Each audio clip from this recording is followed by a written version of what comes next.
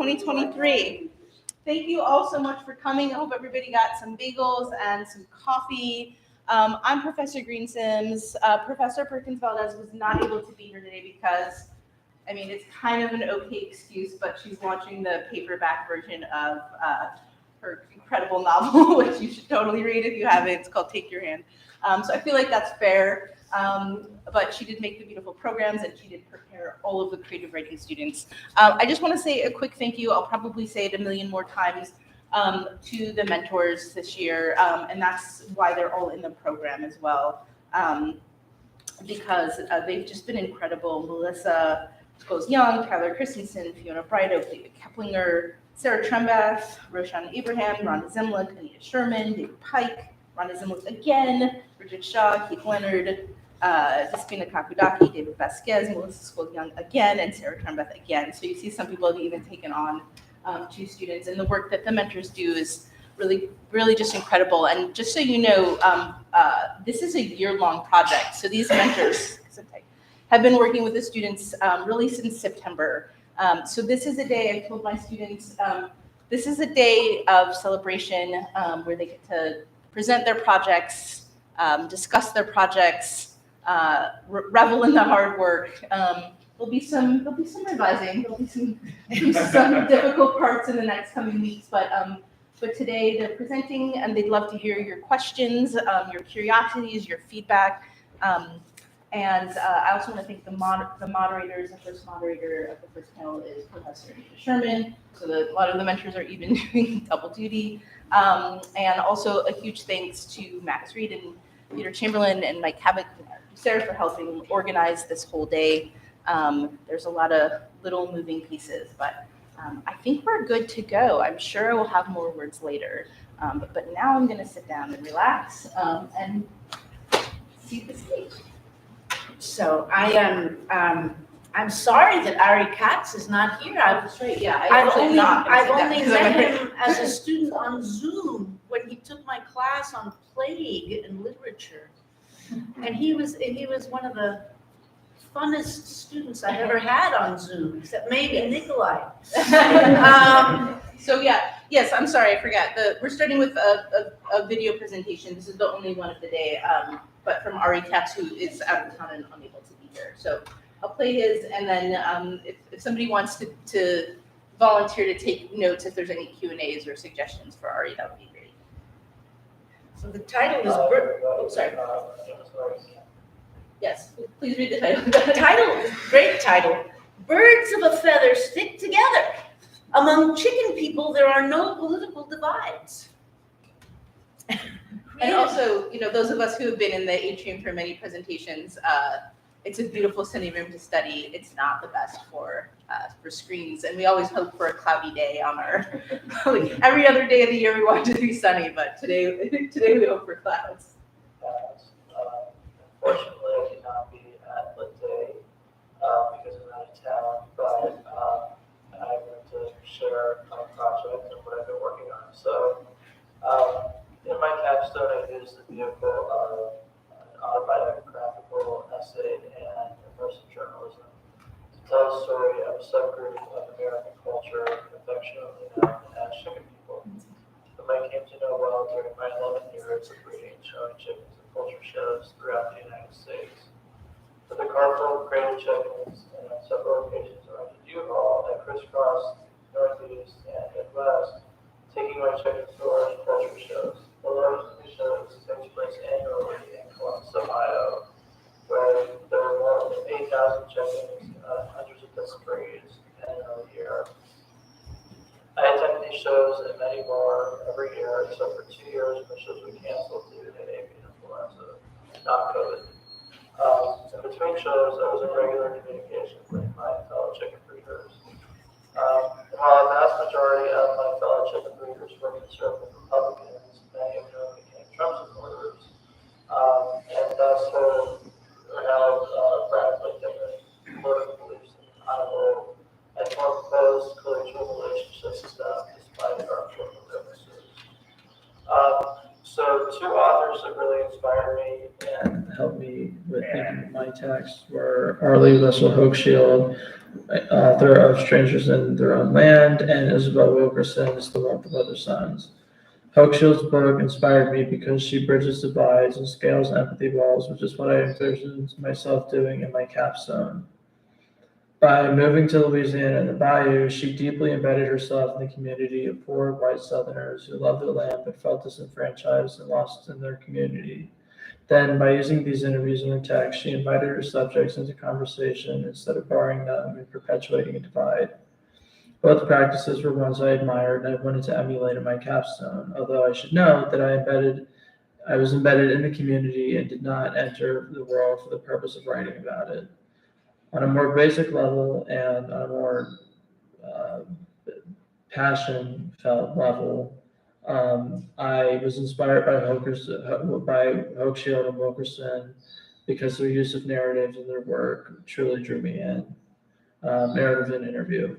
I re-entered the world to conduct interviews with my chicken people, to bring them into the conversation and to allow the reader to get a fuller picture than what I could just offer from my own recollections and what I could provide.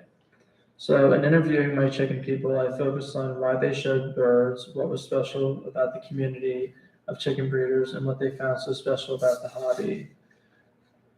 I was lucky enough to have interviewed Hochschild and talked to her about both my text and hers. Hochschild's greatest piece of advice for me was to discover the chicken people's dearnesses and to use that in writing about them and my time with them. When reflecting on past experiences with my chicken breeder friends, I wanted to make it feel like I was telling a story of an old friend, not make it read like I was reporting about the other or people I used to be friendly with. My reflection on the past helped give my story the arc of time. I started my essay with a present-day story, and then went to various years I reflected upon, and ended with the same present-day story I began with. What I enjoyed most about writing this capstone was taking the trip down memory lane and deeply reflecting upon my earlier years in a hobby and the people that I used to live for. So now I'd like to read some of my capstone for you guys. So, Part 1, How It All Began. How it all began. Chicken shows originated in London, the first one being held in 1845 and has roots in cockfighting. Competitors would bring their breast stock to be fought. The first chicken show in the United States was held in 1849 in Boston. People spent generations preparing their stock for poultry shows and continue to do so. The American Bantam Association was founded in 1914 and has 2,200 annual members and 500 lifelong members, of which I am one, along with the American Poultry Association and its members. It's a true subgroup of Americana that I eagerly joined, even though my membership is improbable given where I came from. When I was 8 years old, I decided I wanted to get chickens. Not an unusual request for someone who lives in rural parts of the country, but a unique one for a kid living in Washington, D.C., or to be specific, Tacoma Park, a suburb on the Maryland, D.C. line. A neighbor, Jillian, had gotten chickens a week or two earlier, and I fell in love with the animal. There was something beautiful about them and the way that they, despite being considered unintelligent, have unique social idiosyncrasies, pecking orders, and individual personalities that I found to be intriguing. My parents and I converted the perfectly good gazebo in our backyard into a chicken coop and painted Flying Hen Farm in bright green paint on the front wall, a flock name I conceived. I got my first chickens from Jillian. She had ordered more than she intended on keeping with the intention of selling some to her neighbors and other people. I started with 6 pullets, a female chicken younger than a year, a solid number for a kid in Maryland suburbs who to beg and plead with his parents to get chickens. For 4 years later, I would be breeding and hatching close to 200 chickens a year on a farm that my parents bought in Upper Montgomery County, Maryland. In those 4 years, I decided I wanted to breed and show chickens, not just keep them around as pets. The chicken show world is one that very few know of, but it's no different than any competitive animal show world, cattle, swine, dogs, etc. However, unlike some of the aforementioned animals, there is zero money to be made by showing and breeding chickens. A friend once said to me at a chicken show, to make money breeding chickens, you have to start with money. I did not want to start breeding and showing chickens for profit. Rather, I wanted to start breeding and showing them because I thought they were beautiful. I loved a good competition, and I enjoyed my fellow exhibitors, even from a young age. Chicken shows are massive, filling a large expo center. A small show can be around 700 to 800 chickens. A good-sized show was about 1,200 to 3,000, and a good show worthwhile was about 5,000 plus. Show season starts in September and ends in January when breeding season begins. It's a breeder's job to hatch the next generation of showbirds and winners, and sadly, by extension, it's also the season to breed the next generation of losers. Culled birds usually wind up on someone's dinner table or in a soup pot. It's a cutthroat hobby, and a good breeder does not let ugly birds on his farm. So while I culled ugly birds, we never ate them. The 6 chickens I started with, which I got from Jillian, are called backyard quality. They had no future in a show hall. Between the ages of 8 and 11, I acquired show quality chickens and began breeding and hatching my own. People in the world of competitive chicken shows were beginning to know who I was because it was rare for a kid to just enter an admittedly insular hobby without parents who were leading things or themselves entering too. The friends I began making were at least 5 to 7 times my age and had different lives, but we still became friends. And I talked to them on the phone sometimes once or twice a week. I showed chickens from 3rd grade until my freshman year at American University. I stopped because it became too challenging to take care of my chickens and attend chicken shows while handling a full load of classes. I became known for breeding some of the best White Rocks, Barred Rocks, and White Wyandottes in the country, both breeds of chickens. I got calls from people all over the United States looking for a trio or a pair of this or that breed. When I shipped from my family's farm in Maryland via the United States Postal Service during the fall and early winter, they would allow it. Before I got my driver's license, one of my moms took me up from school early, which allowed me to catch so-and-so's birds, box them, and drive 30 minutes to the post office that accepted live birds. I made a small amount of money each fall from selling and shipping birds to their new owners, but I was always satisfied leaving the post office after dropping them off and felt a sense of accomplishment. November was the busiest show month out of the 5 or so. There was a show every weekend that required traveling to Ohio, Indiana, Wisconsin, Virginia, Tennessee, Massachusetts, upstate New York, etc. I typically missed every Friday of school in November, leaving early in the morning to drive to chicken shows across the country to groom my chickens and put them in crates the night before the show began. This activity was called cooping in, and there were always a great deal of camaraderie as we all unloaded our birds and got them ready for the next day's show, which began promptly at 9 a.m. on Saturday. Thank you for listening to my capstone, or a small portion of my capstone, and thank you for your interest in my project. So, yeah.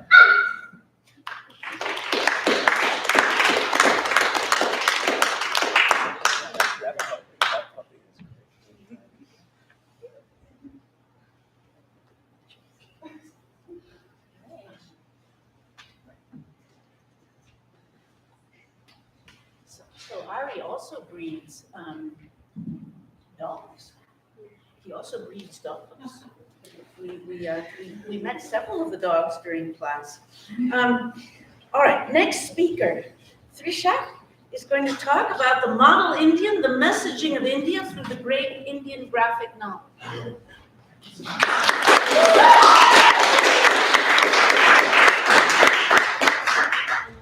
Hello.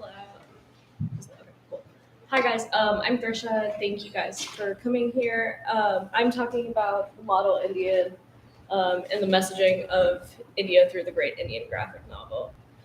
So Amar Chitrakarta, one of the biggest comic book houses in India, began by publishing its stories of Hindu epics such as the Ramayana and Mahabharata in the late 1960s, and then later branched towards depictions of Indian historical figures like King Shivaji of the Maratha Empire or freedom fighter Mahatma Gandhi. And this company grew in dominance since 1967, giving it immense power in shaping the perceptions of Hindu mythology and Indian patriotism from my parents' generation to mine. Since its inception, ACK has published nearly 400 comics that tell the stories of Hindu mythology, Indian folk tales, and Indian history, with mesmerizing illustrations that form notions of what it means to be Indian, Hindu, and moral. Anand Pai founded ACK to teach children about their own history and foster a vision of national unity. However, that vision of Indianness is limited in who it portrays, and it portrays a very particular sense of Indian identity, represented predominantly by dominant viewpoints. So in my paper, I argue that Amar Chitragatha plays an important part in forming a version of Hindu identity in the Indian American diaspora, which reinforces casteism, colorism, and Hindu nationalism as indispensable to Indian identity. To focus my argument, I particularly looked at 3 comics, Vishwamitra, the Gita, and Swami Chinmayananda, which are pretty representative of their broader collection. But for the purposes of this presentation, I focused particularly on Swami Chinmayananda and the way that his story informs how ACK continues to promote and impact particularly the Indian American diaspora. So this comic is more contemporary. It was published in 2001. He took part in the Indian independence movement and then subsequently became a religious leader with the goal of teaching Hindu texts in English. His approach to making canonical Vedic texts approachable follows in the tradition of the Hindu reform movements, which in the 1900s happened through promoting previously taboo practices like widow remarriage and intercaste dining, but still prioritized an interpretation of Hinduism that was grounded in Brahmanism. Swami Chinmayananda's form of religious leadership took on the form of Chinmay Mission, an organization founded in 1951, which was religious, reinforcing Vedic texts and religious teachings around the world, and to this day has a huge influence on teaching Hinduism and cultural teaching. Chinmay means true knowledge or supreme consciousness, an understanding of true knowledge that is reflected both in ACK and Chinmayananda's teachings. And this relationship with ACK has preceded his immortalization into comic form, with him being quoted on the cover of the Gita comic published in 1973. He wrote, the comics literature provided is proving today to be the most effective art by which the impressionable minds of children can get readily soaked with exemplary ideals and creative ideas. Here are the saner values of life as enshrined in the Bhagavad Gita. I've recommended these rich comics of the Indian Book House to our Bal Vihar members all around the world. Strangely enough, the American, Australian, British, Jamaican, and Canadian children are found to equally adore these stories as they draw equal inspiration in these volumes. We watch how children bloom into moral beauty. So these insights from Swami Chinmayananda display the way that ACK is seen as a tool, both for Indian culture and historical education, as well as a way to embed ideals and values in media directed towards children. This passage showcases the way that the stories have traveled into the diaspora and the cultural impact they have had on how morality and history are taught. And while this is on the cover of a comic teaching a story from Hindu mythology, this perspective of attempting to present a good moral sensibility is present through the range of their comics. Chinmayananda's recommendation of these being used in Bal Vihar is the Hindu religious education schools that are run by Chinmay Mission, and they're spread across the diaspora, and it suggests that these comics are actively being used in classroom environments. So we can see the direct moral and educational impact that ACK has marketed itself as having. So who defines Hinduism? We can understand Hinduism to be a religion, to be diversely practiced, simultaneously monotheistic and polytheistic, and practiced extremely differently by family, by region, and often by caste. However, defining of Hinduism both in India and especially internationally has often been pushed by dominant systems of power. So quickly highlighting 2 of those systems of power to understand how they operate within the logics of these comics.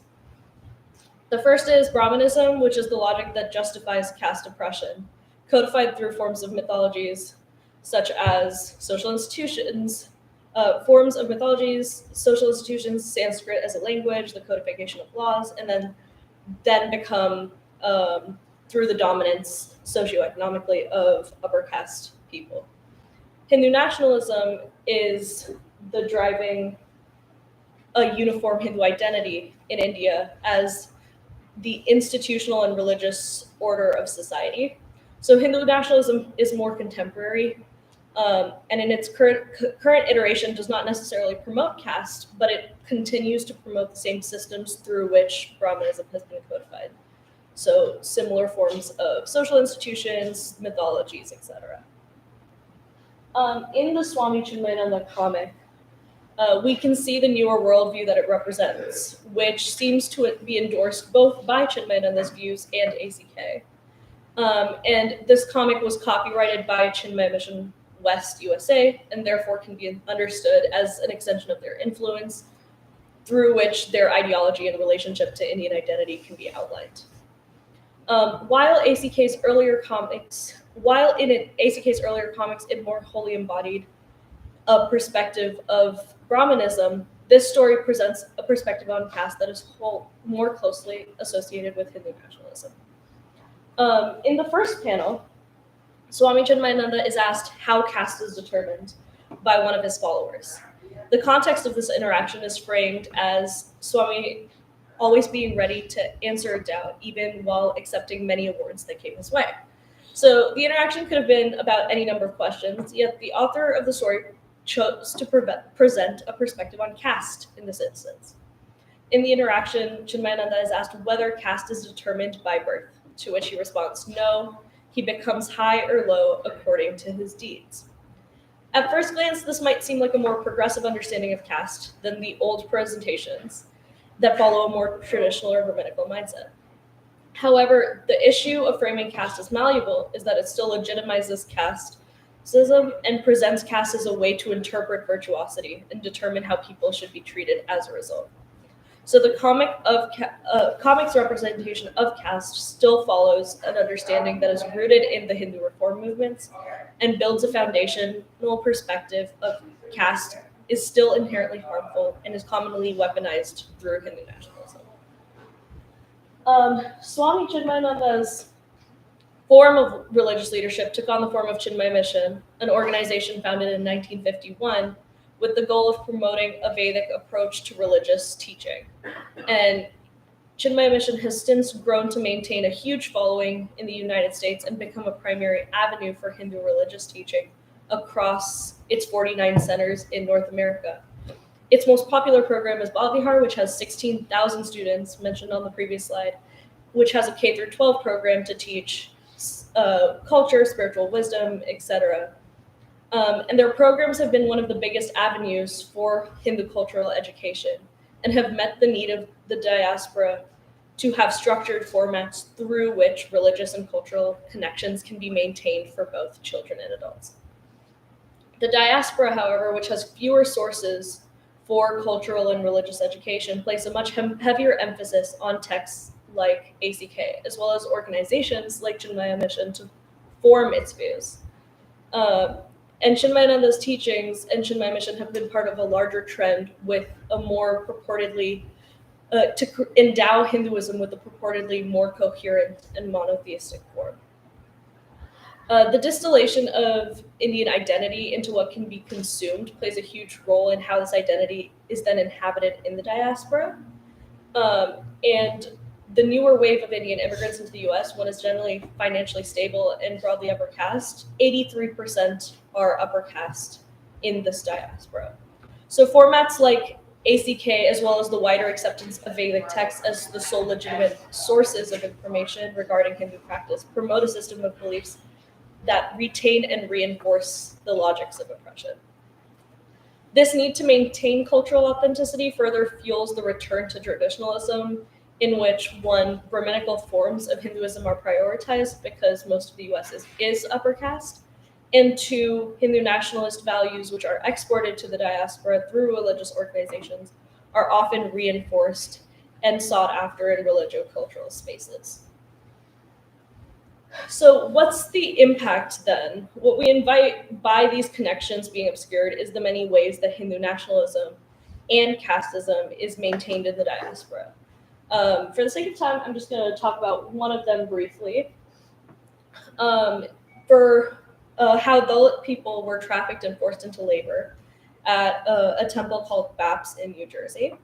For $1.20 an hour, Dalit people who are considered the lowest caste in the Indian caste system were coerced into temple labor by one of the biggest Hindu religious organizations in the world. Their labor, which was exploited due to their caste, reinforces the way that forms of Hinduism that ACK actively pushes forward in the Indian diaspora normalizes casteism and Hindu nationalism. These dynamics of power, therefore, through this normalization, become inseparable from how we understand Hinduism as a whole, making the distortion that is only perceived the new reality. So I'm going to stop there, and thank you guys so much.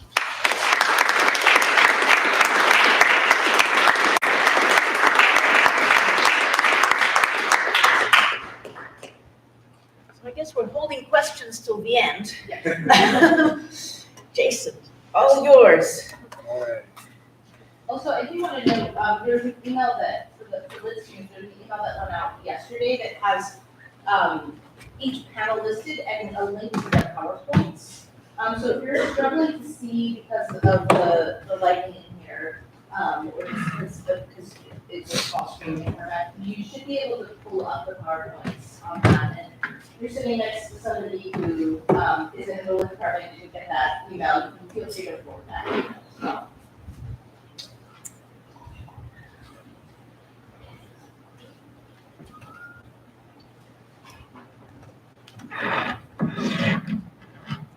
All righty.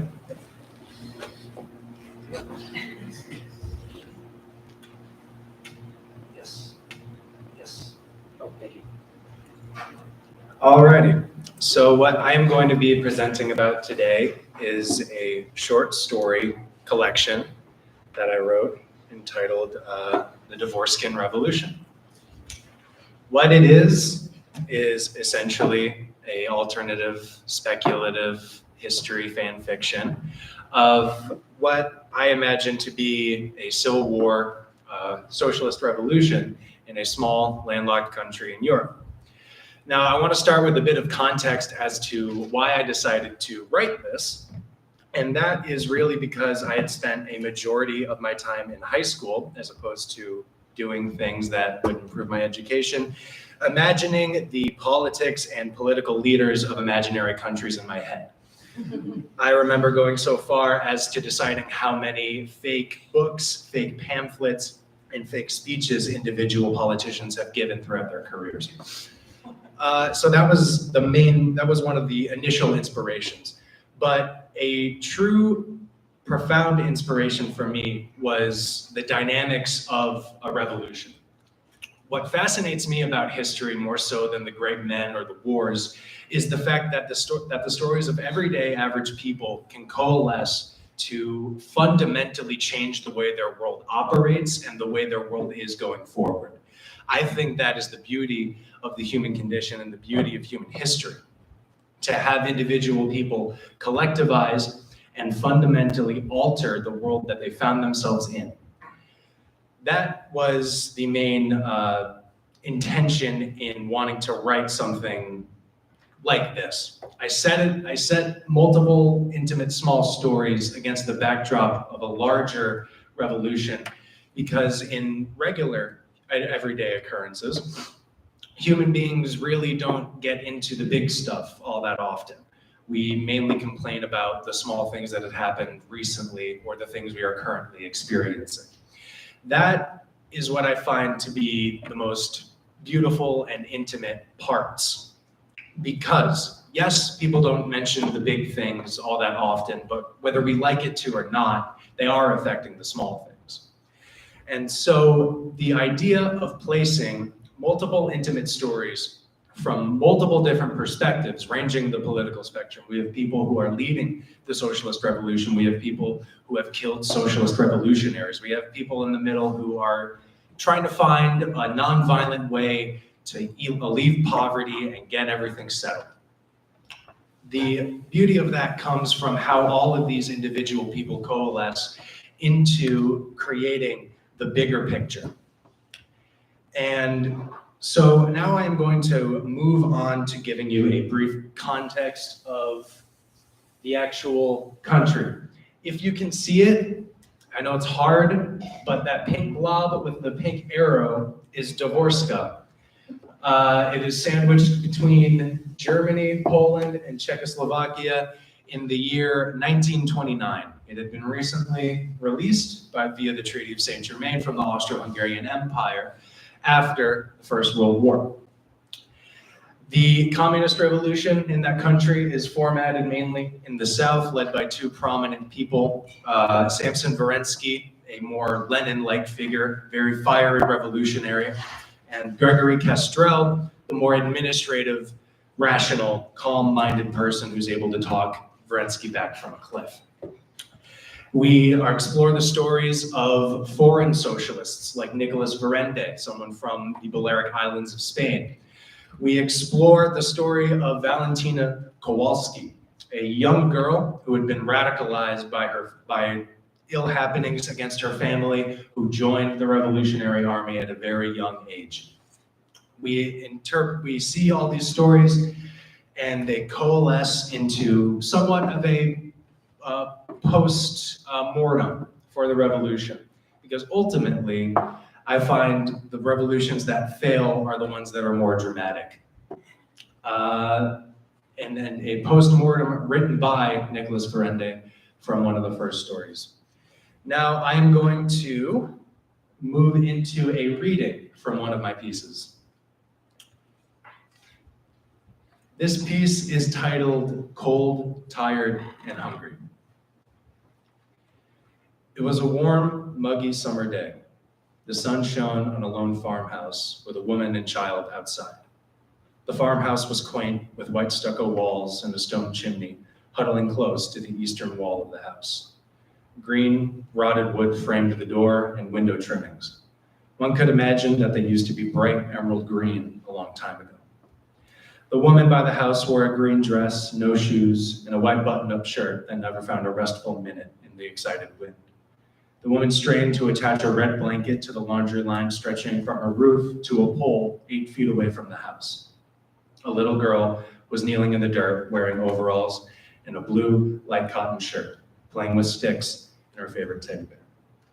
Through the rapid movement of the blanket, the woman saw the road that snaked up her hill to her house. She watched this road out of habit, always seeing again that brown carriage that brought her the military death notice of her husband. The letter tore her heart out. She hung laundry and looked to her right and saw her daughter playing. A smile crept across her face that quickly became painful and stopped. She threw her hand into the basket that kept the clothespins and started to hang a nice yellow dress that she liked to wear on Sundays. As she started to hang up the dress, a pit formed in her stomach. A black Lancia Lambda was crawling up her road. "Valentina," she said as she stepped back from the clothesline. Valentina looked up from her plant. "Head inside, baby," Valentina's mother said, stepping away from the clothesline and towards their home. Valentina pushed herself up from the dirt and began to walk toward their family home. Her glances were paddled back and forth by the black car pulling up to their house and the unnatural rigidity of her mother. Valentina walked towards the door, but fell. Scared, Valentina began to cry and hold the knee that had been scraped. Her mother knelt by her side and wrapped her arms around her, quieting the sobs coming from frightened Valentina. Both of them looked up from each other and at the car that had now stopped 15 meters from their house. A man with glasses, a black suit with gray pinstripes, and a black hat emerged from the car. "What else do they want?" Valentina's mother asks. The man adjusts his tie and picks up his briefcase from the car. He begins to walk toward Valentina and her mother. Valentina awoke 13 years later to a slam coming from the cabin of the medical truck where she slept. She scuttled up to her feet, clutching her trench knife that was already in her hand. Her sandy blonde hair clung to her forehead and neck due to sweat, and her eyes were wide open, frantically shaking back and forth across the truck. Through the window into the cabin, a black mass shifted from the passenger to the driver's seat. Valentina focused on the window, calming her breath as she flexed her fingers open one by one in a wave. Valentina lifted her heavy combat boot and stepped forward. Crash! Glass cascaded around an arm like water around a rock. Valentina scuttled behind one of the upturned medical benches in the cargo bed of the truck for cover. The arm fumbled around the window frame to find the lock. With a heavy ka-kunk, the window slid open. Valentina peeked her head over the top of the bench and saw a body struggle to slide through the window. Finally, the figure fell to the floor in a heap. They had stood up and dusted themselves off. Valentina watched how this intruder moved and studied what little of their body she could see. The figure seemed to be about 190 centimeters with broad shoulders and an imposing frame. It reminded her of the few times she actually saw her father. The guttural grunts that it made when it moved its legs convinced her that this was a man. Valentina heard the jingling of metal whenever he moved. Suddenly, a noise coming from Valentina's direction made him look over to where Valentina was. Closing her eyes, she practically fused to the floor for cover and heard the metal of the bench next to her creak and moan in agony and rusted joints. The figure let out a deep sigh and hunched over, seemingly staring at the floor. Once her breathing slowed, Valentina knew what she had to do. Valentina took a deep breath, gritted her teeth, and remembered her training. With the quickness of a lashing snake, Valentina managed to put a tight chokehold on the intruder. When this happened, the man shot up out of his seat and failed to gain his balance, falling on his face.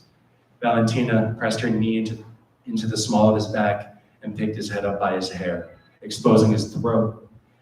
The knife was pressed against the intruder's throat as they continued to struggle slightly. "Speak," Valentina said. "Who are you?" "Thank you."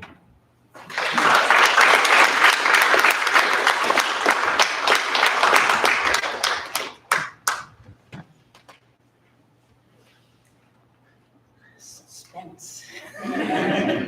Suspense. Our next speaker is Maya Kohrman.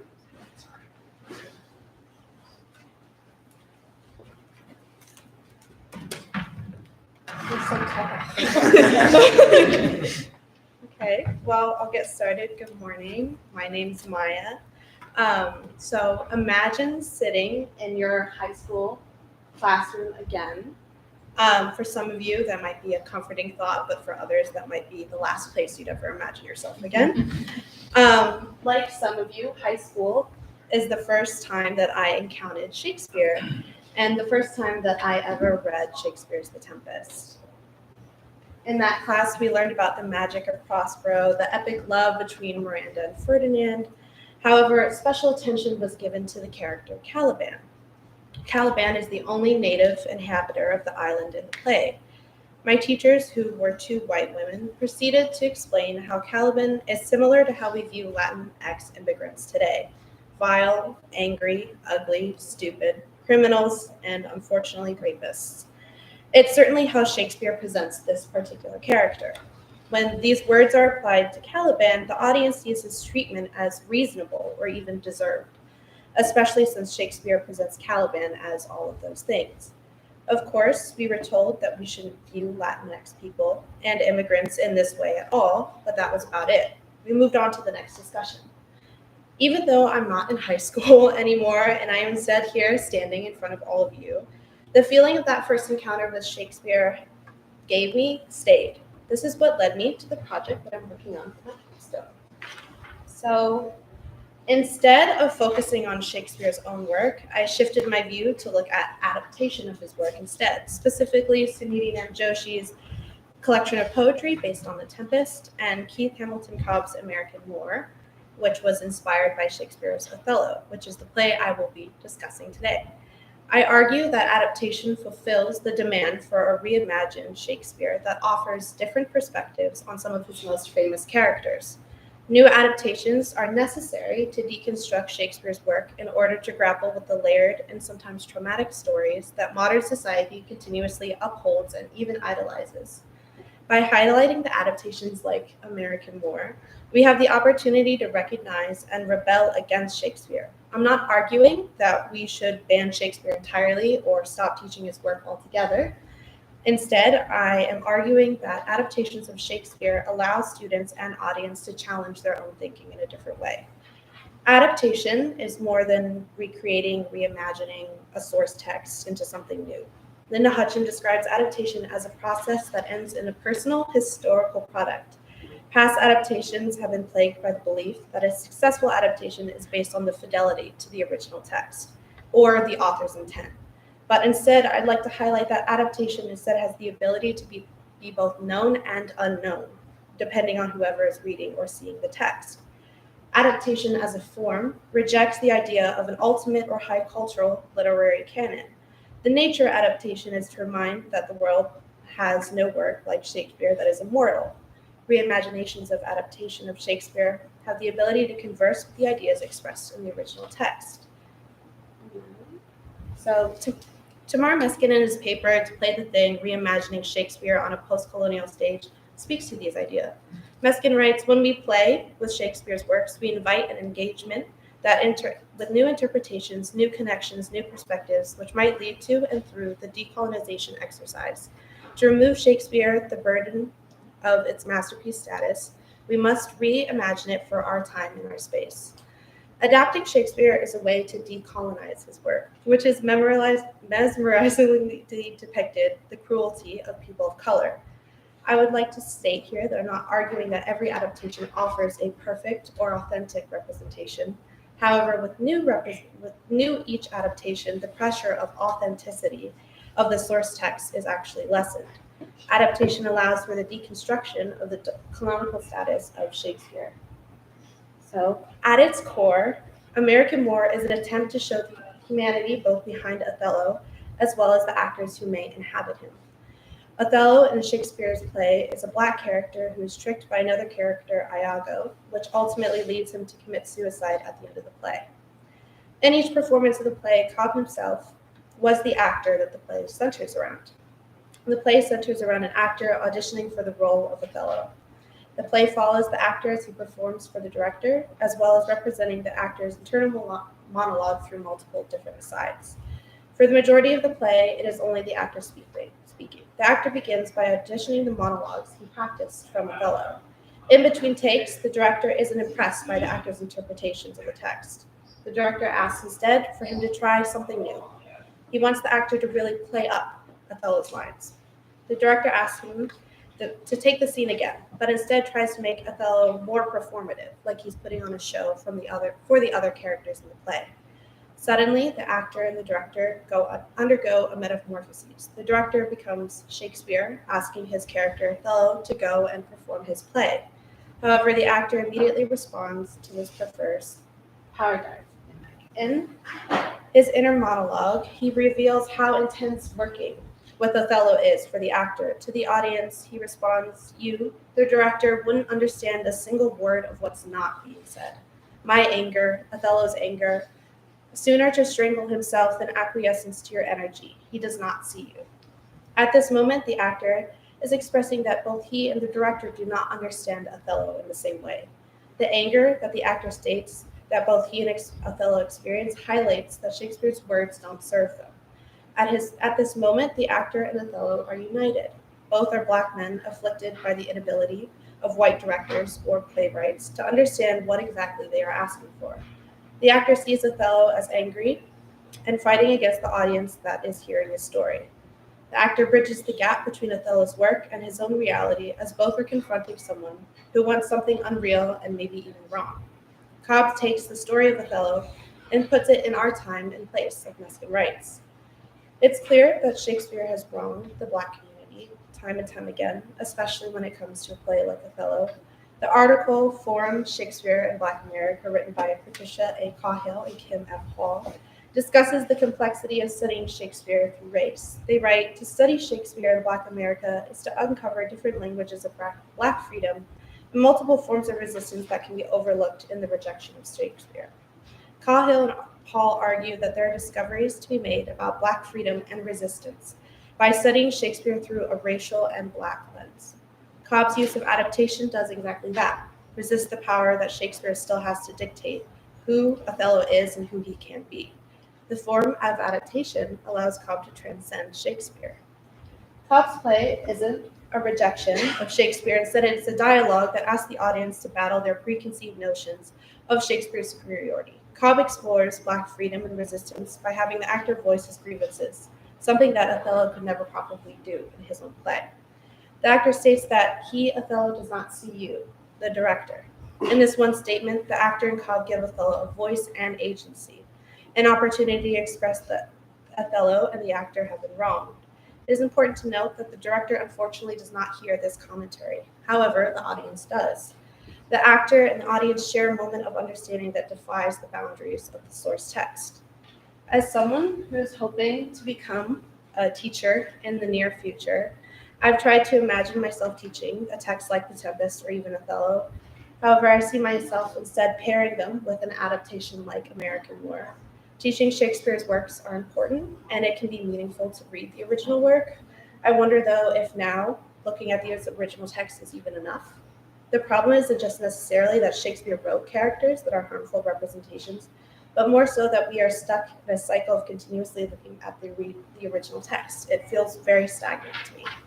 So, when working with American War or other poetry that I mentioned before, adaptation has the potential for more nuance that I explore in my project. And I'd also like to say thank you to Professor Sherman, who is my mentor. Yeah, that's it.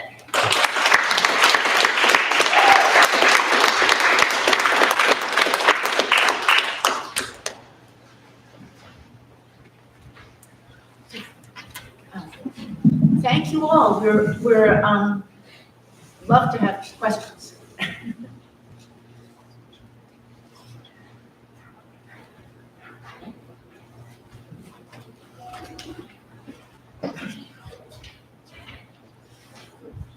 Professor.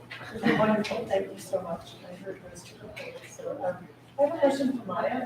Maybe, forgive me if I missed this, you might have said this, you might just have to repeat. But I didn't hear you say, or I was just wondering, what exactly are the unspoken things that are making the actors so angry about the film? Like, what do you think are the things that are causing that anger?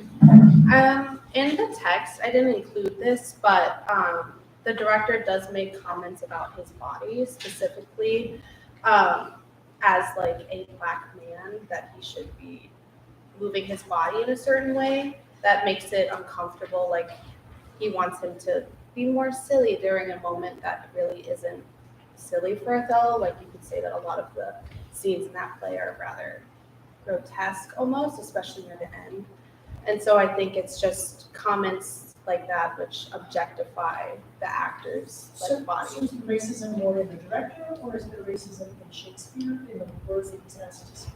I would say it's both, because he opens up with talking about how playing Othello specifically, has either been the only role he was able to get as a Shakespearean actor, or as just like having to say these words that don't fit what his experience is like, and having, like specifically in this case, the white director try to tell him what those words mean was deeply uncomfortable. I could just ask you, what are some of the ones that he's asked us? Like, I'm really interested in the problem of Shakespeare explicitly, so.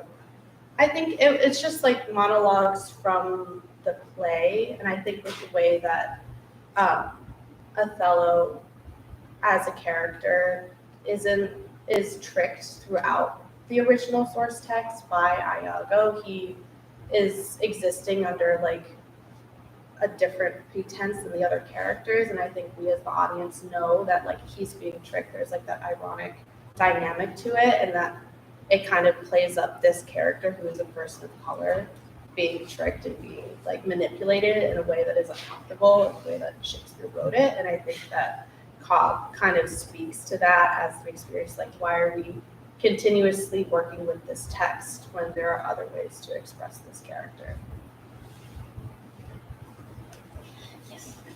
This is for Thrisha. I'm going to put you on the spot here because this is something we haven't really talked about too much. So I want to get your thoughts on this particular formulation of Hindu nationalism with a sacred text, a sacred language.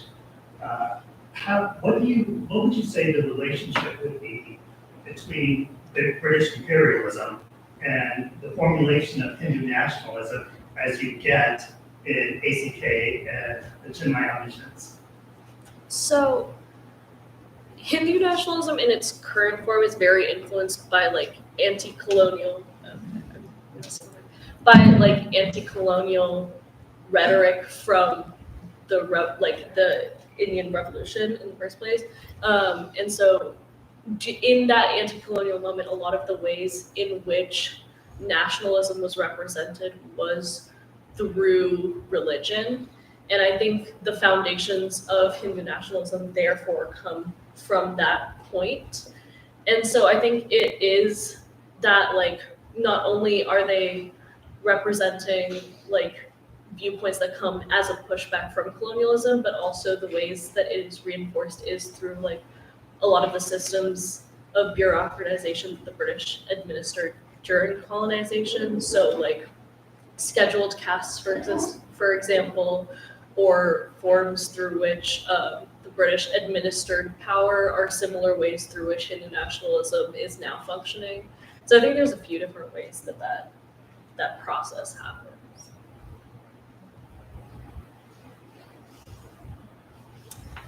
Professor James. Just a question there for Maya, sort of about. You're fine, don't worry. In terms of I was curious about this. You made a comment about past adaptations sort of being thought of as better if they retain some sort of fidelity in the original text. And I'm wondering what you meant by past there. How far back are you going? Because I have other thoughts, so I just wanted to hear your thoughts on that first. Yeah, I think at least with that, I was kind of speaking to the greater, like just ideas of adaptation, but I think specifically with like Shakespeare's adaptations, there have been so many and there's so much liberty taken with all of those and like in every genre. Like César's A Tempest, which is a really popular one, especially in play adaptation. But I think when it comes to the two texts that I'm looking at, I've talked to Professor Greenson about this, but it's not necessarily a pure adaptation in the sense that like it directly follows the play, but it's more like not a parody, but it kind of is a stem off of adaptation. And so I think that there should be more focus on those because the two texts that I look on focus on specific characters and their perspectives rather than the entire play. Yeah, no, absolutely. I was just really curious about that because it follows such a historical line in terms of Shakespeare adaptations, in the sense they usually are radical reimaginings of the play. Like even in the late 17th century, early 18th century, all of the adaptations are essentially, this doesn't work for our time period. We're going to rewrite Antony and Cleopatra so that it's snappier and there's better love scenes. Or King Lear, man, that's depressing. Let's bring back the happy ending until the 19th century. So I think it's really interesting how this conversation about reimaginations continues over this sort of long period of time. Professor Patrick. Actually, a question for all of you. Fantastic presentations. I'm going to ask Jason, but we ever had a question. Yeah. So the question is, there are failed revolutions all over the world. So why Central Europe? That was mainly decided because of the political climate of Europe at the turn of the Roaring 20s into the 1930s. Political polarization had been on the upswing since the end of the Second World War. And also the Bolshevik Revolution set off a lot of kind of copycat revolutions, a lot of which were localized in Eastern Europe. So I felt like that would be the most accurate for the time. And also I spent a lot of time researching a lot of sort of like Bolshevik revolutionary writings to get the voice of the people down. So it was just kind of a thing that fell naturally into place.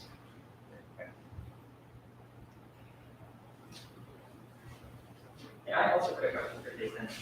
Would you be able to elaborate a little bit more on the different perspectives that you have in each of your stories and how those are adding to the overall kind of theme that you want to present about like the humanity of people during like revolution and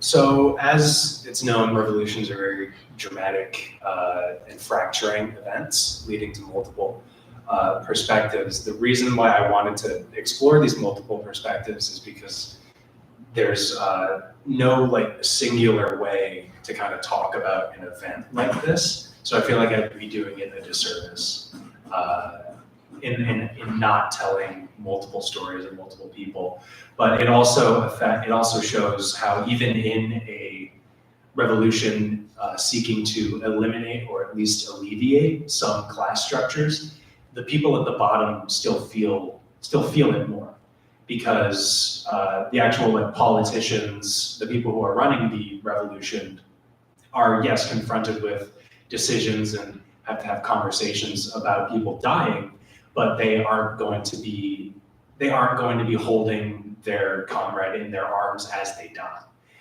So it's just kind of something like that to show that there's an irony in terms of people who still get it worse in some situations.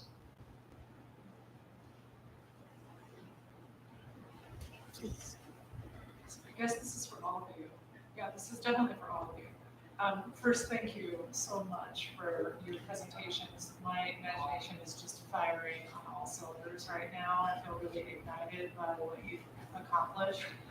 I am really interested in how writing and research takes us into a topic, and each of your topics are so deep that I wondered if during the process over this last academic year, you had a discovery, maybe something that came out of this research that you found surprising or very interesting. And we would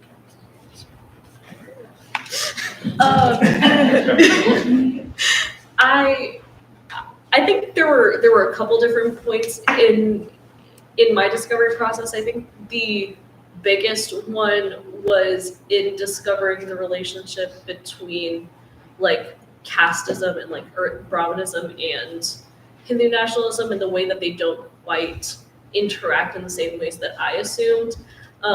Like my previous assumptions was that they do work in and operate in the same ways, but like Hindu nationalist organizations like BJP that is currently running the Indian government right now, they're anti-caste, right? So they don't believe in the current caste system because they present caste as a barrier to unity.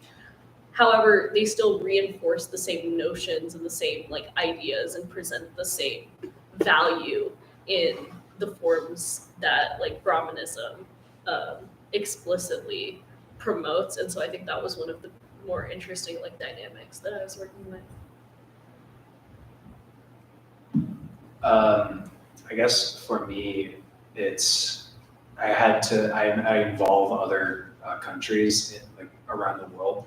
So it was just kind of the extent, specifically the Soviet Union, and just the extent on how aware of everything that the Soviet Union was in Europe, especially in leftist circles, and how they viewed themselves as just kind of the arbiter, the grand protector of the communist cause. So I just found that very interesting. It's kind of a mirror into the global police type thing that America views itself as now.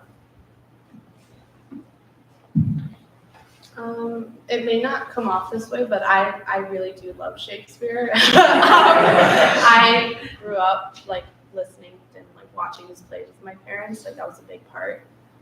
So I think just like kind of taking his work and then trying to figure out how do I apply identity studies to that, and how do I apply like how I view it to that, I think was really interesting. And then like looking at how closely and important like intertextuality is to a text like an adaptation, because it has come after the source text, or also thinking about how do you disidentify with something that is as important as Shakespeare's work, and which is upheld like in schools or just even within like the literary canon. Like how do you approach that was really interesting and fun.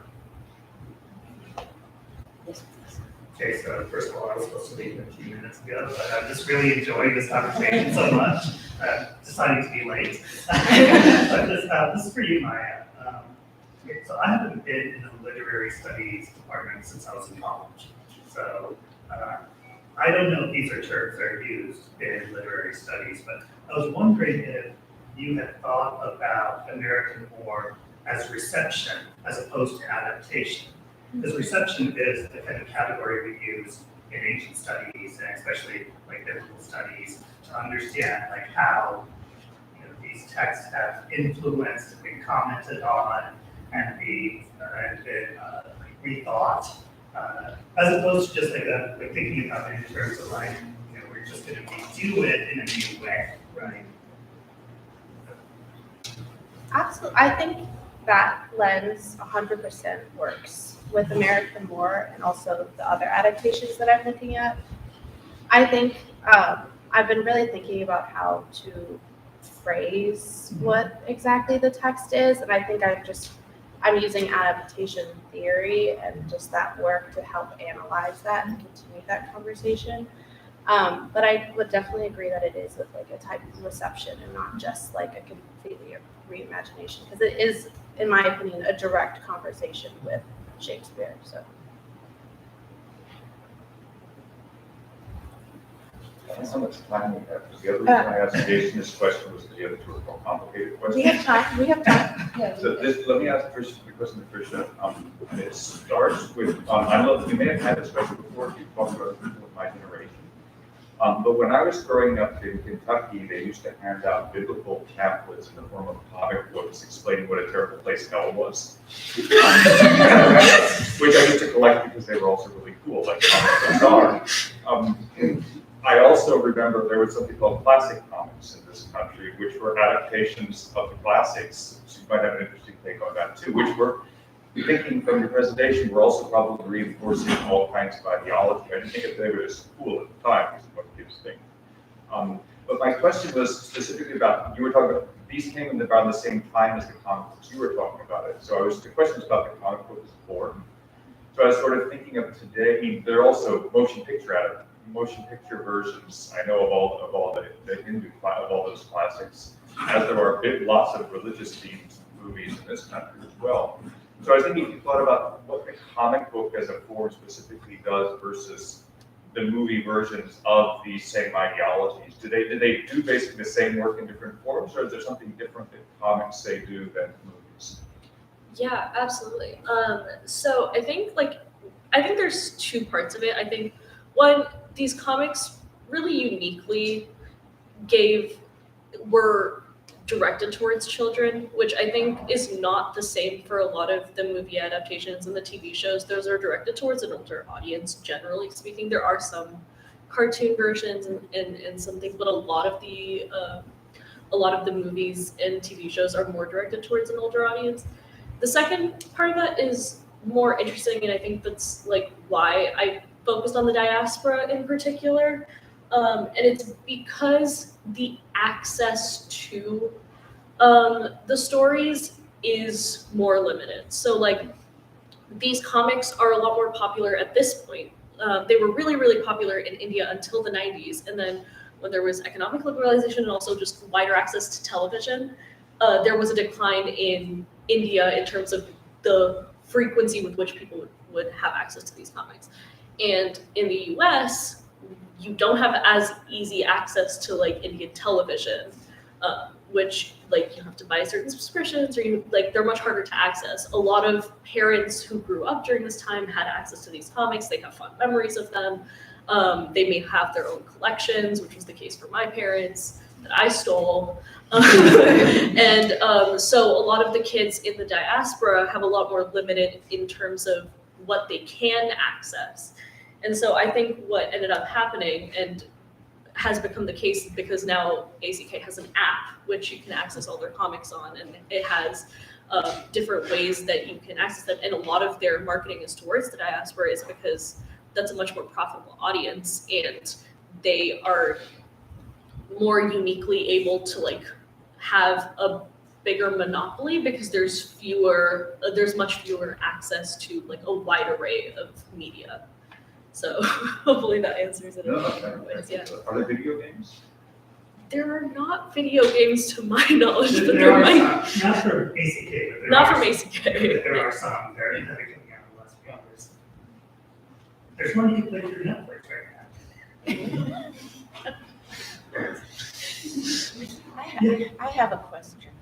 Well, it's not really a question, it's just a comment. So Thrisha and Maya seems to me that your take on these sort of texts are that they sort of reinforce a sort of an ideology that is unfortunate. And Jason seems to offer his story as, on the contrary, a kind of literature with a kind of emancipatory potential. A sort of, you know, a sort of a model for how one might understand revolutions. And that kind of liberatory possibility, you're creating it for us as readers. So I was just wondering what your thoughts were on sort of literature and its sort of political sort of role in forming people's minds, since that's what we're doing here. And is also what the panel was intentionally about, because Ari's overlaps with Jason's in that way. Yes. Yeah. Like, sorry. Oh, I can start. Great. Quick, easy one. Yeah, that's a really easy question. I think, at least from my studies here at AU, like coming from like the School of Education and that perspective on how to use text, it's very much about like the culture that you build around how you introduce the text as well, if that makes sense. And so in the boundaries of what you're willing to discuss and what you're willing to get out of your students. And so I think when it comes to like literature informing people, it definitely has to do with what you bring to the table as someone who might be teaching that story. At least that's what I think. And so not only is like it's the message that the text gives, but also how do you explain it? Like how do you get your students to bring their own personal knowledge or their prior knowledge to that text? And so I think like part of the stress of letting an original text or something explain itself, like that isn't something that I think happens. You have to like have people interact with the text in order to like try to understand and engage. I don't know if that answered your question, but yes. I think, yeah, everything, kind of like literature is inherently political, and not even just speaking about like actual like politicians or people writing political speeches or anything like that. Kind of in the sense that literature encourages one to take a kind of second out of their day and to imagine a different possibility or think of something that they haven't thought, or think of something in a way that they haven't thought of it before. And that is fundamentally, maybe not towards a political bend, but that is fundamentally politically radical, where it involves the ultimate just analysis of the material world around you and not taking that as a given, that this is not necessarily the explicit natural order of things, that this has happened due to a series of processes that have been going on since the first person ever made a decision on anything. Yeah, I'm gonna echo Maya a little bit. I think because one of the ways that our projects intersect is in the reception of these comics or these plays and the way that they are understood by a general audience. And in terms of these comics, especially in the diaspora, the audience is broadly upper caste, broadly upper middle class, and like very has a very limited understanding of Indian culture, and this is their form of understanding that. And so what's interesting about how they can be taught is like they can be taught in numerous ways. They can be understood in a lot of different ways, but what is limiting that ability is who is teaching it, how it's being taught. Is it are they being consumed in a critical manner? And I think that uncritical lens is part of the problem, and I think that's kind of what all three of our presentations are doing, is how do we consume what we read and what we see in a critical way that does do the text justice, but also understands where they're coming from and what lens they're coming from. So one last follow-up question to Maya. So if you were a teacher, you are going to be a teacher. So if you were, when you are a teacher, how will you teach how will you frame Shakespeare to illustrate its emancipatory potential? Easy questions. Come up with a curriculum. Yeah. That is a hard question.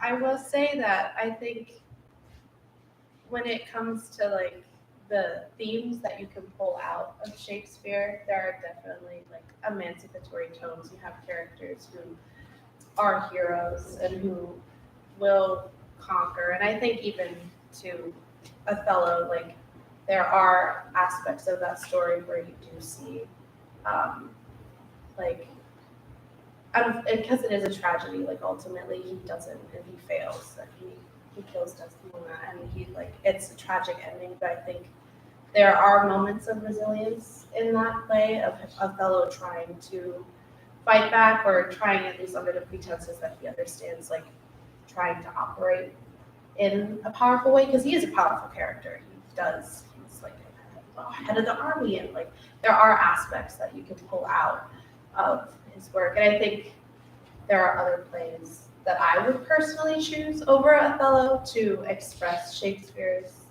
like emancipatory aspects. And I also think that there are ones that are slightly more fun, in my opinion, that I think I would use that to do with. But I think the magic that he brings in his text and those things like operate in a more joyful way. So I want to bring out those. Okay, thank you. Stop harassing. Okay. I have a question for Jason.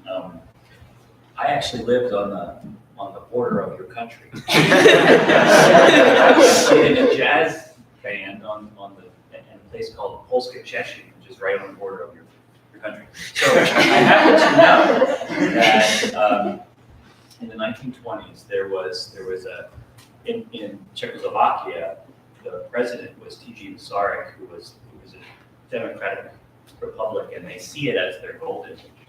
So I wanted to know if you did some research about what was happening in Poland and what was happening in Czechoslovakia at that time, because I'm sure that plays into the aberration of this Bolshevik uprising happening in a region that was otherwise totally democratized until Hitler moved in 1938 in Czechoslovakia. So did you do any research? Yeah, I feel it'd be a disservice if I didn't do at least a little bit of the surrounding areas. I looked into like geography and like culture groups, and as well as history and politics and stuff like that. And definitely I want to incorporate the politics into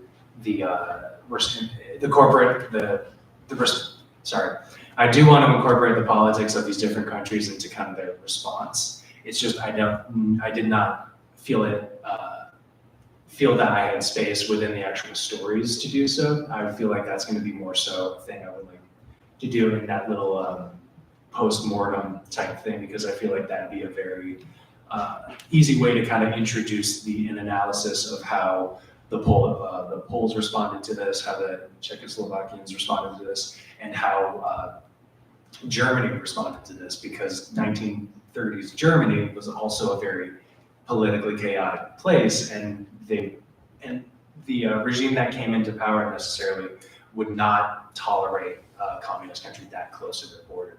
So I did do research, and I feel it more appropriate to have that kind of be in a outsider's analysis of the revolution, as opposed to having a story kind of relate to that. So, yeah. Thanks. I had a question for Thrisha.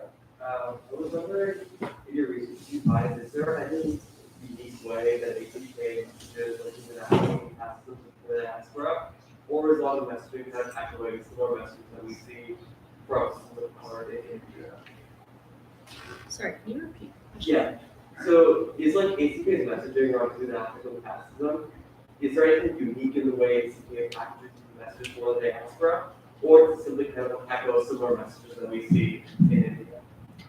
Yeah, so I think that the comic that I focused on particularly in the presentation is a good example of one focused directly towards the diaspora because it was copywritten by the Chinmaya Mission West chapter in the US. I think broadly speaking, a lot of their messaging is directed towards an Indian audience, especially because most of the comics, I want to say probably 3/4 of their comics were written before the 90s. And so that audience was primarily towards Indian children. And while I think surprisingly or like by happenstance, the diaspora also became an audience at that point, they weren't really a focus of the company in particular until a lot more recently. But a lot more recently, they've been publishing far less frequently. And so their shift in towards the diaspora might more be in terms of their marketing, in which they like repackaged a lot of their comic books to be hardcovers instead of soft covers because the diaspora is wealthy and can afford that, or they create an app in which that people in the diaspora can more easily access it.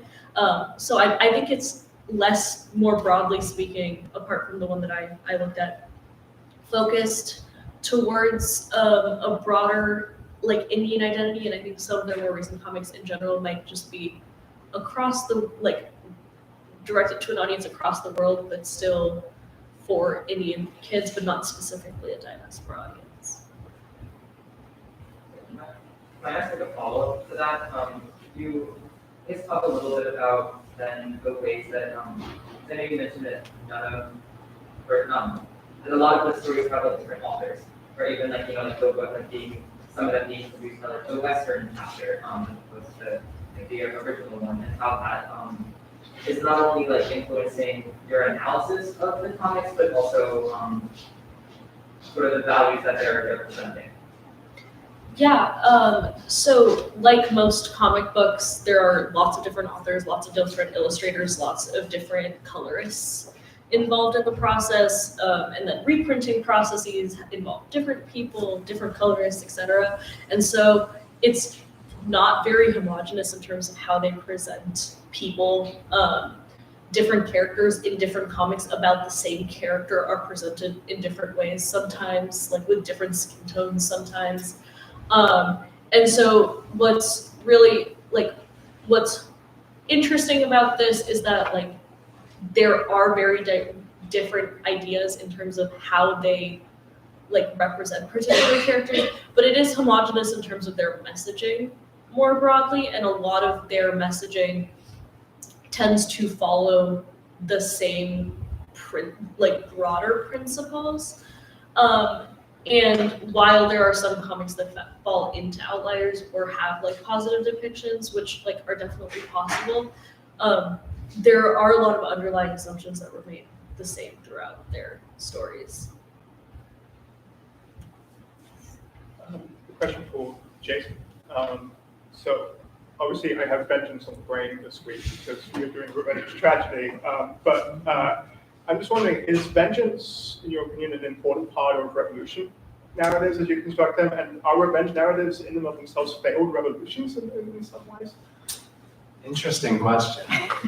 I do think that in any burst of violence, especially like at least political violence, there's at least a bit of kind of a stick it to them attitude.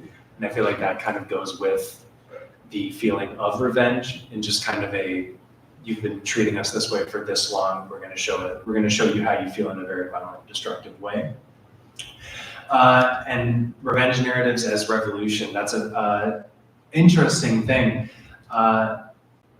Because I feel more so that revenge narratives are ultimately kind of on the fruitlessness of revenge as a motivating factor. And I feel like you can mirror that in a revolution that, say, becomes too fanatical or too obsessed with eliminating its enemies, like in, say, the French Revolution, or later on the Great Purges of the Soviet Union. But I think it really relies on the structure that the revolution is aiming to go for.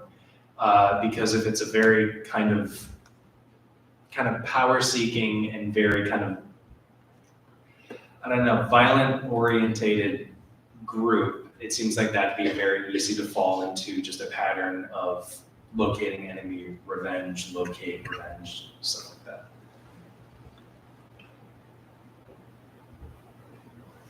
One last question? Thank you for a wonderful panel. Thank you.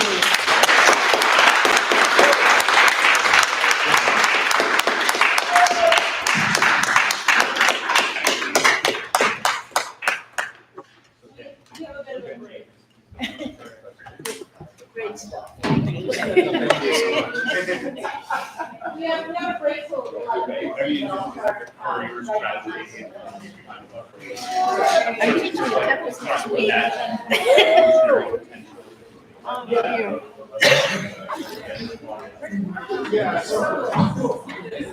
Yes. Recent meetings. Meetings have prospered very much. Yeah. I was like, what I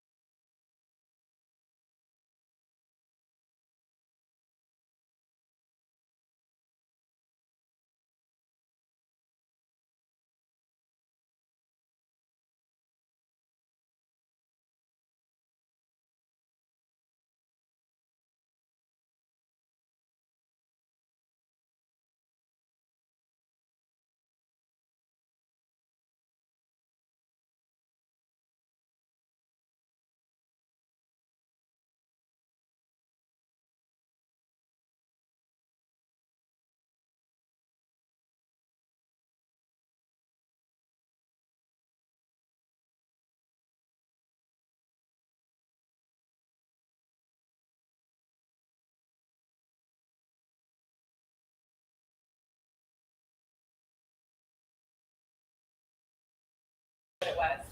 Yeah, it's my authority. I mean, we haven't even spoken yet. Well,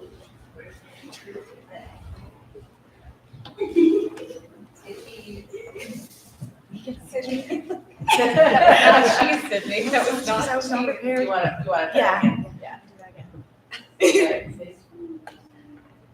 The other panel I got in actually said. See, because that's why I was like shocked. I was like, wait, they didn't get like a picture. Could have been moving.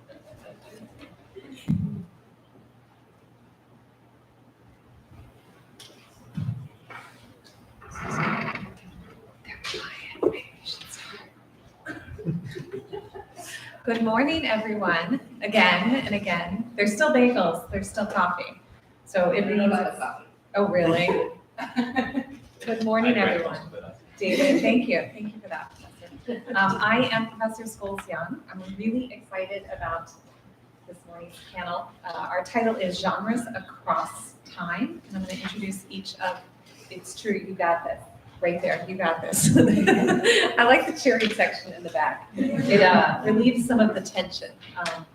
We've all done this before too, and it's okay to be a little nervous, but we're excited to celebrate your projects today. I'm going to introduce each of your speakers and then let them take it away, and we'll follow, of course, afterwards with some Q&A. Karan Bacrabail Tekwani is our first speaker of the day. You can clap as I introduce each of them. And then Kamryn will speak after. And then Olivia Kozlevkar. As we know, Olivia Koz. And then Sydney Houston will be our final speaker. And then we'll do some chatting. That sound good? Okay. And a quick reminder, yesterday, the email that I sent out has a link to each panel, and if you click on that link, you can access all the PowerPoint slides. So if you're having trouble seeing, or for people that are live streaming, if you can't see the screen, you can kind of follow along on your own screen.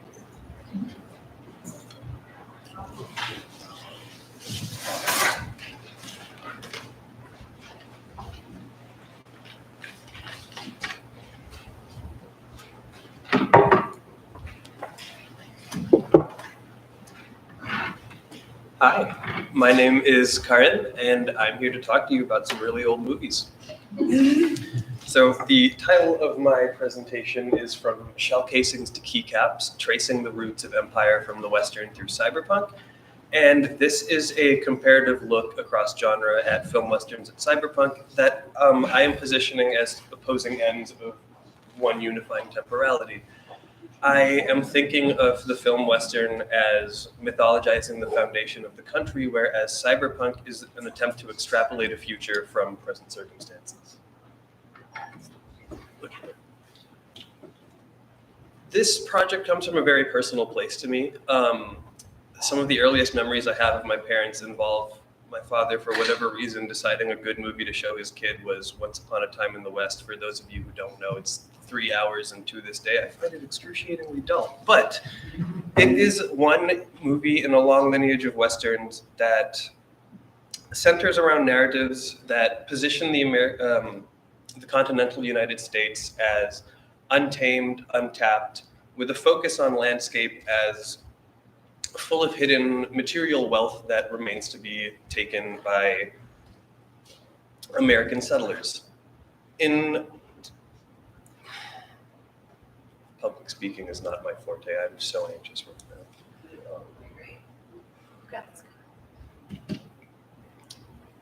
Common story tropes in film westerns include stories about the onset of industry, think construction of railroads, oil drilling, or gold mining, and stories of heroic outlaws, think men of honor, gunslingers, maybe lawmen or criminals, but typically a lone white male, gun at his side, a drifter type, often condemned to solitude due to the violence that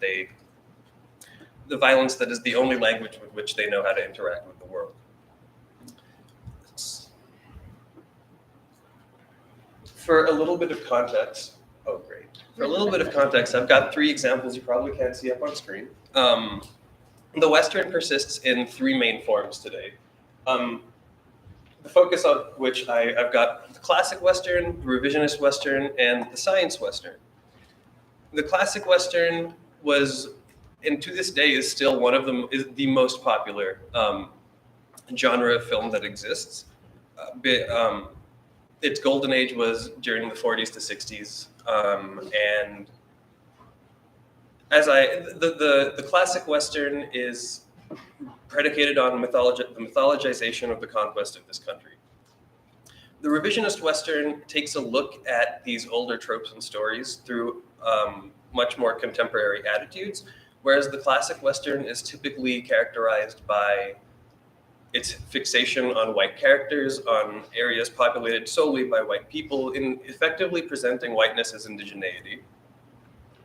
They're also dominated by violence and stories of violence that typically valorize those efforts. The figure of the lone male hero is derived from the history of the Texas Rangers, who, for those who are unaware, were established as a colonial police force with the sole objective of protecting the interests of American settlers. And I've been attempting to trace that lineage across genre. When I think about cyberpunk, much less a genre in its own right, rather a collection of different genres, the three most popular that pop to mind are action, horror, and noir. Cyberpunk, the Western, and noir all have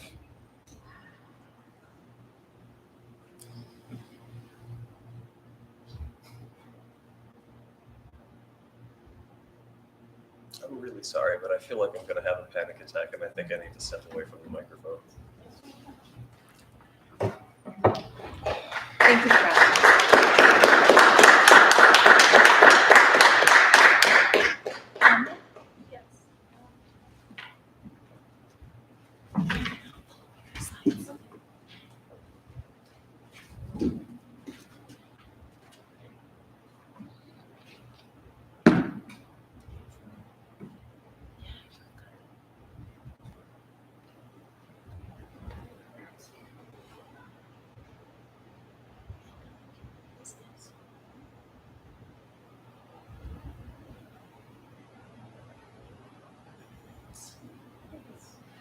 I was like, wait, never mind.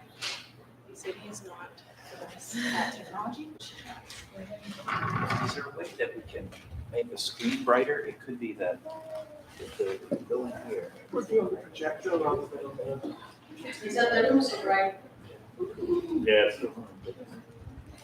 Might have to make the screen dark. Just such a bright sunny day. That's all it is. Oh, yes. Adjuster. So we can't make this brighter, can we make that? We can, yes. Yeah, let's Yeah, do that's that. right. Yeah, probably. I'm just seeing what we can do. Yeah, let's see if that's maxed or not. I feel like we need that Jeopardy music. Na-na-na. Isn't that it? No? And then, Are you a singer? okay, there we go. It's too much. Hey! I see. So much better. Oh, Thank you. Professor DJ, always shows. There's probably other little small other things we can do. Hold on. How many lit Contrast. professors does it take to run technology? One. A lot of us. One Benji. All of your film students, this is not really of much quality, I told you. Up the contrast and the brightness. The way it was meant to be seen. Now you're just trying to make it perfect. No. Okay, I think that's better now, right? Yeah, Okay. Yeah. Okay. Hi, my name is Kamryn Olds, and today I'll be presenting on some of my research regarding how films can and do depict climate crisis and environmental disaster. This is film environmentalism and the politics of time towards a Cli-fi cinema. Okay. As the threats of anthropogenic climate change and its disproportionate effects on the most vulnerable populations have become increasingly evident in the past several decades, the novelistic genre of climate fiction, or Cli-fi, has grown significantly in popularity. These novels attempt to deal with the complex and multifaceted feelings that come with being in this continuous moment where we apparently stand on the precipice of complete environmental disaster. Popular examples such as Octavia Butler's Parable of the Sower, Paula Baca-Julipy's The Water Knife, and N.K. Jemisin's The Fifth Season all reckon with how people exist in periods of ongoing crisis. These stories reframe climate issues for their readers, each becoming what Dan Bloom calls a critical prism, a way to focus on what the future might hold. Likewise, a smaller movement in theater has produced kindred works like Scylla, the Arctic Circle, Salmon is Everything, and the Contingency Plan series. Still, I propose that a similar genre has yet to become evident in narrative cinema. For while many environmental documentaries attempt to bring awareness to a diverse array of climate and environmental issues, fictional narrative depictions of environmental disaster are often quite distorted.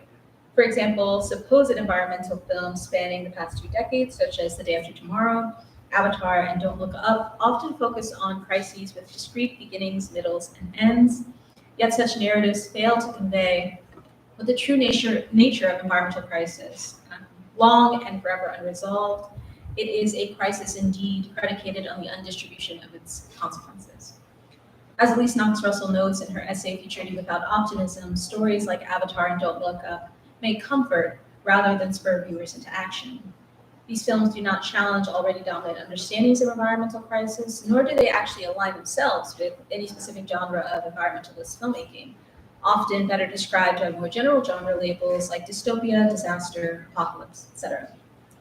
Still, this is not to say that there are no films that do the radical work of interrogating our current moment in all its complexity and liminality. Rather, in this essay, I hope to show how a true genre of climate fiction film can only take shape via a conscious examination of those works that have actively engaged with both the stakes and scope of climate disaster, an event, present and ongoing, compounded by an already existent systematic repression. So, what are the defining characteristics of Cli-fi films? Turning to Rob Nixon's seminal Slow Violence and the Environmentalism of the Poor, I focus on his concept of the writer-activist as a witness and interpreter of the long timescales of environmental injustice. The challenge I face is adapting this concept to the specific context of cinema, which Nixon often treats as secondary to the novelistic form. Nixon privileges the novel, and occasionally documentary, as a medium necessarily slow enough to accommodate the work of the writer-activist, depicting crises that happen over extended periods of time. However, I turn to the writing of other theorists dealing with in the realm of affect, like Lauren Berlant and Jennifer C. James, to better understand how a conception of time as felt in the body may open up unique avenues through which film can communicate slow violence.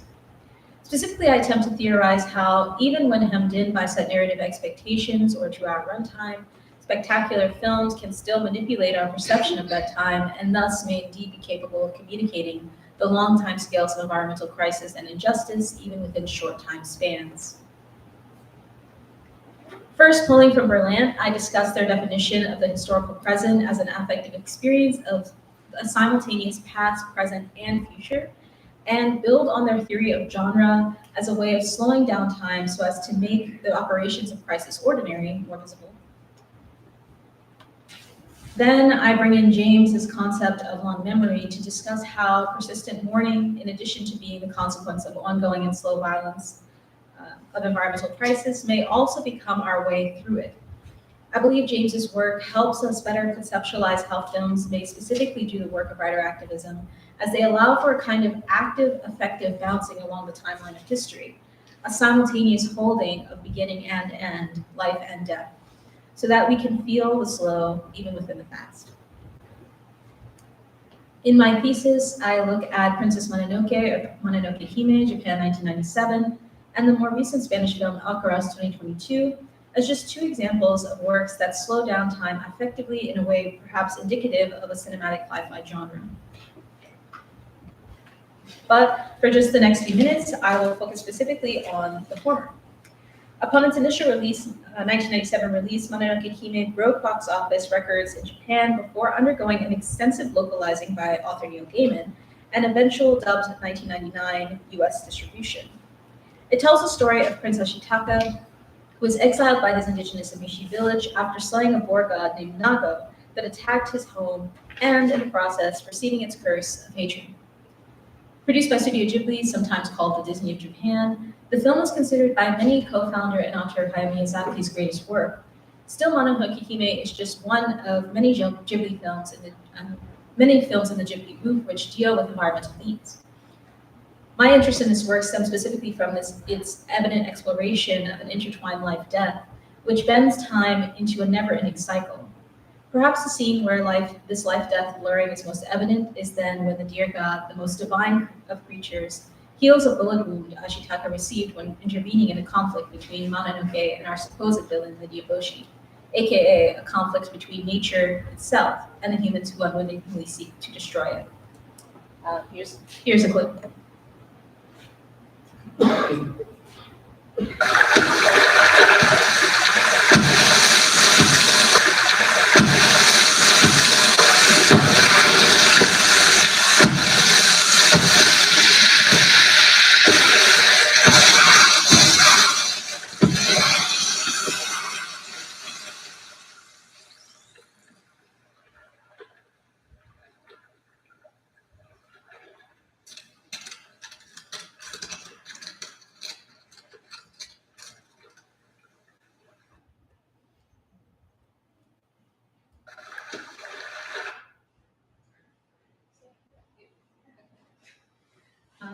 In the scene with the dear God, also called the God of life and death, his power manifests in everything he touches. Each step bringing at once growth and decay, he comes always in silence, indicating that in his presence we are entering a more spiritual realm. Yet this moment represents a brief meeting between the world of the human and the world of the divine, a kind of anomaly of breaking the patterns of everyday life. Taking the life from the plant above Ashitaka's head, put there by Mononoke or San, we see then in a subsequent scene the dear God blow into Ashitaka's wound and thus heal his mortal wound. And in this encounter, both the audience and Ashitaka lose time, with the healing seeming to take place at once within the span of a millisecond and an entire minute. At once, the time it takes for a drop of water to fall from a tree branch onto Ashitaka's lips, and the actual span of 30 seconds over which the scene occurs. Yet when Ashitaka awakes, he realizes that while his wound has been healed, his curse remains. The God of life and death has granted him more time, and yet he is still dying. And only by accepting this fact can Ashitaka go on. This scene may then be representative of the film as a whole, for at the end of the story, when the dear God is beheaded by Lady Eboshi, the forest dies and a black slime spreads across the land, killing everything. Yet when his head is returned, balance is restored, and the land begins to grow again. The dear God is dead, San mourns. But Ashitaka argues he can't die. He is life itself. He is both life and death. He is telling us we should live. Ashitaka looks down at his hand, the place first touched by the cursed boar god, Nago. His curse is gone, and yet a scar remains. There is no going back to a life before, and there is no life after death, which can erase all the hurt that has come and is yet to come. There is only life in death, a living even in the face of a demise likely still on the horizon, living when you are in effect already dead. This scene then demonstrates how film can do the work of writer activism, slowing down our perception of time affectively and eco-melancholically extending the period of mourning so as to blur the lines between life and death. Perhaps by looking closely at this work, we may then better understand the affordances and capabilities of a true Cli-fi cinema. Thank you.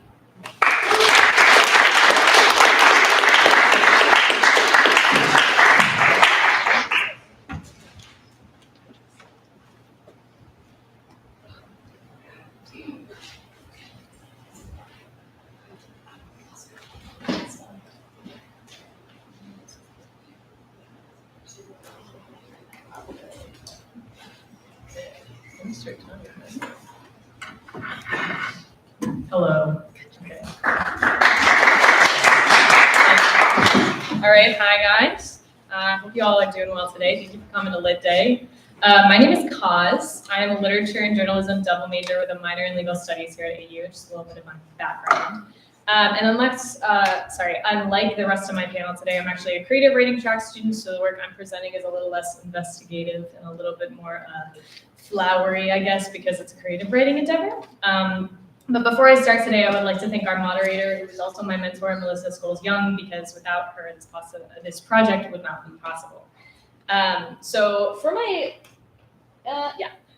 capstone project, I was pretty sure that I wanted to write a short work of fiction. It's the genre I felt most comfortable in, or the style of writing I felt most comfortable in. But when considering what I wanted to write about, it seemed pretty obvious to me due to my lived experience, which includes a host of bad relationships, grooming scenarios, and stalking incidents, that I was pretty interested in crafting a story about womanhood, and particularly the ramifications of womanhood that we encounter on a daily basis, particularly within the context of love, courtship, and romance. Interestingly enough, I'm also starting like the romance section of this panel because Sydney's also talking about that today, so get ready.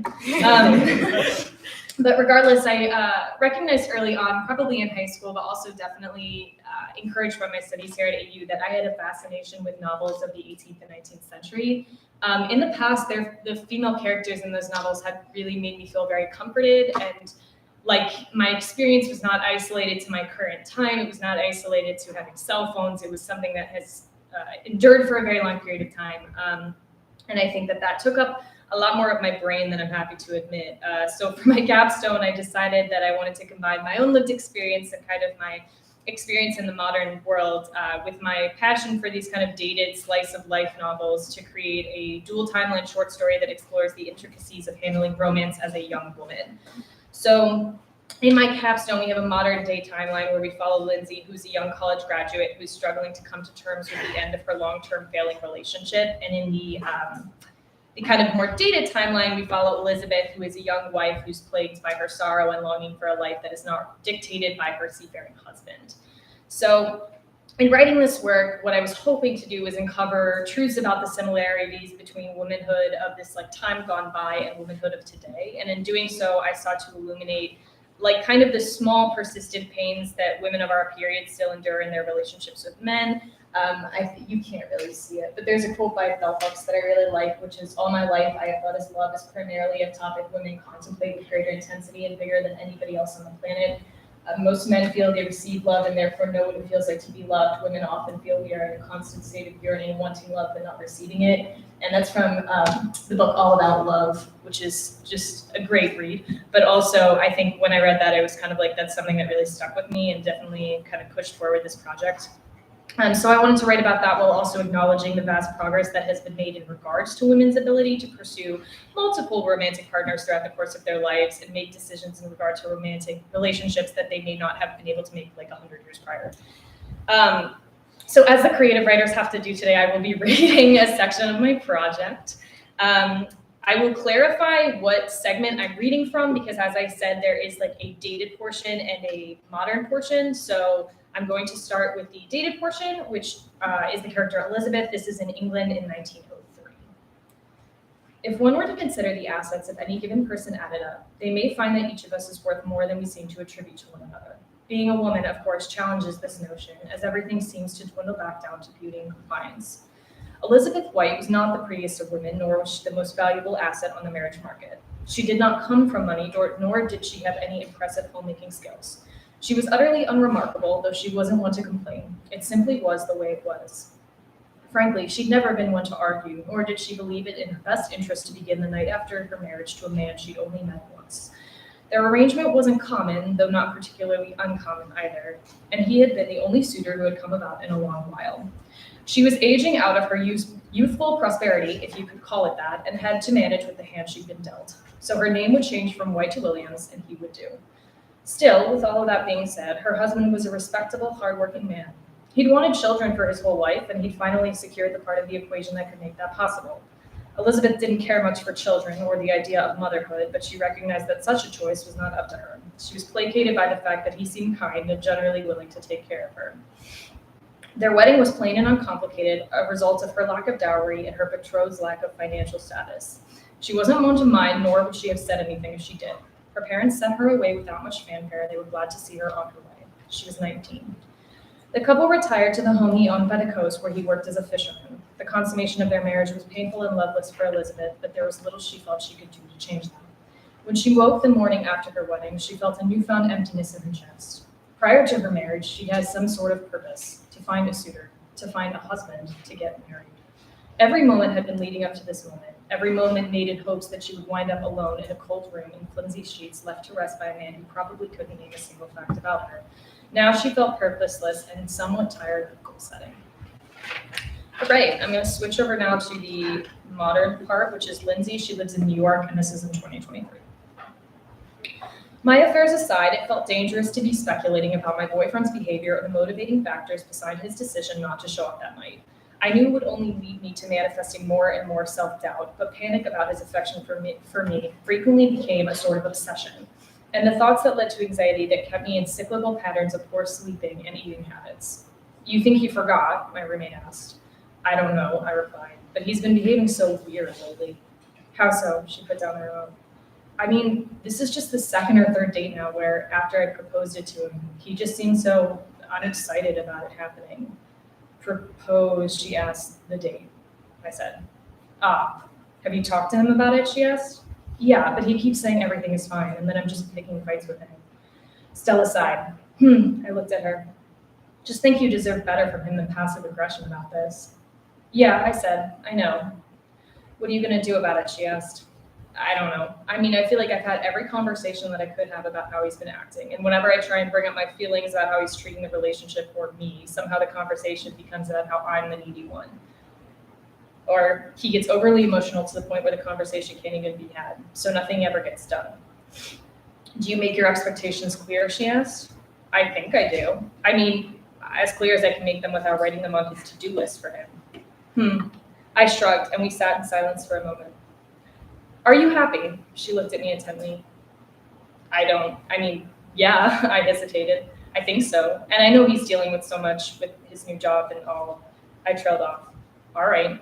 She didn't sound convinced. What? I asked. He keeps doing things that piss you off, and I don't really know if a new job is a valid excuse for that, she said. I looked down at my phone again. He still wasn't there. Yeah, I replied, not entirely interested in continuing the conversation. She made me feel validated, but it still felt like it wasn't worth having before I heard what was going on from his side of the story. I'm going out tonight if you want to come, she offered. Where? I asked. A bar, she said. Not sure which one yet. Somewhere in Flati, maybe. Boring. All right, I'll stay and apply to jobs. Thank you. Thank you, though. All right, she said. Who's going with you? I changed the topic. John, Miriam, Tracy, that other girl. Is Regina coming? I cut her off. Yeah, she rolled her eyes. So I take it her and John are still doing that will they, won't they thing, sadly, she said, and it's pissing us all off. Well, sorry to hear it, I replied. Anyway, she said, text me if you hear from them, and I'm here if you need anything. Thanks, I said. Sure, she replied, and walked into the bathroom to start getting ready.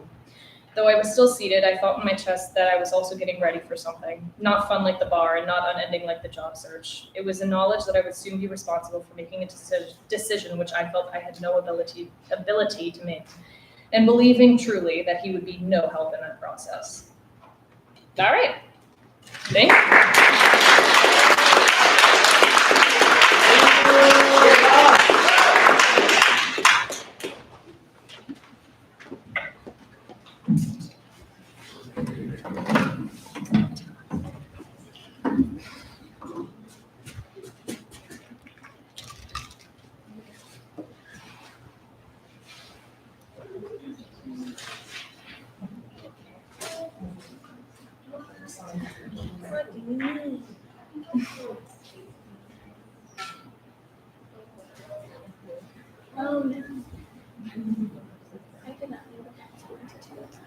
Can you just pull it up from the internet? I don't need to do it. It's my TikTok. It's like, you know. Oh, because it's through. Yeah. Okay, so here's what we can do. We can just pull it up separately, right? On another slide, another tab. Yeah, but it's like, I don't know what to like show. Okay, I mean, we're not super pressed for time, so I can add like and then you can add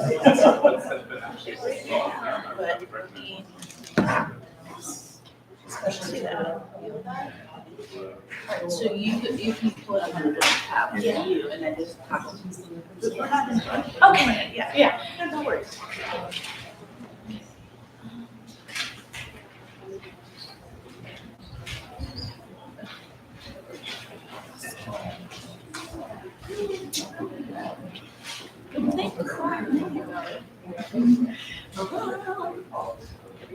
Oh, yeah. So interesting. I'm getting ready to ask questions. I've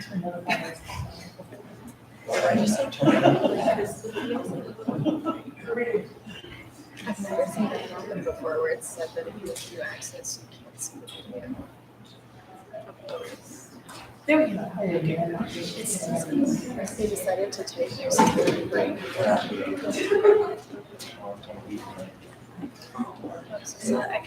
Because I can do the access.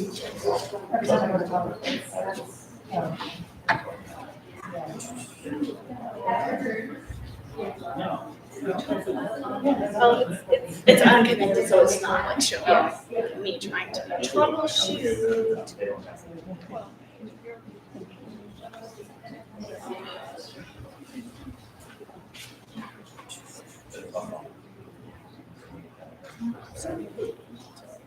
So sorry.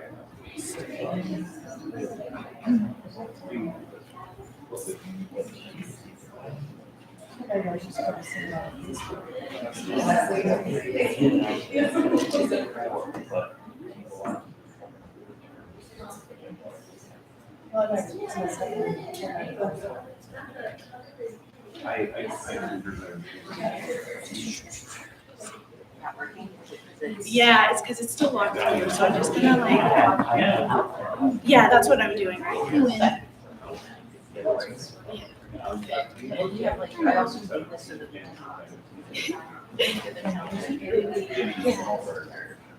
Weird.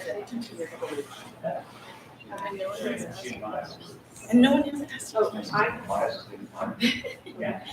You don't have to though. That's really nice. It's okay.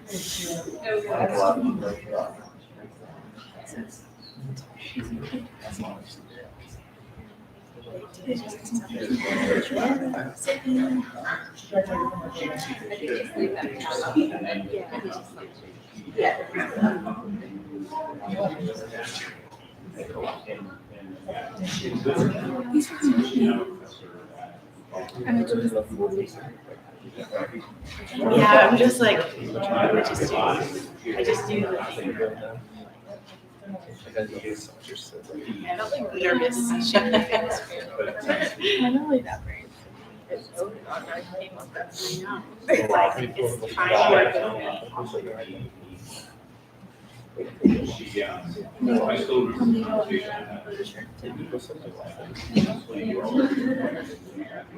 This is such a good presentation.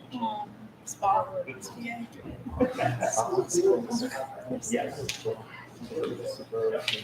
Just really I know I have questions. But honestly, I think All right. Okay. We gotta get it back up on the screen. There we go. Did it? It's a little more bright. Professor, could you turn the brightness down? Because it's supposed to be like colors. I don't think it's color on. It's not. Yeah, not. Well, but we got it. I got it. It's fine. It's like a sun umbrella. It actually is. Okay. Brief intermission. Got it together. Hi, everyone. My name is Sydney. I'm a senior literature major concentrating in literary studies. I'm also a double minor in dance and African American and African diaspora studies. So today I'm really excited to introduce you all to my capstone project. I'm a critical capstoner, and so my student research is titled I Want to Be Loved Out Loud, New Visions of Textual Healing as Black Women Seize Their Happily Ever After in Romance Novels. So I'm going to be not only talking about women written by Black women and Black people, but also books that are specifically written for Black women readers.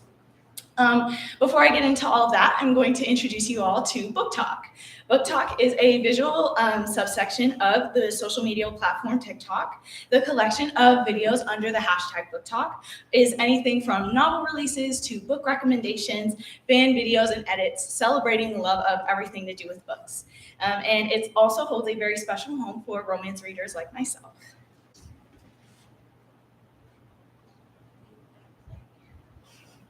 I left you alone for 5 minutes and you spent $873? You left me alone in a Costco. So if you couldn't see the text on the video, when it says "You left me alone in a Costco," the text reads "You left me alone in the romance section." So Nicola Yoon is the creator of this TikTok, and Nicola Yoon is a Black woman author of romance herself, and she is one of very many prolific Black female authors on TikTok promoting their romance novels. Yoon, along with other Black romance authors like Talia Hibbert, Alyssa Cole, and many others, are catering to a specific audience with their work. Black women like me who are seeking a representation that is typically hidden between the stacks at Barnes & Noble. These authors bring their unique positionality as Black women to their work. It brings a different representation to the love stories that they tell, where the Black woman is front and center in the creation of the narrative. Romance novels as a subgenre of fiction have come very far from the days of medieval chivalry, the courtship novels of Jane Austen, or whatever you think you know about 50 Shades of Grey. The popular romance novel has much more depth than what you may have previously conceived. I believe that the driving force behind the popularity of romance novels is the power of telling stories about love, like Kaz said. Romance novels now make up a huge subsection of the publishing industry, and they are the most profited genre of publishing. Though romance novels have held social and cultural significance for decades, there is no literary merit typically attributed to popular romance fiction. The masses of women who enjoy romance novels are not seen as literary intellectuals.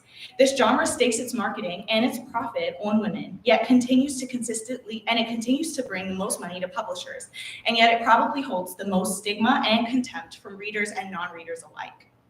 I myself have been a voracious romance reader since I was 15 years old, and as I matured into young adulthood, so did my reading. Soon enough, as a 20-something, I moved away from young adult dystopians and YA romance novels to adult and erotic romance novels, and being absolutely terrified that someone was going to look at my Kindle library. The thing is, I'm not alone in enjoying romance in the slightest. For many women, the emotional satisfaction of a dramatic love confession, the HEA, or happily ever after, and really well-written erotic love scenes are what make women continue to consume romance novels. Women are obsessed with romance novels because of the feelings they get from reading them, which they may or may not be receiving anywhere else. Black women writers of romance are obviously manipulating the genre differently. Their novels do more than just provide feelings of joy. They provide a vital counterbalance to the narratives of struggle and trauma that are typical in Black storytelling. The romance novel gives readers a different path. As Jessica Pride states in her text, Black Love Matters, romance novels give Black women love stories about women in control of their lives and sexuality, who are allowed to be desired and uplifted, who get the happy ending they deserve. I articulate in my research that I have found the contributions of Black authors in the romance genre to deserve larger recognition within the Black literary canon. With their writing, Black romance authors are expanding upon the Black literary tradition in a way that it previously has not existed or been known. Black women have nuanced and rich experiences that create captivating narratives, but too often they can be sidelined or stereotyped, even when being written by their contemporaries. There is an absence, even within Black feminist literature, of showing Black heroines being loved out loud, which I think and expand upon as being essential to the battling harmful tropes that are attributed to the Black woman and the Black woman's body. I bring into conversation how the romance novel functions as a literary genre and the tropes and all of the cliches that you may think is useless, but are actually very effective in portraying fully realized, complex Black heroines who receive their happily ever after. As Barbara Smith articulates a necessity for a Black feminist literary criticism, it needs to be understood that Black women's writing cannot be read without acknowledgement and adherence to their intersectional identities: race, class, gender, and sex. This is how I approached all three of my novels: You Made a Fool of Death with Your Beauty by Akweke Emeze, a Black Nigerian non-binary author, American Royalty by Tracy Losay, and Take It to Nobu by Elizabeth Stevens. With the Black feminist literary critic lens, my thesis explores two subgenres of romance: the contemporary romance, as well as the Black sci-fi romance. My reading today will be from Elizabeth Stevens' Taken to Nobu, a Black sci-fi romance in conversation with with a term that I'm taking from Farrah Griffin, textual healing. Textual healing is the project of reimagining the Black female body, a project done in the service of those readers who have inherited the older legacy of the Black body as despised, diseased, and ugly. I argue that through textual healing, the way Black authors of romance manipulate the conventions and trope of the romance novel is providing a safe space to explore environments of romantic intimacy where erotic and sensual pleasure for the Black female heroine ends in happily ever after.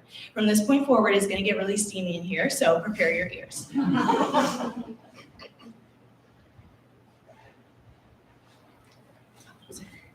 Taken to Nobu is the second novel of the Zaveri Mates series written by Elizabeth Stevens, a completely self-published Black sci-fi romance author. Her heroine Kiki is a warrior. She has faced sexual assault, losing her closest friend, and has been abducted to a barren ice planet and found her fated mate. However, it is this ice planet Nobu that brings her a power that she has previously never known herself to have, healing and love on a planet that, though covered with ice and snow, is not lacking in warmth of the soul. Told through a dual point POV between Kiki and Kinan, her love interest, also known as the Okari, Taken to Nobu encompasses a masterfully built world with a less than forgiving climate, but a culture that is shaped and informed by the Black and African diaspora. So now I'm going to be reading a scene from Taken to Nobu. Don't worry about any of the sci-fi terms. I will explain any of them in the Q&A.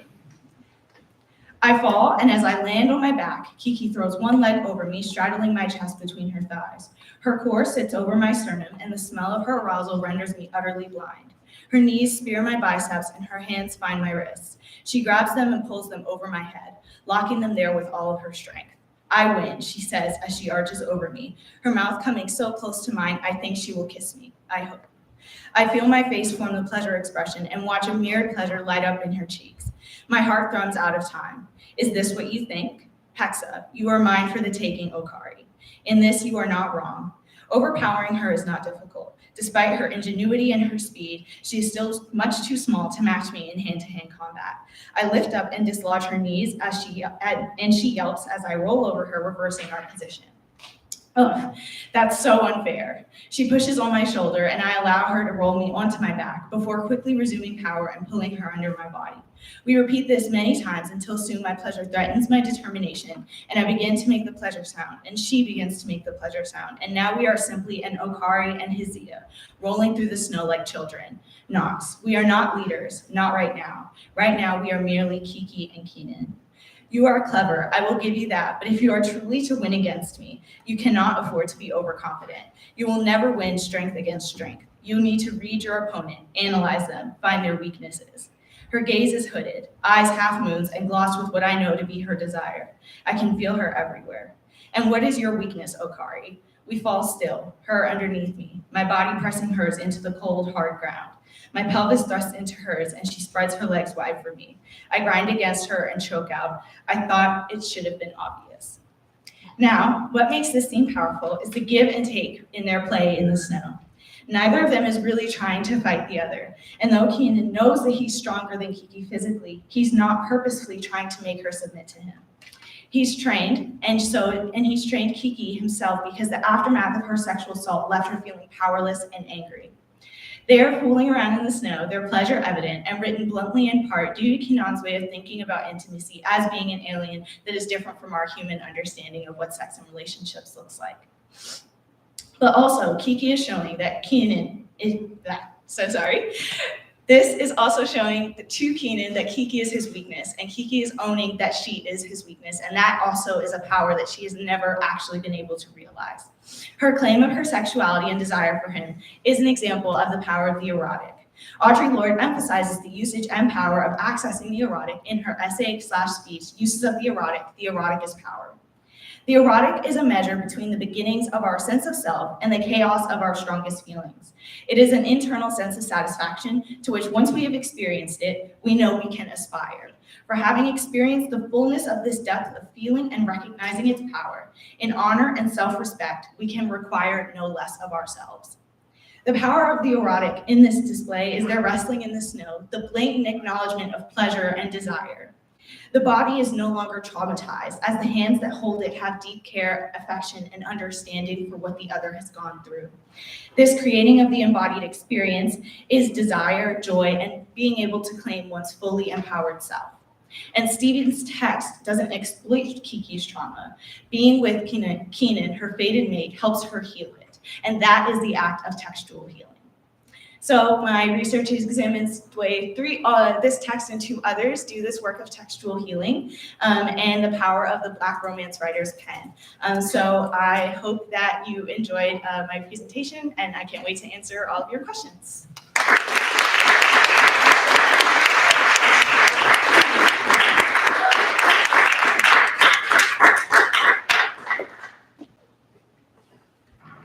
Thank you, everyone. I just learned a lot, which I think is what Lit Day should be about.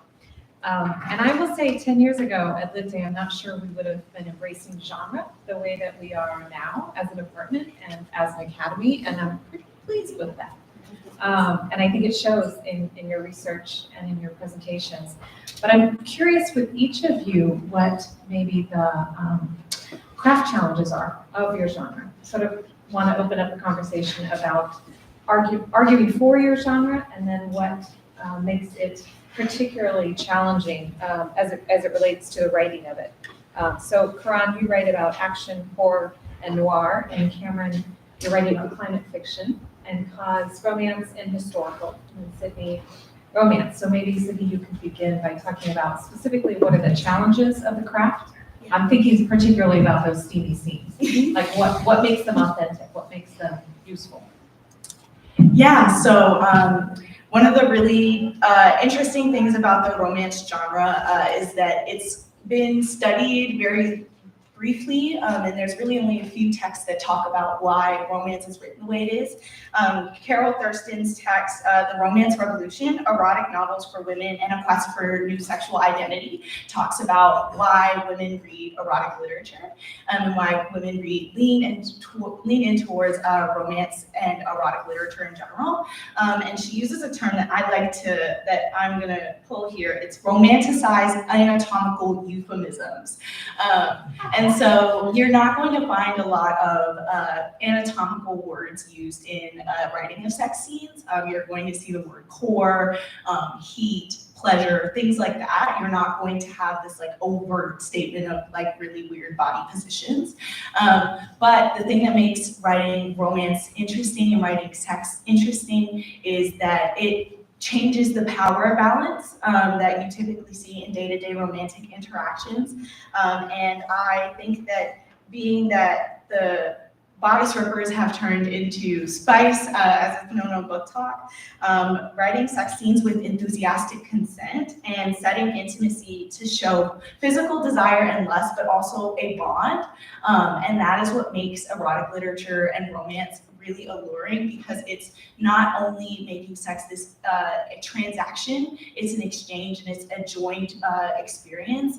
And I think that as we're seeing now more often, women are talking about the act of getting an orgasm and seeing that being something they're taking for themselves in their own relationships in real life. And I have not once read a romance novel I liked that didn't have at least multiple of those.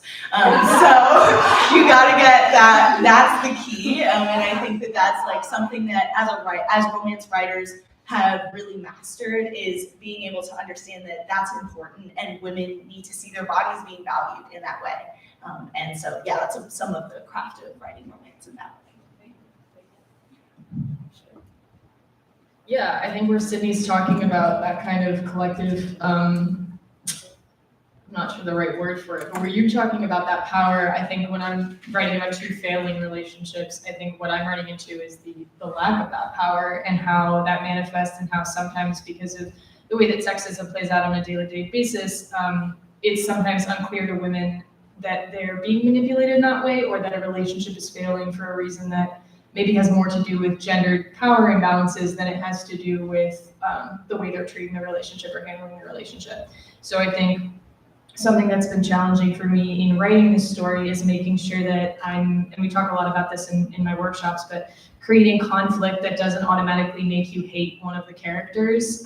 It's a very raw thing when people are in conflicts in relationship, that nobody's in the right a lot of the time. There is no right, and I think that that's something that's really challenging. I also think creating a dual timeline novel, the length of our capstone can only be 40 pages, in case any of you don't know that.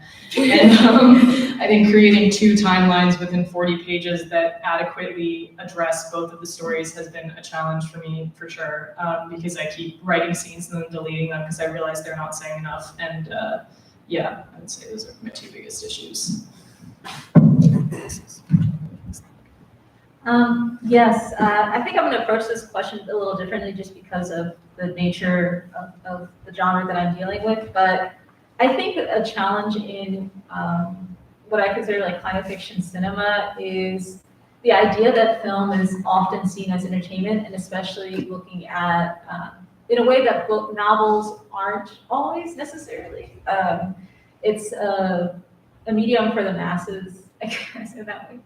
And so the idea of how do you communicate something that is so depressing often comes up. How do you do that in a way that engages people? And then also the primary issue that I'm dealing with, how do you talk about a process or processes that take place over so long within 2 hours? So those are the primary, I think, challenges for filmmakers who want to deal with climate change and environmental crisis. Also, another thing that I've come up with is that been researching is the fact that Rob Nixon focuses on the global south in his book. And with cinema and film being so expensive, one of the most expensive art forms, how do you make this accessible, or this type of filmmaking accessible to artists in the global south in a way that also is able to reach a mass audience? There are a lot of questions. I guess one of the questions that's been on the forefront of my mind working on my capstone is wondering when distinction between genres, I feel like at a certain point it stops mattering entirely. Because the conclusion that I've come to with Cyberpunk, which is a lot differently from how I felt about it when I began, is that it's really more of a flavor of narrative than it is a genre in and of itself. I don't know if you guys could, no, definitely not, see the examples I put up, but you know, if you think about Cyberpunk in terms of the first Blade Runner, that is film noir. If you think about RoboCop, that's more of an action movie. You could make the case for Videodrome, but that's a horror movie. And Cyberpunk is more of, it's more concerned with examining society in what I've been referring to as like the death throes of capitalist society. That's pretty much what makes a cyberpunk story. But similarly to the Western, the Western, you could argue, is a very rigid genre with its own set of narrative themes and also its own visual iconography. But at the same time, a lot of my research has led me to sort of highlight that a lot of those tropes have been repackaged and repurposed by various genres over the years as the Western's slowly fallen out of vogue. And so I just feel that, largely thinking about genre as, I guess a lot of this research that I've been doing is sort of pushing against the idea of genre as rigid classification, and genre more as something that's really constantly changing with time. I hear all of you speaking about the idea of power within the storytelling, which has its own challenges because it requires intention. It requires you to be aware of it in order to make your action match your intention as an author on the page. Other questions from the audience? And I'll repeat them. I know we are a large group. Or any questions from the audience? Yes, please. I wanted to ask Kamryn something about climate film and climate fiction, and I was wondering if you could talk a little bit more about your idea of time, because I really like that point. And you're right, where you see a movie very often, even when they stage and take home an alcoholic setup, they have to resolve it in one way or another within the 2 hours of the film, and that drive towards action usually is too fast and too facile for the realities of climate action. So I wonder if you could talk a little bit more about how you think time plays into the film or the novels, the concepts that you face.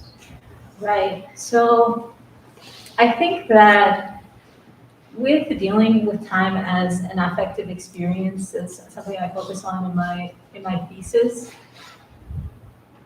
I think a way of getting around the sense of like resolution, which I think is so in some ways essential to the cinematic form. There's this idea of like whether we can effectively experience an end and a beginning at the same time. And so I think if we are able to see time as something that is felt, I'm curious about what that then affords and how much control the artist, how much control the artist has over manipulating that. I don't know if I've fully found like an answer, but that's what I'm exploring. I don't know if that answers your question. No, I like that point about the end and the beginning definition. Right. Professor Brandon? Yeah, I have a question for Olivia. I'm reading your name, but I don't think that's how you introduce yourself. That's good. Yeah, I go by Cause, but you can call me Olivia. Yeah, sorry. No, that's good. So I heard two different point of views in the dual narratives. And one seemed, one was first, the other seemed much more distant. And so I was wondering if you could talk about why you made those choices and whether they were related to time period or character, and in what way did they seem necessary to the different stories we're telling?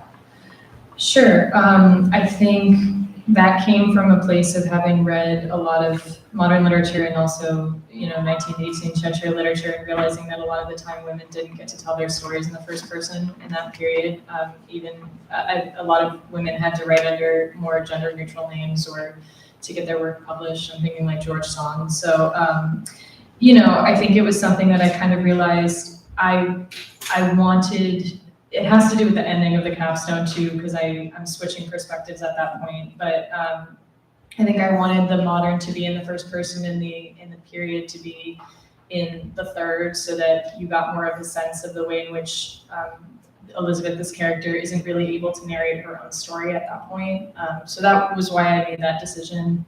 I also thought it played into the writing a bit easier because I was trying to take this dated tone, and I felt it was a little harder for me to be like, I'm walking to the store, and make that sound like it was in the 19th century. So that was also like into it. Yeah. Alex, please. A question for Sydney. Do you think that potentially like the more negative view that people have about romance, like how do you think that plays into its like transformative power in terms of like changing the way that we perceive the Black body? I actually think those two things are kind of different. I think they come from two different histories. I think that we just don't like to let women like things in general. And not to discredit any ladies and men that also read romance. There are lots of readers of romance, but women are 82% of romance readers. I think that comes from even like the early stages of, Jane Austen. People weren't necessarily thinking about the courtship in like really concentrated ways. She was talking about class, and that's what people recognized. And Professor Brydock is nodding because I took her Jane Austen class last semester. And so those novels were being talked about as class, and what they were saying about the relationships that people in society had with that. And the romance was a part of that because she used her characters to show those different types of relationships. But even then, we're not people in the more 20th and 21st century are really harping on what love means. And I think love is liberation, and I think that ties to what you were talking about with the Black body. And I think loving the Black body is where we're gonna find that liberation. Particularly the Black woman's body has been categorized, and still to this day, the tropes are persistent. The mammy, the Jezebel, the strong Black woman. And I think that to start taking away those barriers on the body, these words that you're placing on top of it, then you can, as a Black woman, you can start to actually see how you're interpreting your body away from those things, because those things are internalized because they're continuously repeated. And so I think the beauty of, Black romance is that it's not even addressing those things. They're taking Black women outside of a white gaze and a white narrative. And she's not just the best friend who helps you through all of your woes. She is the one being loved and loved on. And so I think that that's like why the two work really well together. But I do think that the histories of them kind of coalesce in that way, that it's just something continuously being repeated and continuously accepted. And so in starting to deconstruct why we hate romance so much and why we still shame women who read them, I think it's time to really start thinking about like, why do you dislike it so much? Like, what is that reason? One of the answers I keep hearing from you all is an exploration of societal ills that we're hoping literature might try to solve. And I'm curious, Karan, what do you think is distinct about cyberpunk? You mentioned in your abstract this idea of exposing the margins. And I'm just wondering how cyberpunk might also provide solutions. I'm really glad you asked me that. And I'm also, really happy to say that this has been a really depressing project to work on for that reason. Because so much of cyberpunk is relentlessly fatalistic.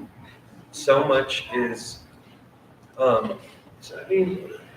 it's so much of it looks at many common societal ills, like present societal ills, like pollution, population growth, scarcity of resources, over-industrialization, and so I looked at dozens of movies, and I mean, again, this was a paper that I focused on movies, but I looked at dozens, I watched so many, and it's really hard to shake the idea that all of them present that if things remain on the course that they're on, there won't be much, there isn't a future to predict. And I would just, I don't know, I go back and forth on whether on how I feel about things in that sense, because it's real, it's believable, but it feels like throwing in the towel prematurely. Yeah, so maybe it's not a solution as much as a warning, you're saying. I think so, yeah.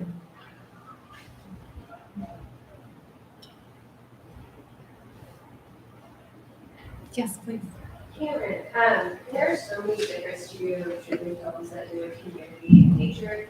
How did you end up choosing Princess Mononoke? Like, what spoke to you about that film that made you want to explore more versus something like Kiki's or, amongst the other writing?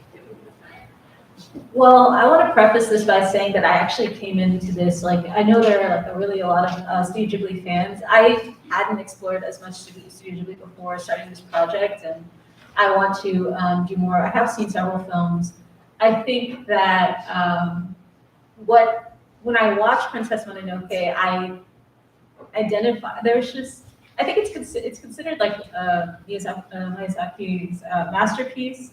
And it reads as a masterpiece. It's like it's an epic story.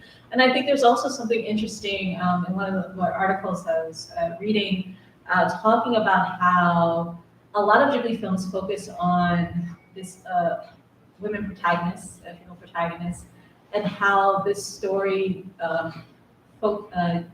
uses a more, I guess, like traditional male hero, despite being titled after Mononoke. And so I was interested in the hero's journey, the epic, and also there felt like in this like almost 3-hour long film, there are so many different, I think, themes that come in with regards to human behavior as well, and the lack of judgment that Miyazaki refuses, the judgment that Miyazaki refuses to place necessarily on the people of like the ironworks that you see in the film. I wanted to explore that in this film. But I mean, there are so many different avenues. I mean, this paper could have just been about Ghibli, to be honest. But yeah. This is for both Prof and Kamryn. I wondered how like the genres that you guys are looking at critique like Western perspectives on land specifically and land ownership, as well as like that relationship to like both environmentalism and colonialism. Can you talk a little bit more about that in respective genres? Okay. Yes, and I just want to say, Thrisha, I really appreciate, I didn't have time to get into this in the research as much, but I remember a comment that you made also about geography studies, like last semester, as well as like influencing. I think that land actually plays less of a part in Manana as it does in Alcaraz, in another film that I wanted to study called Kabi Bekat. But I think that the connection to land often provides a little bit more hope than what Karan was talking about. I mean, I'm dealing in films that are slightly different than Cyberpunk, but like the idea of land as something that holds history and holds connection is a very important theme in Alcaraz, and the idea of like repetition that also Sydney talked about. How like these histories are repeated over and over again, and it's histories of violence, but also there's this the connection to land is also allowing us to see like an alternative because people have been here and will continue to be here. I don't know if that is answering your question, but that's something I've noticed. I'm really glad you asked that because, I mean, I feel like our work really lends itself to being read together, but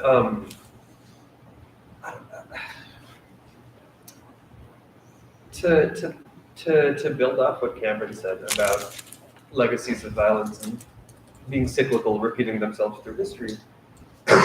Sorry. For example, like the two movies that are integral to my capstone, like the heart of my capstone, there's a 2019 movie called First Cow, which is a revisionist Western about the first dairy cow imported to the continental United States. And on the other hand, I'm doing Blade Runner 2049, which is a 2017, it's a sequel to the original Blade Runner. It is set in 2049. And one of the core pillars of my paper is that if you look at the way the landscape is presented in a lot of Westerns, there's a lot of emphasis on how lush and green plant life was, on how clear the water was, on how anywhere you are at night, you can see the stars. By the time you get to Blade Runner, by the time you get to that sort of hyper-industrial dystopia that's really characteristic of cyberpunk, there's, again, Blade Runner as like my specific example, there are no animals left. You see one animal across both movies, and it's a man-made owl. There's barely drinkable water. Food is lab grown. It's holographic. And I, with my genres at least, the landscape is typically framed as something, as a trophy, with very little regard for the longevity of what that means. Thank you for that. Excellent questions. Yes, Professor Nolan. These were all wonderful. Thank you all so much. I've learned so much. It's been great. Today I have a question for you. So I also love romances, or I used to read them more, love them a lot. Back when I was reading them, there was a kind we called Goddess Whippers, which I did like. And I remember being 15 and reading one about a girl who was abducted by pirates, and she fell in love with the pirate. And I was very ashamed to have taken such pleasure in this story because he was not a good guy. He did not have her best interests at heart. And it was very sexy. It was very erotic to me. I was like, and so I took pleasure in the story, and then I was critical of my own pleasure, contemplating it.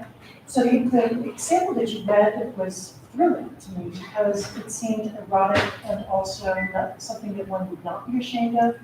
You described it as emancipatory, which is surprising for me for the romance genre because so frequently romance is like the kind of eroticism isn't necessarily maybe like what is sexy necessarily. Maybe like what is sexy isn't necessarily what women really desire in their lives. There's a big difference between erotic fantasy and sort of. So that's the kind of like cluster of thoughts, and I guess I'm not sure what my question is, except maybe Like, did you have, do concerns like that pop up in the group that you're reading, or do you actually find them beautifully affirmative and politically correct erotic fantasies and things like that? Yeah, so romance scholarship is very nil. There's a lot of people saying a lot of very different things, and they don't all tend to categorize really well, because there's really only 3 texts that most romance scholars use and reference. 2 are reading romance. Janice Radway liked her R's, but it was reading the romance, reading ourselves, and that was published in the 90s, and it was more ethnographic, and I didn't really like it. And then Carol Thurston's text was the one that I used a lot, and then Pamela Regis wrote A Natural History of the Romance Novel, which was published in 2013, and then Black Love Matters, which Jessica Pride edited, was just released in 2022. So there's a really big gap, and like a lot of people that write about romance and literary scholars that write about romance write about what you experienced, you know, like reading this novel where the hero is not really a hero, he's very morally gray at best, and you still like this character, he's still sexy, he's still somebody that you're like entranced with. And so a lot of romance scholars and women shame those types of romance novels, and I don't think it's fair, because I don't think that they've read them enough to like understand what's nice about them and why people like them. I think that Black romance as a field is kind of changing that, because the Black scholars that are writing about romance are Black romance readers. They articulate the draw to it, and the emancipatory potentials. They talk about that because it's not something that's afforded through your average literary fiction. And so I focus a lot more on the Black woman's body in my project rather than Black love as a whole. Black love is a very debated and fraught concept between scholars. But the reason why I talk about Black women is really because that articulation of like what pleasure is different when it's articulated by someone who understands that. And so I think that contemporary romance has really started to, you know, be advertised in a way where it's like the quotes you'll see on Book Talk are like things that you're like, it's literally like the tropes that you're able to see are things that you like and engage with. And there's not a shaming, because the community has actually started to talk with each other. And so other romance readers that may have felt ashamed, especially older women who used to read romance or don't anymore, or scholars that study a completely separate thing but still read romance novels in their free time, you don't just have to let it be a hobby anymore. It's something that can be studied and talked about in that way, which I think is finally starting to find that love that's in those novels is reflective of a value that we have in ourselves, even if it comes from a pirate abducting you, which I don't think is personally that bad. I'm sad that there are no showers on pirate ships, but you have that kind of diversity that we're able to see, and you can take certain things from those novels, not necessarily being so strict and direct about the circumstance in itself. Yeah, thank you for the comment. Please. Just a quick follow-up, not necessarily for Sydney, but that was a perfect answer, but I'm wondering for Cause, because you write in this genre and you're doing such an interesting project with, you know, a period piece compared to a modern piece, and this idea that Sydney brought up that, you know, women need to see their bodies valued, how does that show up in the work that you're creating? Yeah, I mean, I think that's a harder question for me, because I'm not necessarily writing erotica in the same way that Sydney's texts are. But I think there's a lot to be said for, I think unfortunately, a lot of my text is dialogue. I'm a big dialogue writer, and I think something I've tried to lean into is like when to make sure that my characters' voices are being respected, and when I want it to seem clear that they're being spoken over kind of constantly. And I think that for me is kind of the bigger way I've been trying to delve into like respect and the respect of the person, just because I find that it's a bit more challenging when you're not necessarily writing about physical intimacy, which I don't have a lot of in this text, unfortunately. But I think that Yeah, that's a hard question. Yeah, I think it's hard and something I've been considering, but I don't know if it's come up as much in my work necessarily. There are more questions. We'll just keep going. That's okay. Yes. Yeah, most of the presentations I've had are sort of like more pessimistic view, with either Cyberpunk, Cli-fi, or causes like where the female subject was either isolated or in a loveless relationship. So I was wondering if there were any optimistic alternative readings that are maybe available. I know Sydney's probably. And so I wonder if you came across those, or if not, why that possibility doesn't immediately present itself.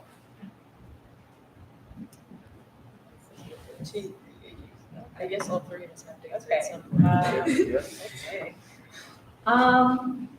This is a interesting question to me, and I don't know if Sydney and I have the same perspective on this. I think that for me, where my interest lies, one of the articles I read, and I think quote in here is an article titled "Futurity Without Optimism," and I think I'm interested in how we find a way through what seems like an impossibility. I think with a lot of the fatalistic views that come from thinking about climate issues, environmental issues, I think a lot of the hopelessness is very valid, especially depending on like where you are and but at the same time, that there's what do you do with that, I guess is the question. That's kind of, it's like, what do you do after the end? And that's where, and for me, that actually feels more optimistic and it rings more true to me because like there are days where I'm like, okay, what is happening? And that's just where I find an answer, but that's obviously not like universal.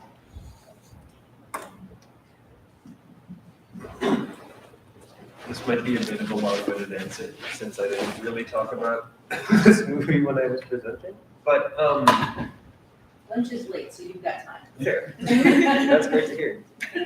But the core plot of Blade Runner 2049, for those who haven't seen it, revolves around an ultra-capitalist attempt to basically there's one android that's existed in the canon of this movie who at some point has given birth.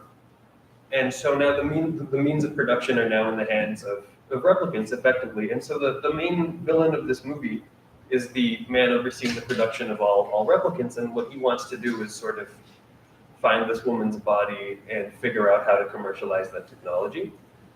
And ultimately the movie does end with, it doesn't end with that happening. He never finds it. Like he's not rewarded with this knowledge, but also the movie ends with the revelation that there's sort of this underground freedom movement of replicants who have freed themselves. And one of the movie's like, it spends, I would say, its first 2/3 leading you and its main character, played by Ryan Gosling, to believe that he is the chosen one, so to speak. And it ends with the revelation that it's not him. The memories that he's been having that have been leading him to believe this aren't his. They were planted there by somebody else. And that subplot with the replicant revolution sort of hinges on the erosion of individualism. It ends with the main character, though he does die by the end of the film, it ends with the main character finally, for the first time in his life,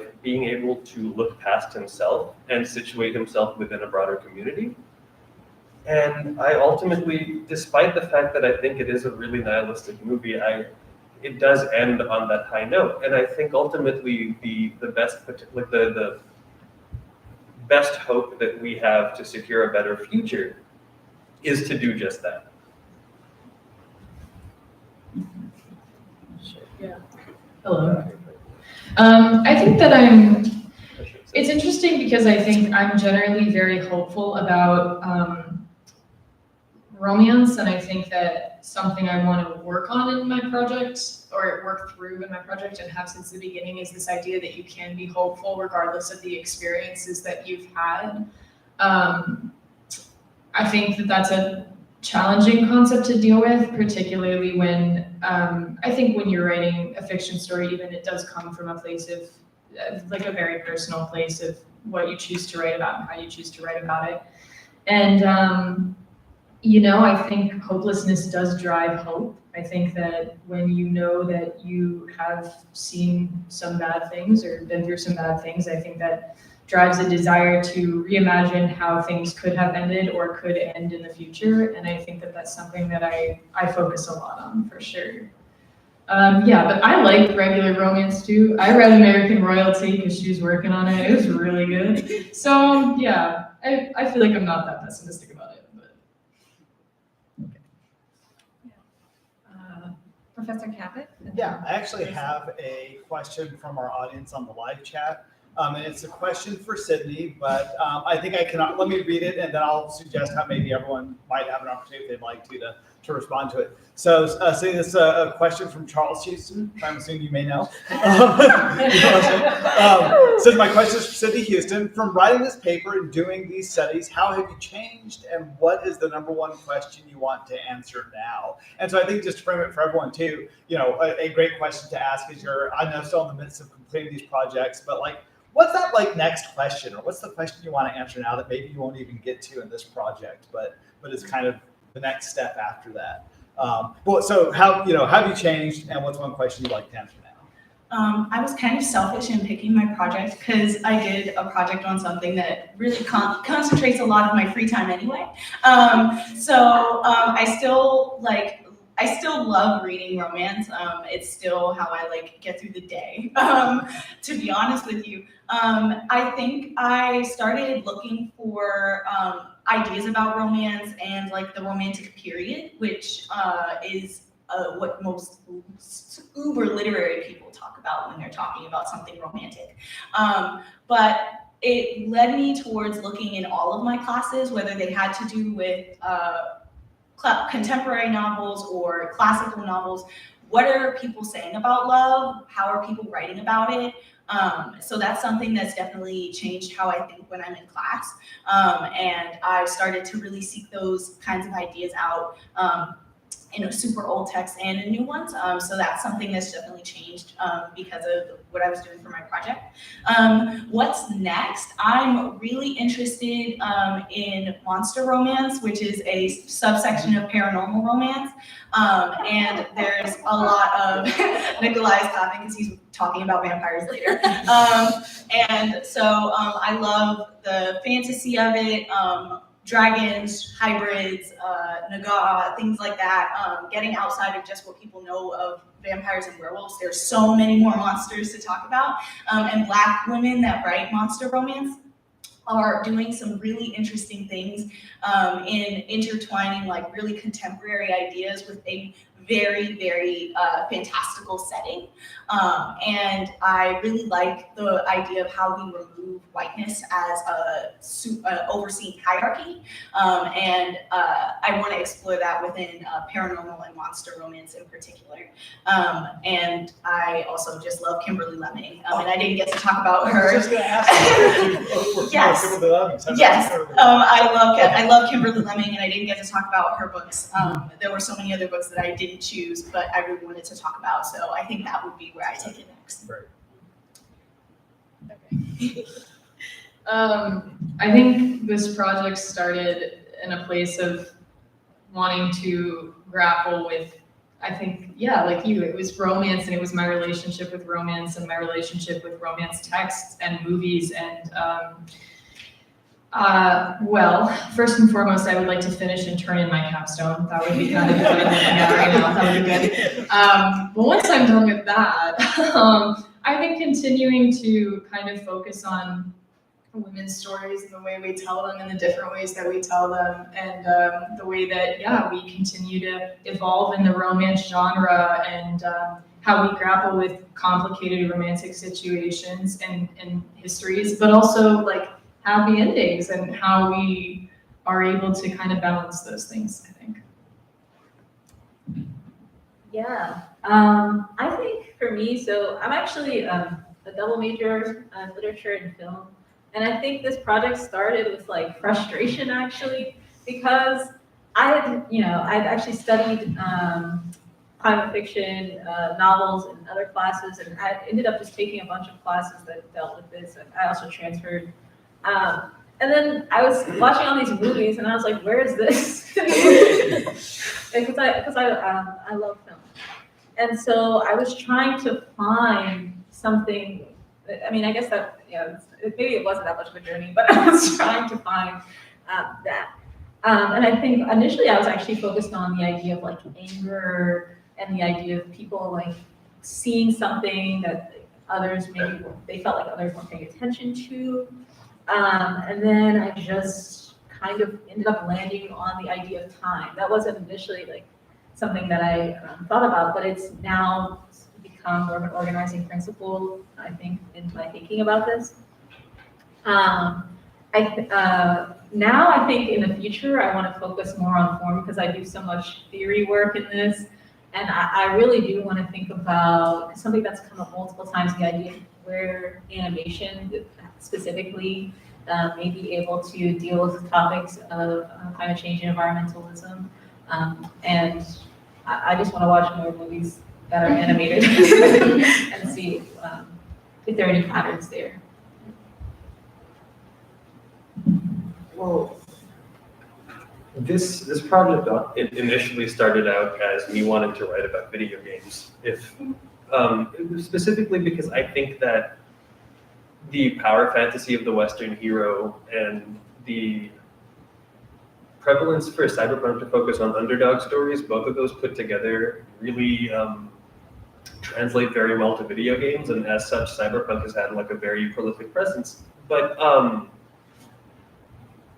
as I went on, I was more interested in diving into genre and world building narrative. And the thing with most commercially successful cyberpunk video games is if you're looking at them for writing, you're not looking in the right places.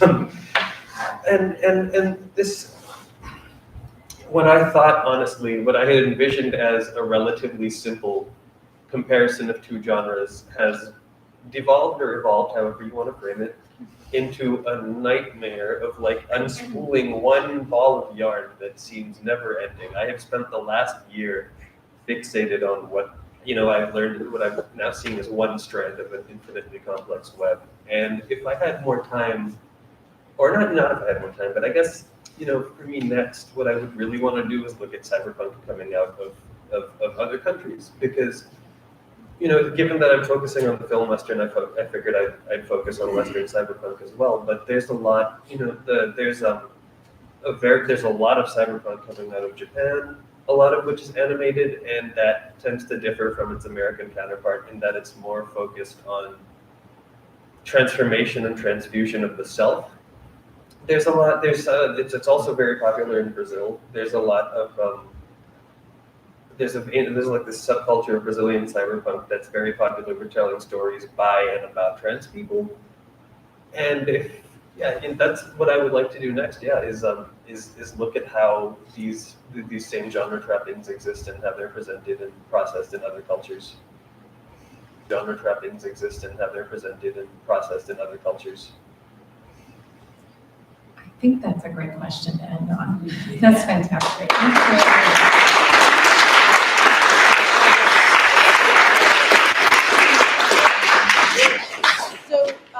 you. Real quick, our lunch is coming from Shamali's.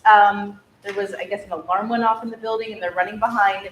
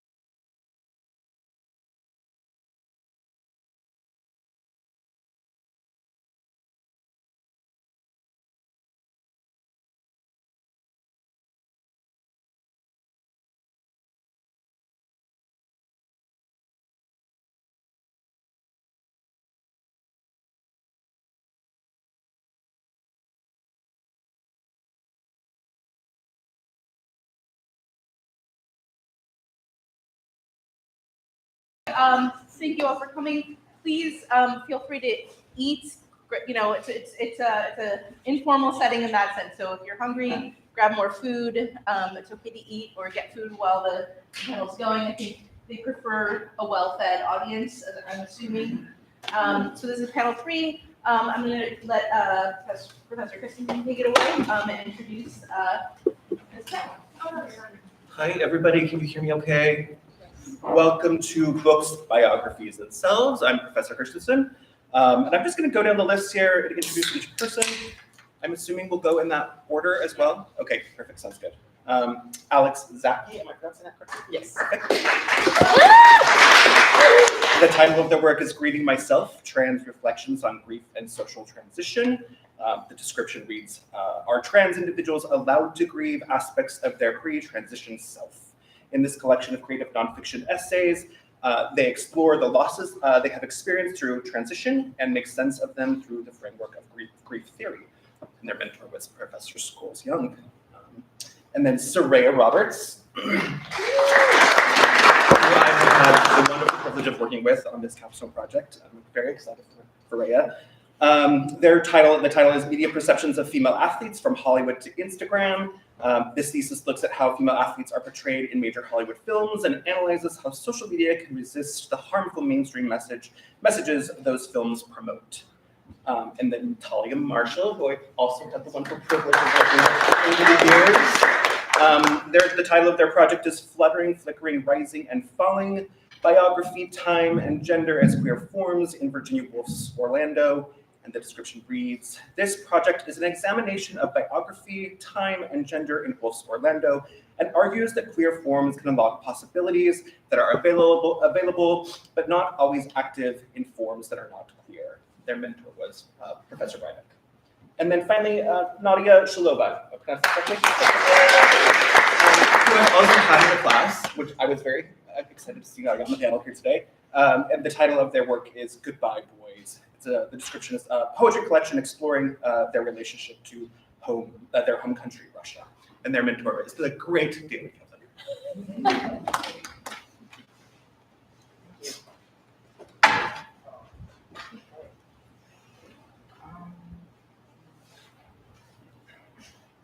How to make this work. I'm so sorry. I also It's don't not- know Mac, so I don't. It's not plugged in, so that would help, wouldn't it? It's also there's 2 slides on here, so it's not the most important. I think the projector was tilted before. Oh, okay, so maybe we're okay now, hopefully. No, I think it was tilted and then it got untilted. Okay. I think the computer just went to sleep. It's still on. Yeah, hold on, let me just. Should have tested it with a laptop, shouldn't we? Sorry about that.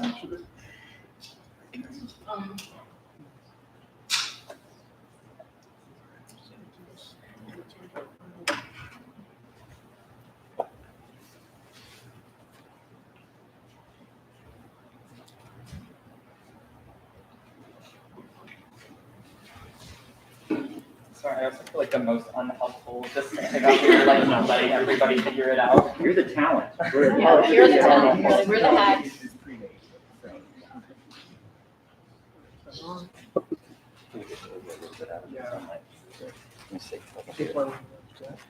That's a good idea. Thanks.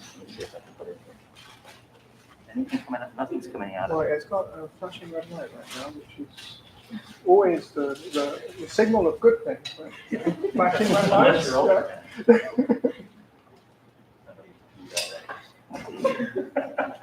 the 60s. I'm just gonna unplug it.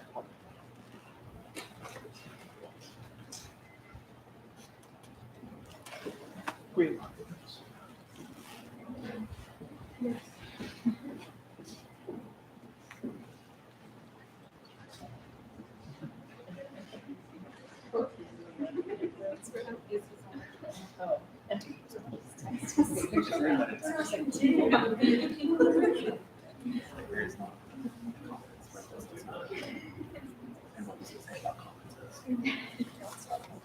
discuss that.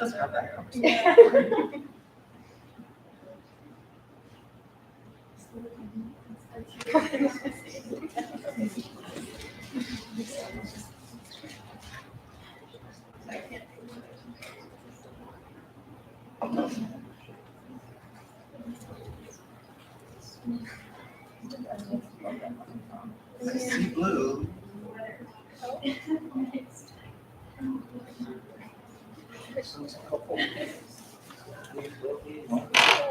I'm doing this in hard mode too, because I can barely see. Is the laptop on? It's kind of in the way. Oh, yeah, no, There that's. is something on here. Okay, hold on. Okay.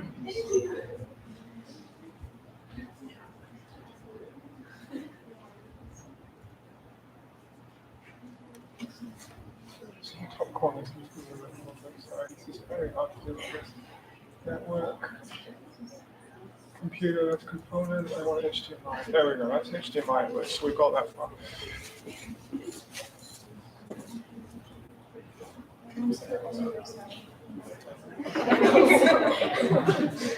We're in a shoot topic, no one's touched. Just making sure it's plugged. So look.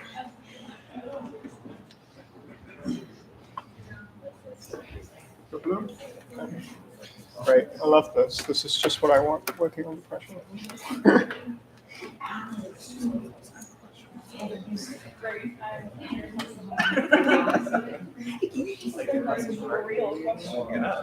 Ask these questions.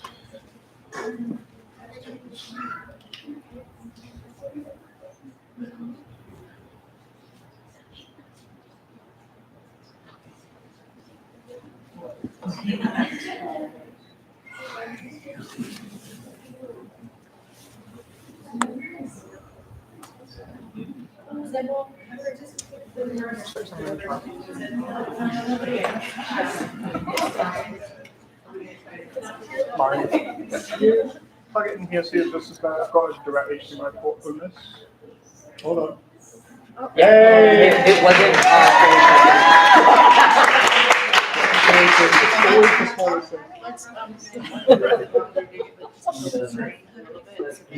Tell the screen. Angle it so it's that way. I thought I'd get a little bit more shade, but it didn't help me a little. Okay. Anyway.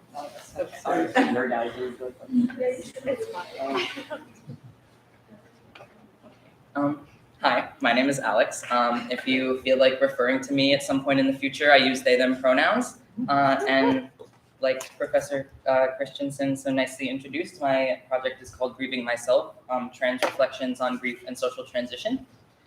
And I think that my work stands on its own and does a better job at explaining what my thesis is about than I could ever do. So if that's all right with you, I would just like to read for you. And also, I would like to thank my mentor, Professor Scholes Young, and the two professors for this course, Professor Green-Sams and Professor Perkins-Valdez, because without the three of them, this project would not exist. So yeah. In October of 2021, I cut my hair. I had wanted to cut my hair since I was a child, but according to my mother, I didn't have the texture for short hair. She was the one that had to look at me every day, and because she didn't want to have to look at a kid with short hair, I was never allowed to cut it. But in my sophomore year of college, my first semester away from home, I texted the only person I knew who owned a buzzer and asked her to cut my hair. I loved it immediately. I had spent years tucking my ponytail under beanies once everyone in my house went to sleep to try to imitate this exact haircut. Not having to hide my desired physicality and being able to present myself the way I wanted to felt like taking off a shoe that was 2 sizes too small. I texted anybody that I thought would care, sending them pictures of my admittedly bad haircut. I texted everyone, except for my mother. She had been so vocally against me cutting my hair that I had no idea how she would react to finding out that I did it behind her back. So I didn't tell her. It wasn't my brightest idea, but I didn't want to make our relationship any worse than it had already gotten since I got my eyebrow and nose pierced a month before. And 2 weeks later, while walking to class, I received a text that stopped me in my tracks. It said something along the lines of, "Glad I was the last person to find out that my child cut all their hair off." When most people think of grief, they think of perhaps the most famous model of grief, the 5 stages, also known as the Kubler-Ross model, created by Swiss-American psychiatrist Elisabeth Kubler-Ross in 1969. In a condensed version of On Grief and Grieving by Elisabeth Kubler-Ross and David Kessler, found on his website, it states that the 5 stages were never meant to help tuck messy emotions into neat packages. They are responses to loss that many people have and are a part of the framework that make up our learning to live with the one we lost. They argue that there is no typical type of grief, as there is no typical sort of loss. That grief, like our lives, is totally individual. And so, grief is labor. It is our human response to a loss and the ways in which we get through and understand it. And thus, this framework doesn't work for everyone. The thing is, though, I loved my haircut. I felt cool as hell. I finally felt like the mysterious guy they talk about in books with jet black hair that swoops in front of their eyes and perfectly tousled bedhead. And it showed. I smiled more, took way too many pictures of myself, and overall had the aggrandized confidence of a trans kid with their first gender-affirming haircut. Except when I didn't. Oftentimes, the amount of respect you receive is directly tied to how attractive you are and how well you perform typical social conventions. People stopped holding doors open. I got called on less in class, and most lasting, after coming out to my mother, the one person I most desperately wanted support from, she told me that everyone was going to look at me like I was a freak and that they wouldn't be wrong. And this isn't just about hair, right? This could be a larger conversation about pretty privilege, passing, femininity, and what it means to transition. But to me, it was the first time I came face to face with the way that my world would shift if I really chose to pursue this life and this future for myself. And now, I love being a freak. I don't mind people staring at me on the subway, and I don't pause when cashiers flounder with sir or ma'am at the checkout. But at the time, her comment played on repeat in my mind every night before I fell asleep. About a week after my mother found out about my haircut, my anxiety surrounding her response had dissipated. That Saturday, I woke up for the first time, not thinking about her response, and got ready to shower. I paused before I somewhat defeatedly and extremely uncomfortably pushed open the door to the communal women's bathroom on my floor. I kept the lights off in the shower, used way too much shampoo and conditioner, and sobbed. The glob of conditioner still in my hand. Once I regained my composure a few minutes later, the conditioner abandoned on the shower floor, I got dressed and I called my mother. The only thing I was able to choke out before I started crying again was, "You're never going to brush my hair again." To reiterate, grief is labor. It is action, it is doing, it is the response a human being has to loss. There is even a name for the study of death, loss, and grief, thanatology. And because of the uniqueness of every loss, and thus the uniqueness of every grief response, there are a multitude of frameworks, like the 5 stages, that researchers have come up with to explain and illustrate the grieving process. The one that I have found by far the most comprehensive, and that resonated with my experience in transitioning, is the dual process model created in 1999 by Margaret Strobe and Hank Schutt. The dual process model, as explained in the Dual Process Model of Coping with Bereavement: A Decade On, published in December of 2012 in Omega Journal of Death and Dying, posits that when people grieve, they go back and forth, or oscillate, between 2 types of stress reactions. These 2 reactions are loss-oriented and restoration-oriented. Loss-oriented responses are what we typically understand as grieving: being sad, facing your emotions, the interruption of daily life due to grief. And restoration-oriented responses are things like figuring out your new role considering the loss, doing new things, distracting yourself from grief. In this model, it is understood that 2 people facing the same loss, let's say parents experiencing the loss of a child, may grieve differently, with the mother seemingly moving on, planning a funeral, picking a hobby, whereas the father may be inconsolable, unable to go to work, in denial. Both reactions are normal responses to loss and are both examples of the labor of grieving.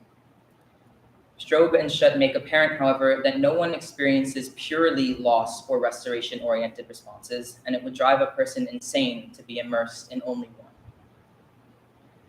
As a child, I had a huge mane of hair, and I also hated brushing and getting my hair brushed, and would do pretty much anything in my power to avoid it.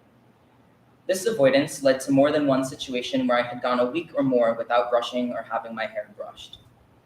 Once, when I was probably around 6 or 7, after a particularly bad bout of hairbrush avoidance, I sat for 6 hours in between my mother's knees while she patiently and softly brushed all the knots out of my hair. Around 12 years after that, in 2020, as I started my freshman year of college during a pandemic, my depression, like many people's, got bad. I was 18, in college, confined to my house, and to make matters worse, I could not brush my goddamn hair. It had to have been 2 weeks since the last time I brushed it, and at that point, there really could have been a rat living in it for all I knew.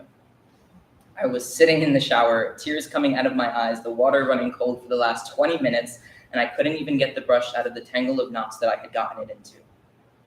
And so I walked, soaking wet in my towel, up the stairs, with tears in my eyes, to ask my mom to brush my hair. And she did. And that was the last time my mother would ever touch my hair. And I know that, quite frankly, if I hadn't cut my hair, my mom would still probably never brush it again. But it was the principle of it, I suppose. Now she really couldn't brush my hair ever again. And I wasn't actually upset that she wouldn't be able to brush my hair again, but more so that my hair had been the nexus between the two of us. We would spend hours talking and laughing and crying while working on my hair, and now that that was gone, I didn't know what, if anything, would replace it. You see, for me, the entirety of my transition falls under the explanation of grief set forth by Strobe and Shutt. I was both overjoyed at finally having the haircut I wanted and devastated that it meant the loss of something that connected my mother and me. And I felt bad that I felt this way. Guilty, even. Was I really trans if I felt more than pure joy and euphoria at cutting my hair? If I can't even cut my hair without mourning it, how could I ever hope to medically transition? Am I taking up space from real trans people who don't feel any hesitation over the gender-affirming steps they've taken? But I realize that there is no right way to be trans. At the end of the day, all I'm looking to do is be comfortable in my body and be treated with respect and dignity. And also have an easier time accessing healthcare, but that's a different story. Despite social conventions, gender is a deeply personal thing that everybody thinks about and experiences differently. Even labels such as trans and non-binary mean different things to different people, thinks about and experiences differently. Even labels such as trans and non-binary mean different things to different people. I consider myself both trans and non-binary, but there are many non-binary people who do not consider themselves trans. Gender is weird. And don't even get me started on the overlap between gender and sexuality. Thank you.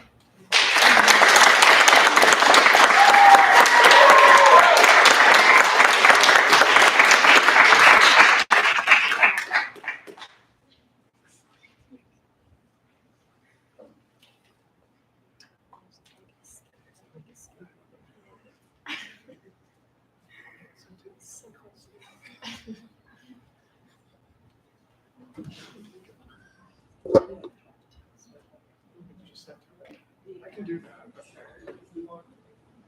We won't see anything, but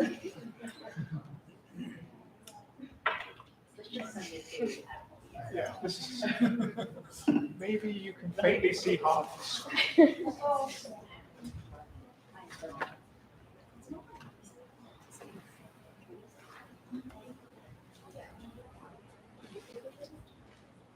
Hi everyone.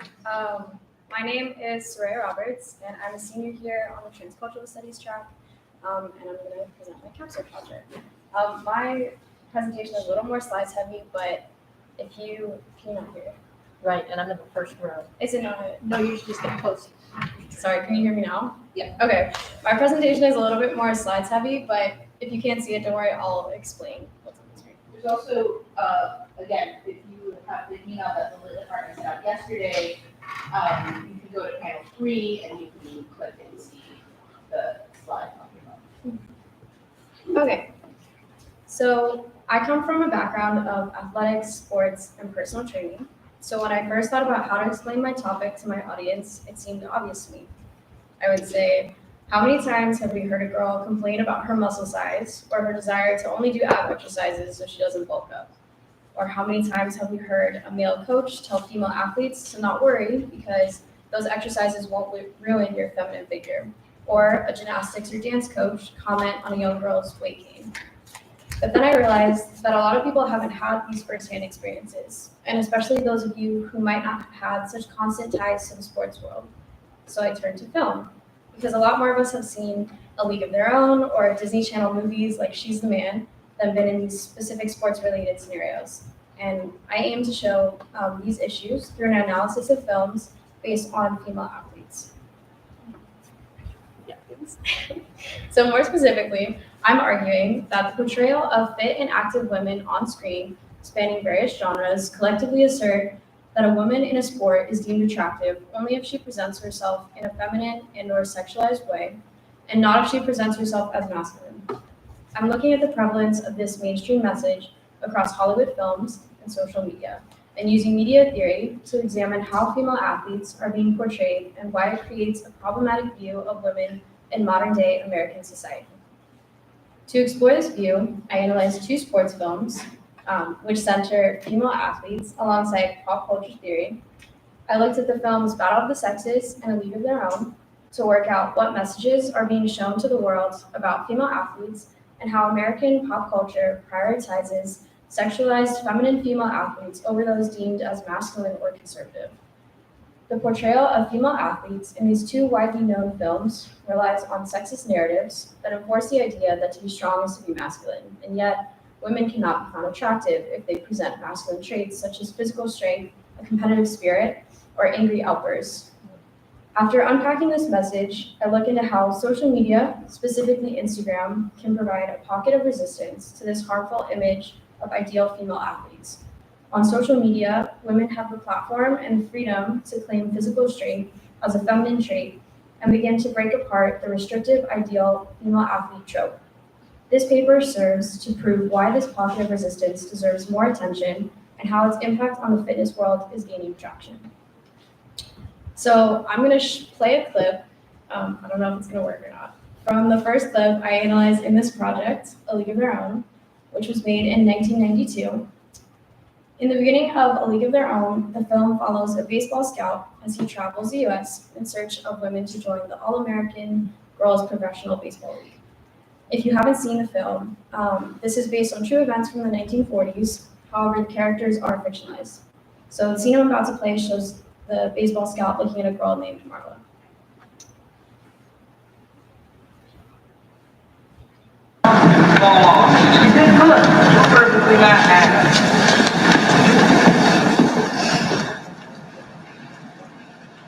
Take off your hat, honey.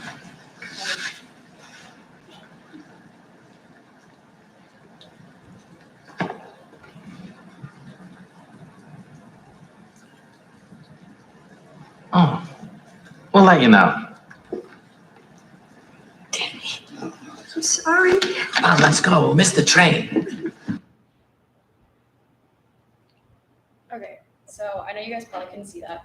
So what happens is the scout and the audience is introduced to Marla, who is shy and presents much more masculine than either Dottie or Kit, or the other 2 girls the scout has already selected earlier in the film.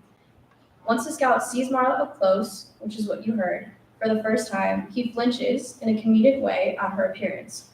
This response from the scout informs the viewer that a female athlete has little to no value unless she is pretty.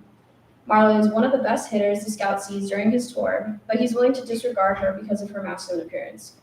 While this is clearly a problematic view of female athleticism, it can be easily argued that the film is simply accurately portraying a sexist true story. While I agree that the film doesn't celebrate this sexism, as the scout is portrayed by the film as clearly being in the wrong, there are equally problematic characters that the film highlights as kind and heroic, such as Marla's father. Immediately after the moment I just showed you, Marla's father solidifies the correlation between Marla and masculinity when he walks up to the scout and explains that the reason his daughter, quote, ain't so pretty as these girls is because he raised her like a little boy. and that he, quote, messed up raising her, end quote, for this reason. By saying he messed up raising her because he raised her like a boy, Marla's father implies that Marla's masculine traits, such as her unladylike mannerisms, posture, strength, and skill, are all a byproduct of a masculine upbringing. And while he celebrates the skill she gained from this upbringing, he rejects Marla's masculinity and openly admits regret. After the father begs the scout to take her, the scout finally gives in begrudgingly, only accepting her because of Dottie and Kit's refusal to continue with the tour without her. In this scene, Marla is both reacted to as ugly when the scout flinches at her appearance, immensely talented when she hits multiple home runs in a row, and masculine when her own father describes her as such. The only piece of this that is openly criticized by the characters in the film is the fact that the scout considers Marla to be too unattractive to play baseball in the new All-American Girls Professional Baseball League. While this is an important critique that shows how far society has come, the film doesn't critique the correlation between a strong woman as masculine and unattractive. So in the interest of time, I'm going to pivot now to my analysis of the resistance in social media. But if you have any questions about the films I'm analyzing, please let me know in the Q&A. So, yeah. So currently, the majority of American adults consume content from social media websites and apps. Because social media accounts are usually run by individuals instead of corporations like Hollywood, there is a major opportunity here to resist harmful or discriminatory mainstream messages, such as the concept that women are not considered attractive or appealing if they are physically strong or present traditionally masculine qualities. As of 2023, resistance against this message is not yet common, but it's growing slowly. To examine this pocket of resistance occurring on social media, I turned to Instagram fitness influencers such as Lucy Davis. Instagram has a content section on the platform called Instagram Reels, or just Reels, if you don't know, that was created to compete with the fast-growing TikTok videos in order to retain interest on the Instagram platform. These Instagram fitness influencers are using the platform to generate income while also promoting ideas that they believe in.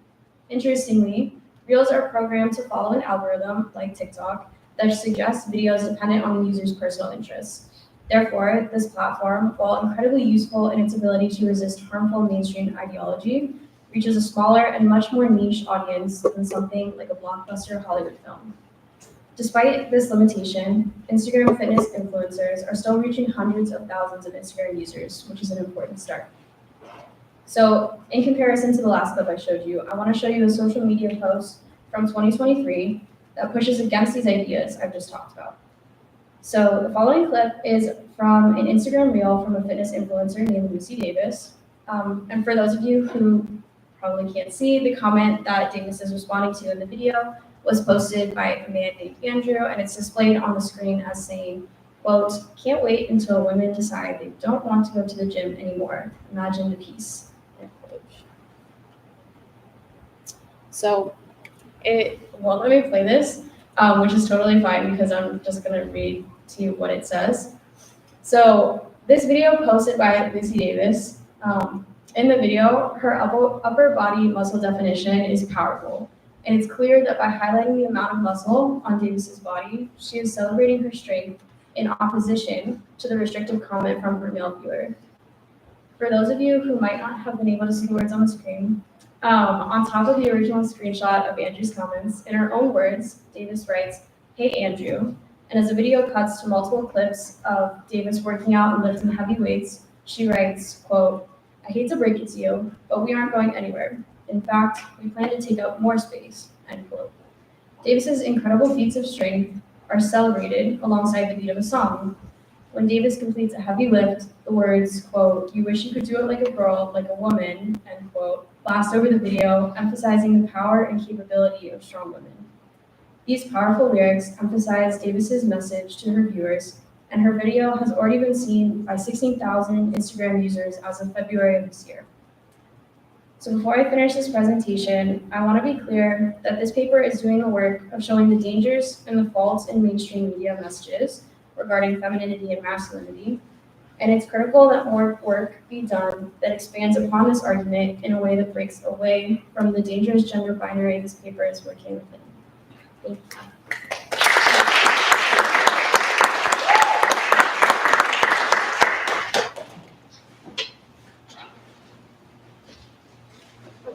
to abandon my presentation because no one's going to be able to see it and it isn't that relevant. But if you go, I have an access copy if you want to like read along at tinyurl.com/Talia March 21, and then you can like see the quotes and things I'm analyzing. Can you say that again? It's it's also linked in the email. If you go to the email that the department sent out yesterday, all the panels have their own hyperlinks. So this is panel 3, and then you'll see Talia's slides and accessibility. Yeah, if you, that way you can read along with, because I have one pretty big block quote. Yeah, so we'll give people a second. And it was all Talia's idea to do this as well, so. Yeah, and this all comes from. The reward of your building. Yeah, this all comes from my work with Dr. Aho. Shout out to them. Of course, can't make it through without shouting them out. But anyway, my name is Talia, and I'm a senior majoring in Lit and American Studies with the WGSS minor. And for my capstone, I wanted to combine my interests across Lit, American Studies, and WGSS. And after a lot of searching, I realized that most of the ideas I've been thinking about converged in Virginia Woolf's 1928 novel, Orlando. So Orlando's eponymous main character is an invention of Woolf's who is born a man, wakes up one day as a woman, and at the end of a text that covers over 400 years appears to be immortal. I want to briefly say that there are a number of really excellent readings of Orlando as trans or a trans woman specifically, but for this project, I'm resisting applying any specific identity markers to Orlando and following Woolf's lead in the narrative of when to call Orlando a man or a woman and what pronouns to use, and I'm happy to talk more about that choice in the Q&A. So Woolf dedicates Orlando to her lover, Vita Sackville West, whose son Nigel Nicholson famously described the novel as, quote, the longest and most charming love letter in literature. And Orlando has always been a love letter, and while I'd love to talk more about the drama between Woolf, Sackville West, and their social circle, my presentation is about how Orlando is also a novel about the forms of biography, time, and gender. All three of these forms exist in some way to order, pattern, and shape human experience. And if you're familiar with Caroline Levine's theory of forms, as I know a lot of people in this room are, the words order, pattern, and shape might be ringing a bell. More on that in a minute. My project focuses on the ways that Woolf queers form and argues that she queers biographical form by queering the forms of time and gender, insofar as Orlando, as both a character and a novel, confounds normative expectations for life duration and gender as central elements of biography.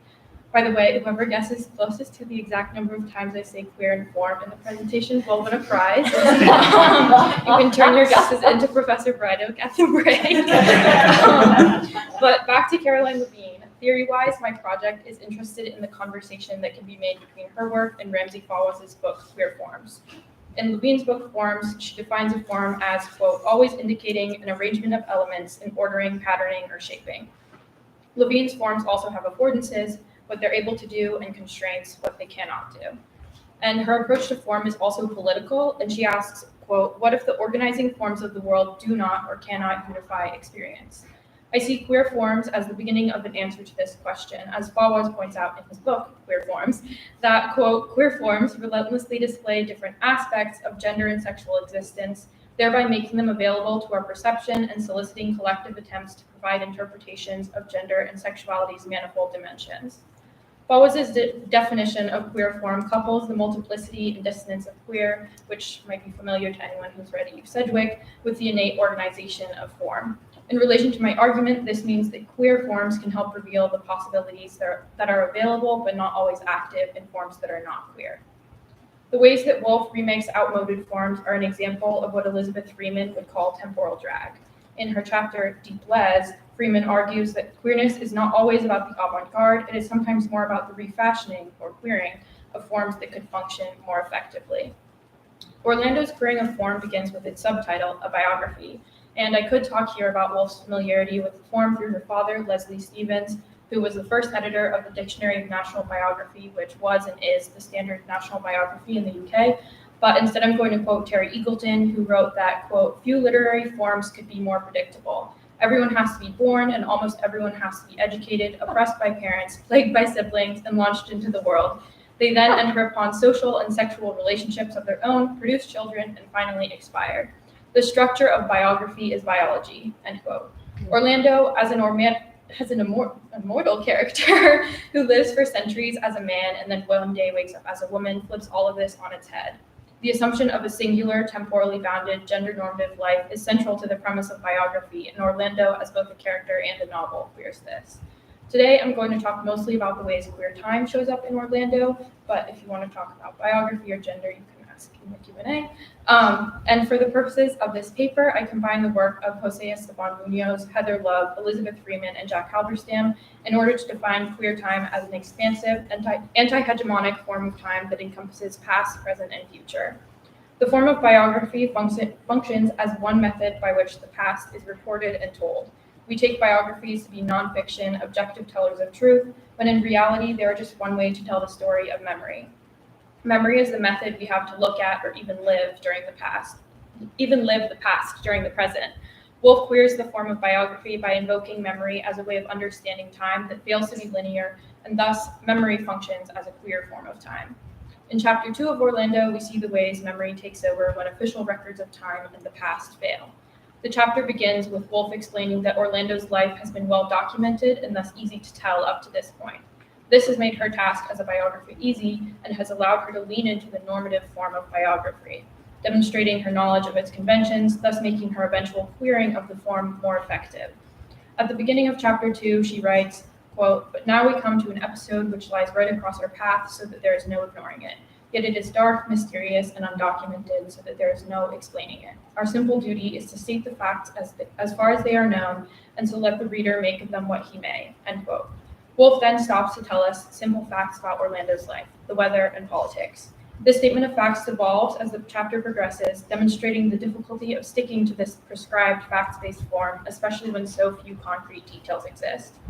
Towards the middle of the chapter, Wolff begins to discuss memory explicitly. She writes, quote, this is also the longer quote if you want to just scroll to that. That's good for you. Memory is the seamstress and a capricious one at that. Memory runs her needle in and out, up and down, hither and thither. We do not know what comes next or what follows after. Thus, the most ordinary movements in the world, such as sitting down at a table and pulling the inkstand towards one, may agitate 1,000 odd, disconnected fragments, now bright, now dim, hanging and bobbing and dipping and flaunting, like the underlinen of a family of 14, I think I'm missing word birds, on a line in a gale of wind. Instead of being a single, downright bluff piece of work of which no man need feel ashamed, our commonest deeds are set about with a fluttering and flickering of wings, a rising and falling of lights, end quote. In this passage, Wolff describes the ways memory functions as a way of experiencing and remembering time. Rather than being a linear experience that might fit well into, say, the pages of biography, memory is a capricious seamstress and takes us in and out, up and down, hither and thither. This is part of what makes memory an example of queer time. It brings the past to the present, and even if we might, as Heather Love describes it, be looking forward, memory still means that we can be feeling backward. The forms of biography and memory clash in their considerations of time. Biography constrains time to a linear story with a beginning, middle, and end, while memory affords time the freedom to be disorderly and to wander. In Orlando, Wolff allows memory to prevail, forcing the form of biography to bend, surrender some of its constraints, and afford more flexibility, thus making biography into a queer form. What Wolff does with memory in this passage furthers it as an example of queer time. Memory in this passage isn't just thinking about the past, it's understanding how the past influences the present. This returns me to Elizabeth Freeman's concept of temporal drag and the idea of queering aspects of the past in the present. Wolff's narrator writes that memory has an effect on the quotidian, making, quote, the most ordinary movements in the world agitate 1,000 odd disconnected fragments. Memory turns these moments into more than things that once happened. Quote, instead of being a single downright bluff piece of work, of which no man need feel ashamed, our commonest deeds are set about with a fluttering and flickering of wings, a rising and falling of lights. Memory makes the past flutter, flicker, rise, and fall in the same way that Wolff makes the forms of biography, time, and gender flutter, flicker, rise, and fall. The fluttering, flickering, rising, and falling are the queering. Wolff continues to demonstrate queer time as the chapter goes on. For example, after presenting a series of natural images that might serve to demonstrate time passing, quote, he saw the beech trees turn golden and the young ferns unfurl. He saw the moon sickle and then circular. She writes, quote, how things remain much as they are for 200 or 300 years or so, except for a little dust and a few cobwebs, which one old woman could sweep up in half an hour, a conclusion which, one cannot help feeling, might have been reached more quickly by the simple statement that time passed and nothing whatever happened, end quote.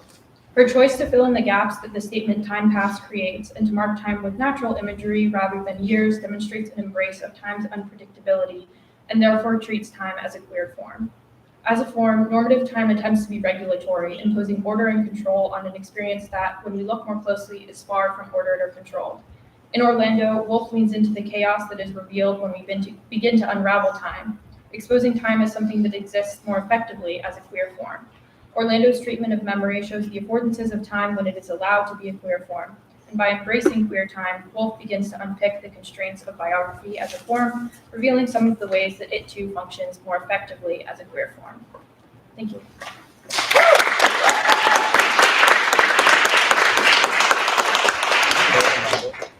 I have it, I don't know off the top of my head, but I have it somewhere. Are you gonna submit your guess? No. Hello. I don't have any slides. We don't have to worry about that. Okay, so firstly, I'd like to thank my wonderful mentor, David Kuplinger, for being extraordinary. I would not be here without him. But let's get started. So for my senior capstone, I have written a poetry collection where I journey through some of my childhood experiences growing up in Russia and explore my complicated feelings about the war on Ukraine and everything that has come along with it.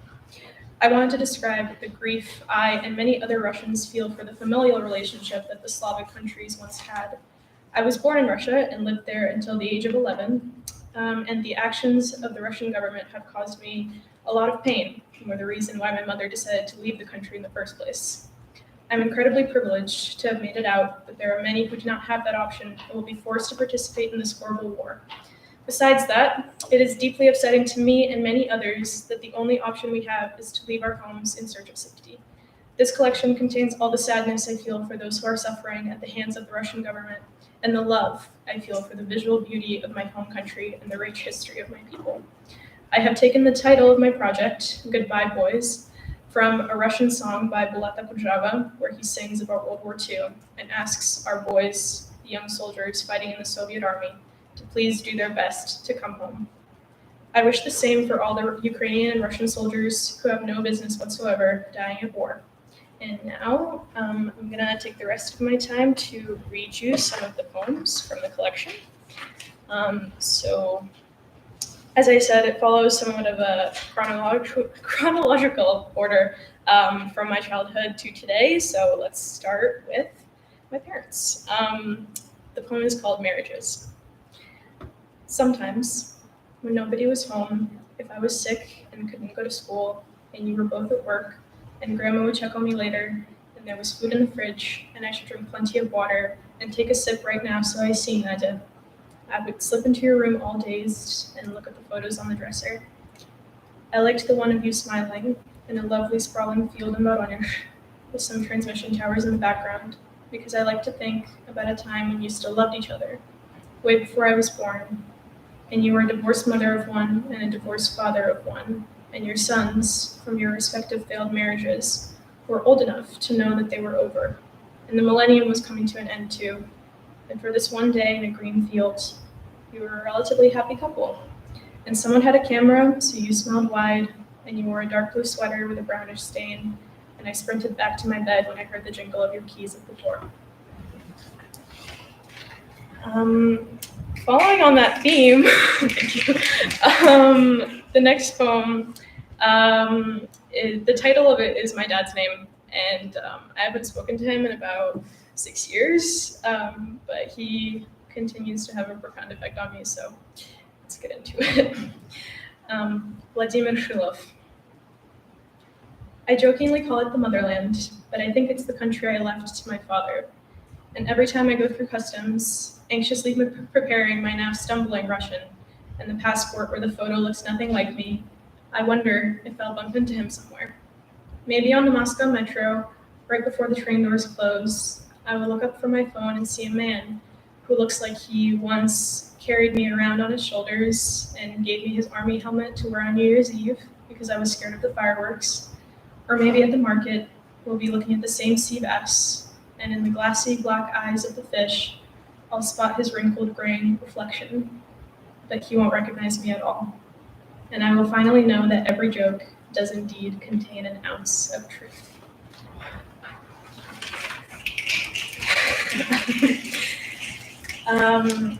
So one thing I wanted to mention in this collection is my Jewishness and how the Jewish people have been treated in Russia. But the way that I found to do that was to write about the Jewish elementary school that I attended. And it was just a really lovely experience. So Ganchama, school number 1489. Oh, how we danced, girls in their blue and white dresses, boys with their white tzitzit tassels, spinning through the auditorium, skipping on the aging wooden tile, four fiddles and countless tambourines, moving our tiny feet toward the smell of hamantash. Oh, how we wished for just a bit more grape juice, savoring our rations on Shabbat, hoping for just a bit more sweetness as the candles were lit and the challah came out of the oven. Oh, how we prayed, not for anything in particular really, just reciting the Hebrew words, not completely mindless, just slightly too small to know what they meant. Oh, how we loved, in punches thrown on the playground, in kicks under desks, how we clung to each other until our haven closed its doors to us and all our successors. Okay, so now we started to move into the really sad stuff. Good luck. So this next poem is about my most recent visit to Moscow, and it was a time. So August 1st, 2022. The flight from Istanbul was full of us, Russians returning home from countless countries without direct flights to the motherland. It almost felt right to arrive at Sheremetyevo Airport, meet my grandparents in the green hallway, drive to Novogorsk, listen to my grandfather complain about traffic. But outside the car window, between familiar street signs, I saw billboards with faces of young soldiers, Russian flags behind them, their name and rank listed below. Glory to protectors of the motherland, they said. I didn't turn away. I looked into their empty eyes.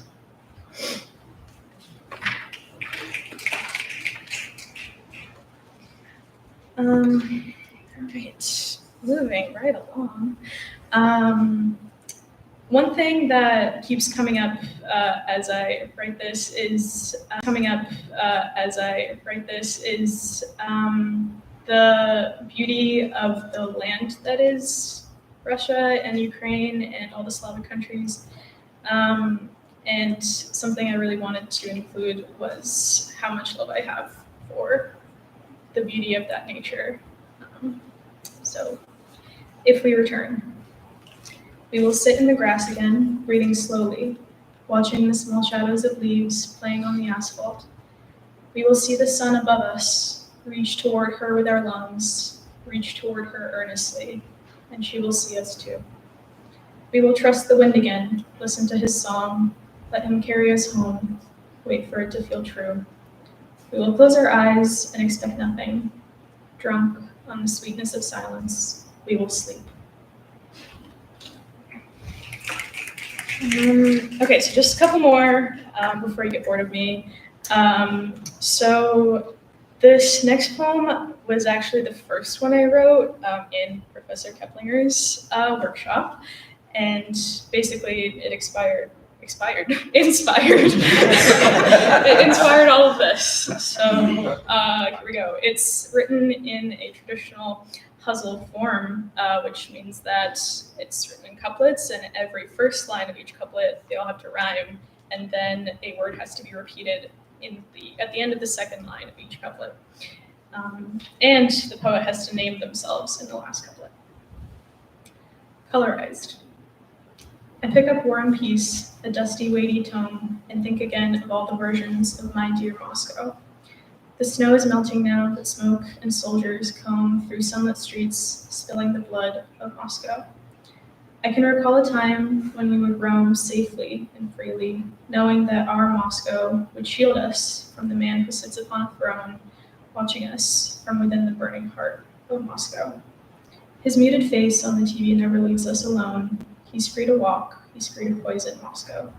I call my grandmother, she says she dreams of Rome, of clear uncurtained sight without the clouds of Moscow. And she asks, Nadinka, when are you coming home? And I say, Babushka, what home is left for me in Moscow? Okay, this last one's a little spicy. It's kind of addressing Putin himself, and it's also mentioning something that I think could be forgotten in all of this, which is all the children who will be orphaned and have been orphaned, and because of how the Russian government decides to isolate itself, cannot be adopted outside of the country. The abandoned and the cause. My brother screamed for days when he was left by his birth parents in a dark apartment, alone. When we came to the orphanage, he was small and quiet, yet we could hear the other children bellowing down the hall. In rooms filled with shit and vomit, a horrible, unavoidable sight. Motherhood will not find me. I will not seek it out.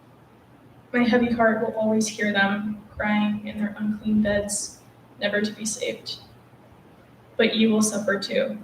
You will meet your end, you tyrants, murderers, you traitors of kin, and feel the hot breath of the Minotaur upon your face, and your teeth will chatter as you descend into ice.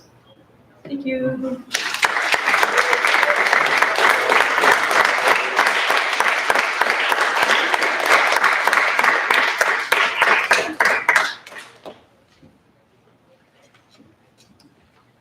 Okay, great work, everybody. You should be proud of yourselves. Take a deep breath. So I'm going to start with just a couple of things that I was kind of hearing that I feel sort of link all of these projects together. And I have a couple of questions, I think kind of separate for each group. But I want to start with just keywords that popped out to me. I love keywords. Physicality, femininity, bodily experience, gender, masculine, feminine, athleticism, strength, identity, memory. I think I said identity already, but I think identity is being repeated on purpose here. And home and sort of home place as part of identity. And I have two questions.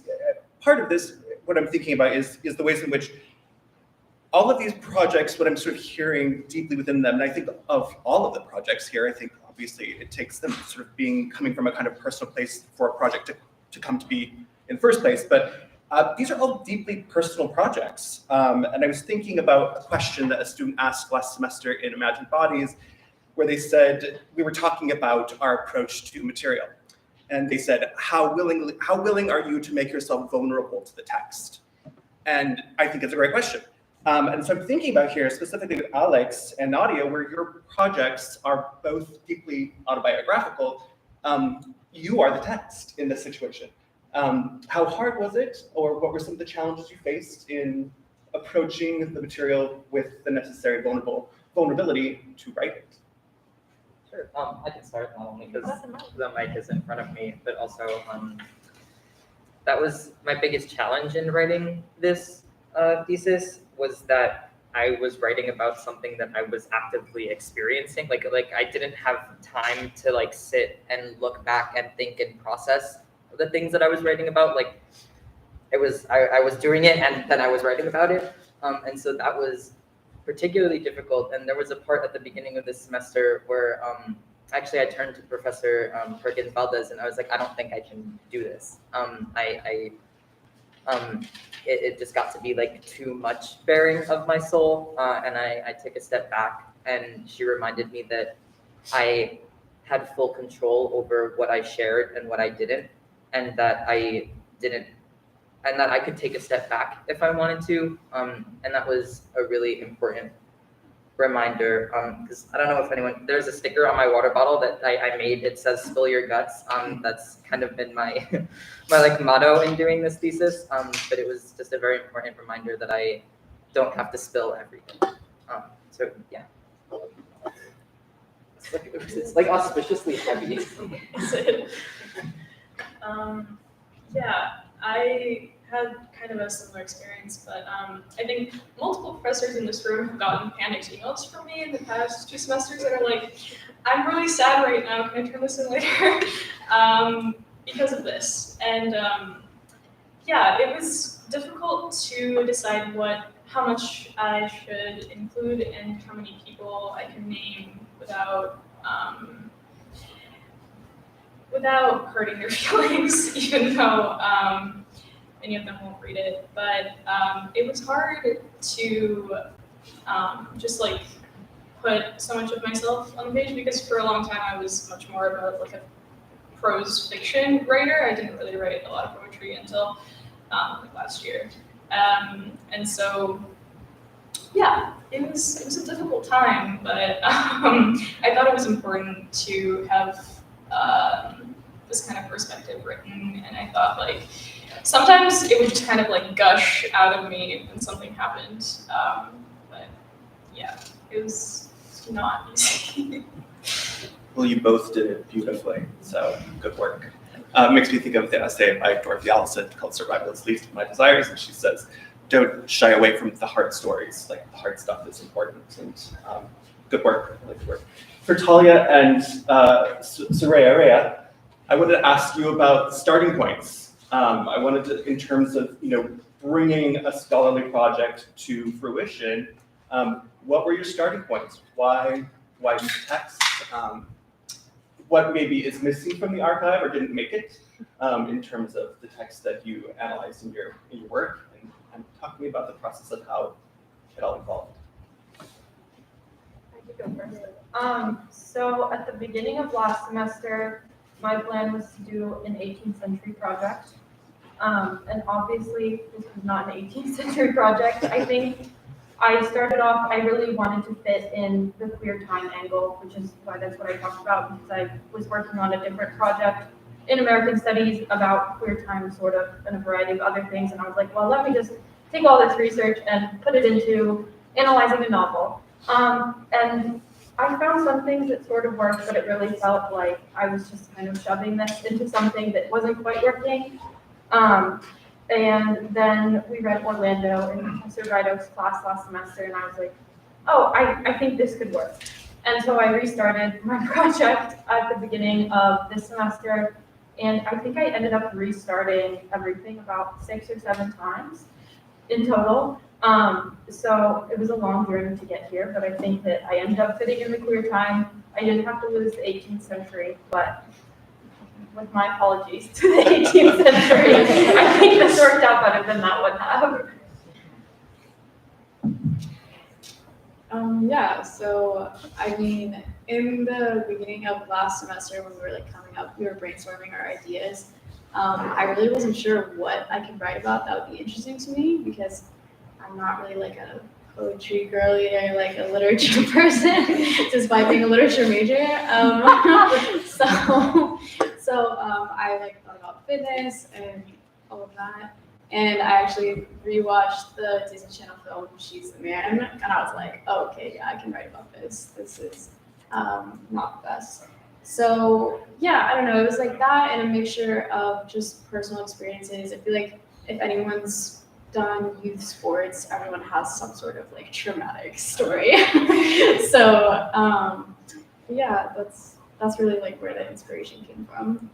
Good. I know Alex isn't here, but I just want to say, it's sort of in summary, your panel, I think the phrase Alex gave, which is gender is weird, I think is going to summarize this panel very nicely. I'll open up to others in the audience. Questions?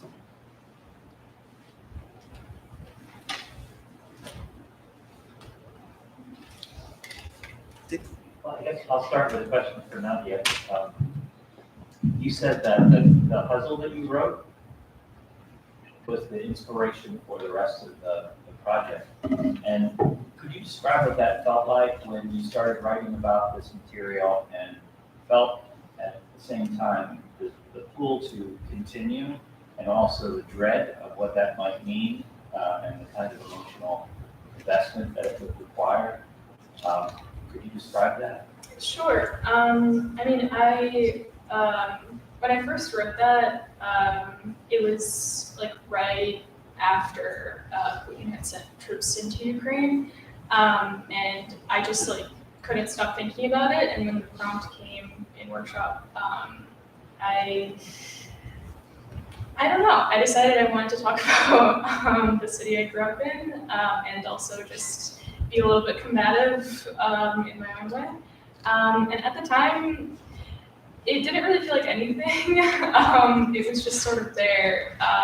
And then after I found I couldn't stop writing about that topic, about Moscow and everything that I had experienced and everything that I was seeing.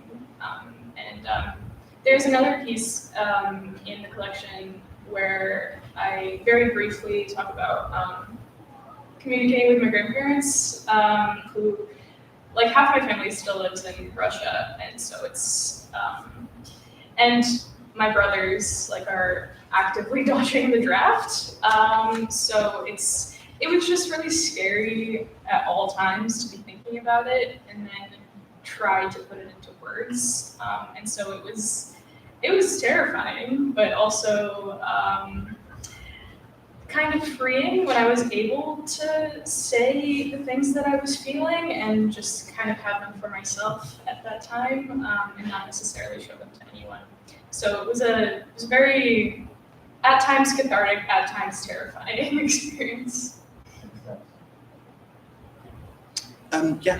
I'm curious to know, how has your relationship to your younger brother been? Particularly because this is like completely sort of Russian changed.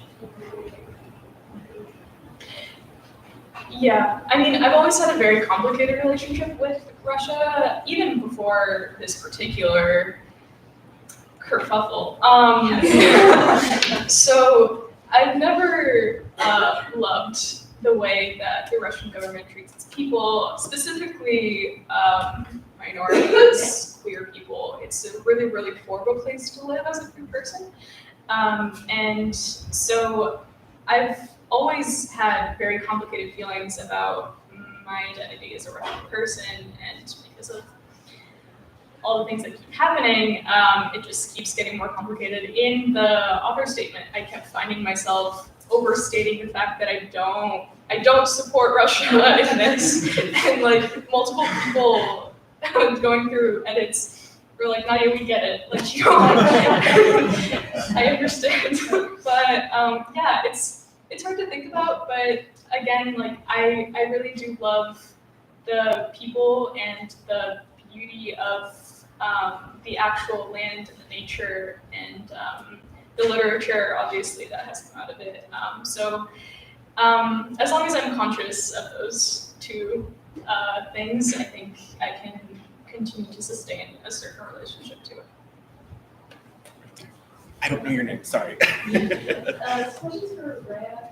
I know that, like, especially when we started, there's like so many different forms of media that you could have chosen. Like, there's hundreds of movies in the genre. There's lots of like social media content that you ended up adding as well. So, like, how did you navigate like the sheer amount of information and like theory as well, and also all of the media that you could possibly include? How did you navigate all of that? I mean, I still haven't fully navigated the theory part. But mostly, I mean, like, Tyler, like Professor Reed said, was like helping me like pick what like films like fit the most, because I did have a lot of films to choose from. And then the social media thing was just kind of like the hope aspect that I wanted to bring to my project, because just looking at the films was like, oh, this is kind of depressing. Like there's like just a lot of harmful messages in these films that I'm just analyzing over and over again. So actually finding like social media posts, which were already showing up on my feed because Instagram knows me, like they were all positive and like really empowering. So I was like, oh, like how can I bring this into my project? So yeah. Yeah, I have a question from the live stream. This question is for Talia from Allison Neal.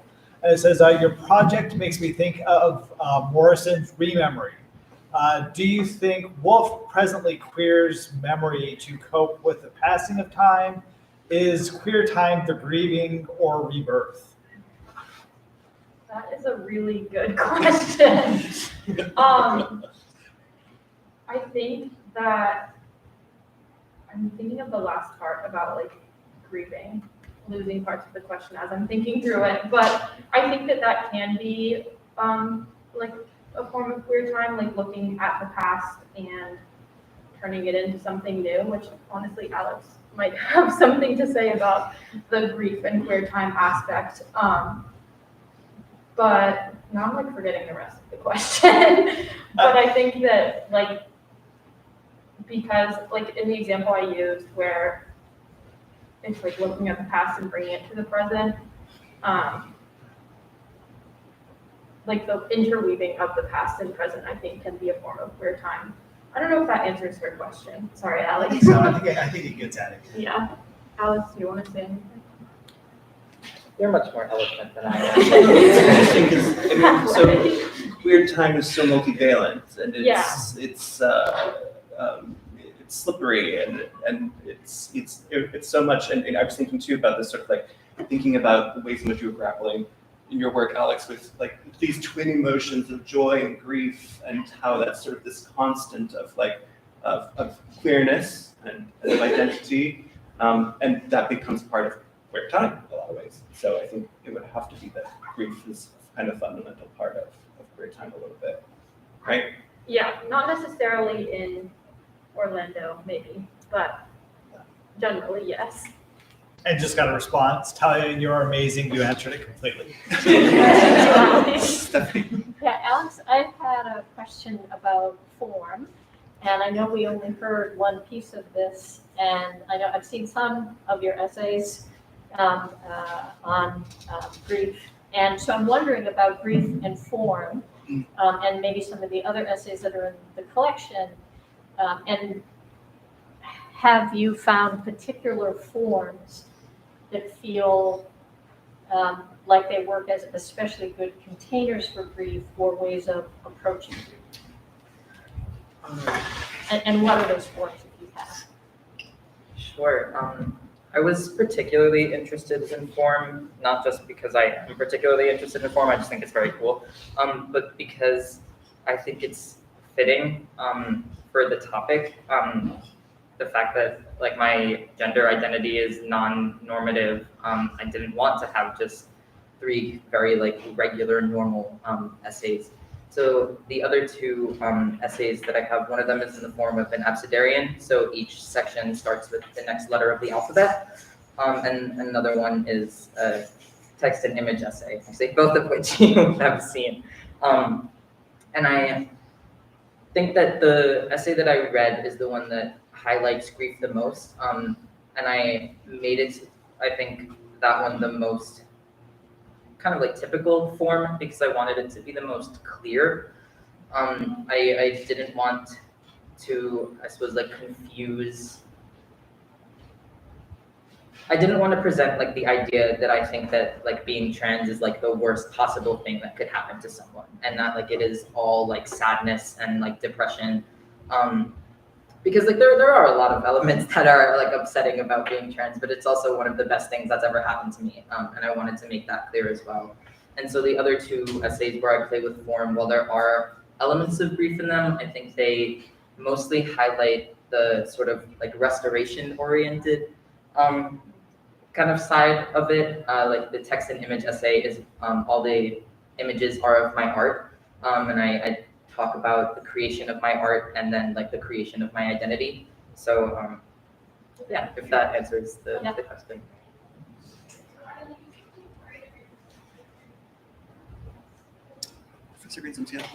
So one of the things that I was thinking about when I was putting together the different panels was in particularly how all 4 of you are navigating between conversations with other poets or intellects or scholars, and then also material that's personal. And there's different degrees, like probably like on a spectrum of different degrees. And I can't wait. Have you mentioned that you're a personal trainer? You mentioned that here. Okay. No, I mean, it's part of the, no. I'm so familiar now. I can't remember, but like Right, so that there's a personal connection between the work that you're writing, and then there's also, the whole annotated bibliography that I make y'all do, where you're, right, reading other poets or other writers, other Russian poets, other Jewish Eastern European poets, right, trans writers, and it's a lot, right? And I think so. There's other people that have done it as well. Sitting here, work really articulates that. Actually, maybe everybody. Okay. So let's just remember this for the next panel, so I don't have to take time to re-ask it. But I wonder if we could all just talk about the connection between the personal and then let's just say the research. Research meaning like all the various interlocutors and how you navigate that. Okay, yeah, I can start just to call me out. I honestly couldn't remember if you said it. It was part of it. No, it's okay. It's a plug. If anyone wants to get personal trained at AU. Yeah, so yes, I work at AU as a personal trainer. I'm also president of the club soccer team here. I do a lot of work with the fitness world and all of that. So it's very personal, and my whole family is like very athletic, and my sister, I watch her do competitive sports my entire life. Much more competitive than me. So yeah, there's a lot of like the personal in there. It's honestly, this, it's been kind of a struggle for me to like connect the personal with like the theory and my research.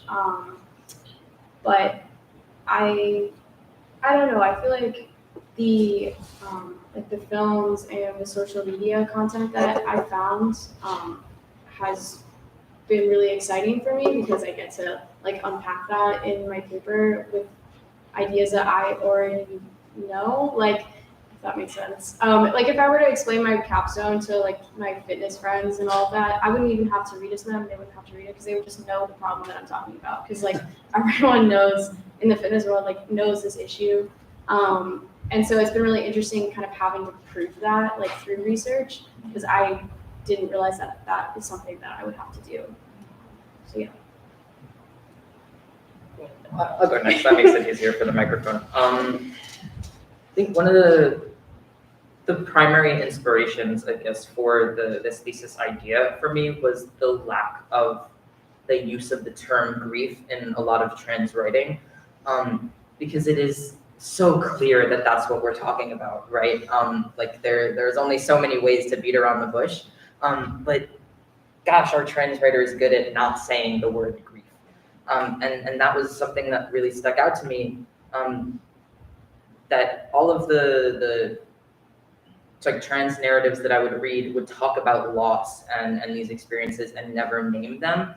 But papers that I wrote, that I would read, that are like analyzing them would, or there are, there's a, I'm forgetting the name, but there's a wonderful book, it's like trans experiences, and they're all about joy. And in like the little blurb about it, it says, most trans narratives you read are about grief. And like, yeah, that's true, but like, so then why aren't we calling it that? And that was one of like the big motivators for me, in that like, how are you supposed to work through something that you're not even naming? And so that's why it was also like really important for me to name this as grief. Even though I do recognize, I want to say that there is the potential for calling this experience grief. There's the potential for that to like be harmful, because with grief comes like a delegitimization. Like, can you really be trans if you feel like all these losses? And so I also want to recognize that. But to a certain extent, I still want to be able to work through this. And I think that for me, the best way to do that is to name this as grief. I feel like of the people up here, mine is definitely comes across as the least personal. I'm not writing poetry or creative nonfiction about my own life, but I think the way that the personal comes into my project is through the theory, which I think is why I was trying so hard when I was starting the project to work in the theory that I wanted to work in somehow and focusing less on the text itself. I came across the idea of queer time in a time where like time was slipping away from me in like spring of 2021, and it sort of just everything clicked for me when I heard about that for the first time. So I like started thinking about it a lot, and then like the forms aspect, and you having in a class since I took Imagine Bodies with Sarah Marsh, I've written a paper using forms because it's just the way that all of my academic papers work for some reason. So it was all of these things that like have become really important to me in like explaining both my academic work and then like queer theory, especially like Eve Sedgwick's Open Mesh of Possibilities, like the opening up of understanding the world that offers and like all of the possibilities that queer theory offers are really exciting to me. So finding a way to work all of that in to my capstone was really important to me, which is why I fought so hard to fit in the theory I wanted to fit in, even at the loss of like whatever text I was working on that week. So yeah. I would say that your relationship with Carolyn Levine has become quite personal. Haven't met her though. One day. Yeah. Everything I read or looking for inspiration or anything for this project was deeply personal. Because I was reading a lot of, I mentioned Vlad Bacrabail, who was a poet living in the Soviet Union. He was from Georgia, and he fought in World War II, and he wrote a lot about his complicated feelings about Russia, where he was living, and I would find myself reading his work in Russian and sitting in class just like trying to find something else to write about, and I'd be like, oh well, now I have to go cry in the bathroom for a sec, because it was just, I don't know, everything I read just provoked a lot of emotion in me. And then I also read like Ilya Kraminsky, who I'm sure you've heard of, who is a Slavic poet, writing in English, living in the US.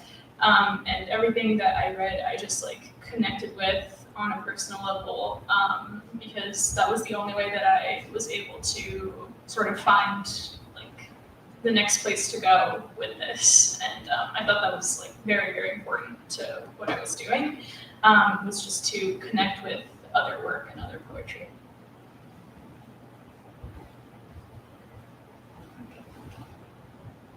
Fiona.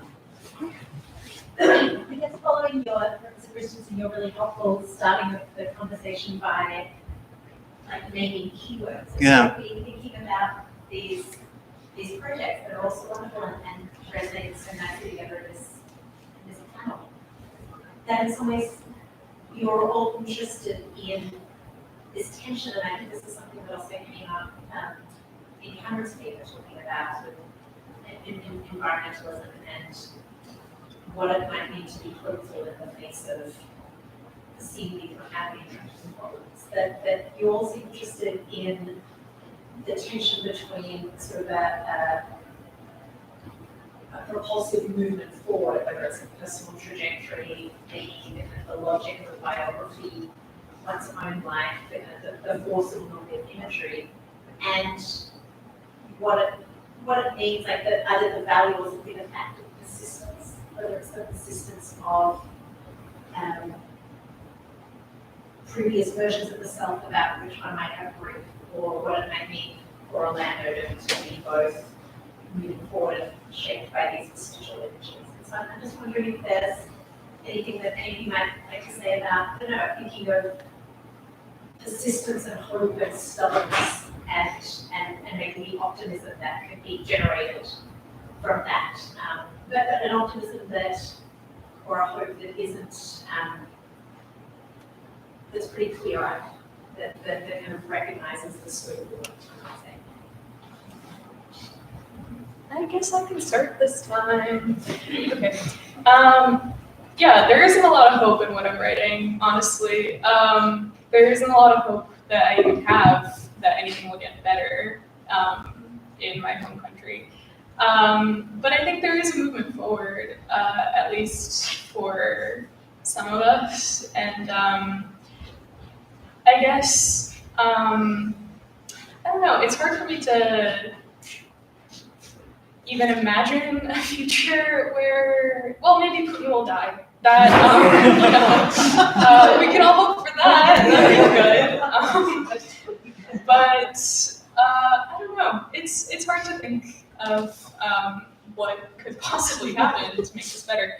But I guess for me, the hope is in the other beautiful writing. Not that I'm calling my writing beautiful. I'm sorry. The work that will come of pain and horror that others will experience, because I guess that's been sort of the history of Russian literature, is just like finding beautiful ways to say things when going through really hard times. I think for mine, to make it about theory again, with Elizabeth Freeman's concept of temporal drag, of taking things in the past or in the present that don't work and remoting them, or in some cases queering them, we can take the things that aren't working, like in Orlando's case, Virginia Woolf taking the form of gender, which in its binary form doesn't work for probably everyone. As Alex said, would you say gender is messy? Gender is weird. Gender is weird. Like taking that and remoting it into a way that can work better in the future. Sort of the hope angle, maybe, on my project. Yeah, I mean, I think I already talked about the hope thing a little bit, but it's just really exciting to me to see so many like videos and posts on social media, not just Instagram, that are centering like these female athletes who are like so freaking strong, and they're so muscular, and they're just celebrating it, and there's no like, there aren't any comments that are saying, oh, is she gay, is she lesbian, like this is weird, like this is unattractive, like besides like I mean there are some, but they're a lot more rare than they used to be, especially just like 4 years ago even. So that just really excites me, and like doing this project, I've gotten to look at a lot of that. So yeah.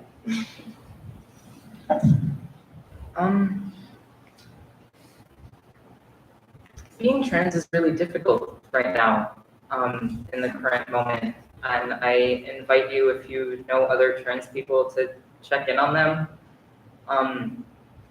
I went back and forth a lot on whether or not I should even write this thesis, because of the state of like the US government, and whether or not it was like right to talk about grieving like myself when I have the opportunity to transition, and I don't have to fear my access to healthcare being taken away, but other people do. And what I realized is that I'm also kind of doing a disservice to the trans community, and myself in particular, if I don't write it, because visibility is also like a form of, I guess not to be cliche, like visibility is also a form of like resistance, and I guess, I don't know, trans people aren't really going anywhere. They can try, they sure can try, but it's not going to happen. And I think that the best kind of course of action forward is to keep being visible and radical, and keep being us in all of the grief and joy that entails. So.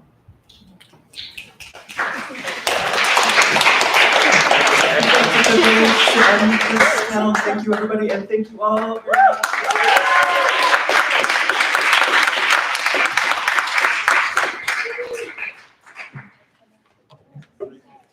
Okay, so with that, a little over 15 minutes, for food, fill your belly.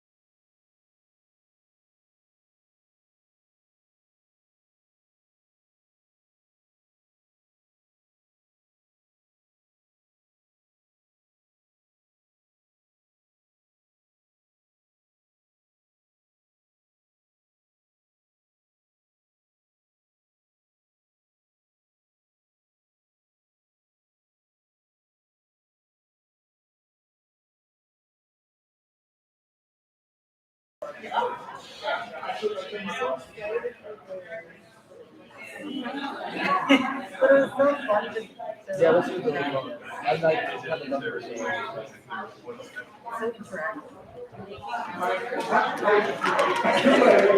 Grade school, we used to get like 30 copies of a play, and the teacher would give us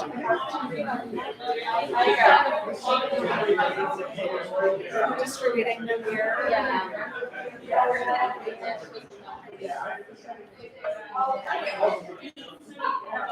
To save trees.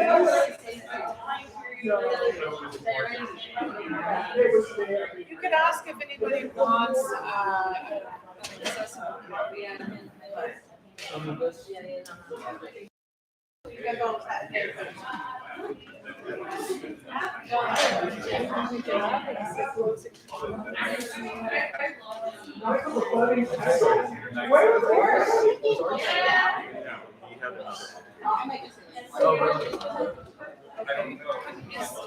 I want to know if Mike, is this obstructing the table at all? Because if we don't need it, we could just, because of the camera.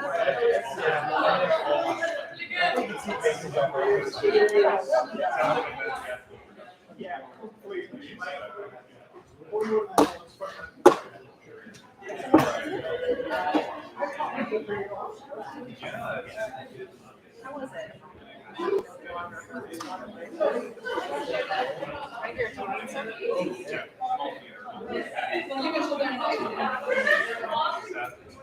There's actually a water thing on. No, go ahead.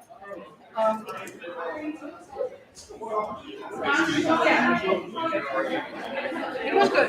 It was good.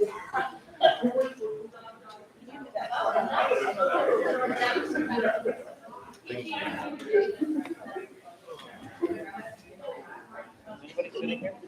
Also here.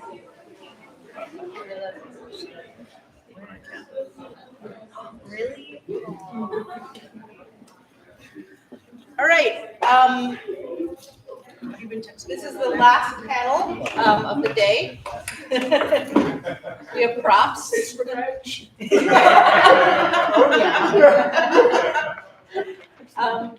So Professor Zimlick is moderating this panel. I said this at the beginning of the day, but I just really want to repeat it. I really want to thank all the mentors who have been working with these students since September. I want to thank all the students who have just put in such hard and consistent work. I don't know if everybody here knows that. All the mentors are named on the panel, and I encourage you to just note all the hard work. But the students who have been, I don't know if everybody knows that this is a project that we really start thinking about in September. So this is a long haul project, and even just the duration of that is remarkable. As you've already been able to tell, and I think it goes for this panel as well. All of the projects this year are projects that students really feel personally invested in. In some ways that comes across in actual personal writing, and sometimes it comes across in their theoretical engagement with material that they care about or topics or issues that they care about. But what's really cool is that every single student has just a passion for their project, and it's coming out in all the papers for sure. So I just want to again thank the students, thank all the mentors, thank Mike Cabot, Eric Serre, Max Reed, Peter Chamberlain for helping to organize this day, and also Professor Perkins Valdez, who is not able to be here because of the paperback release of Take Your Hand. So she's not able to be here, but she made the lovely programs for us. So thank you all. I just wanted to give the spiel again because I feel like it's a different crowd than was here in the morning. So some of us have endured all day. And without further ado, I will turn it over to Professor Zimlick. Sorry, I should have been over here already, but it's very bright. It's very bright. Yes, I'm so sorry. Also, do people have slides? No more. We're doing interpretive dance. So, hi, and welcome to all of you. And I want to give a special shout out to Professor Green-Sims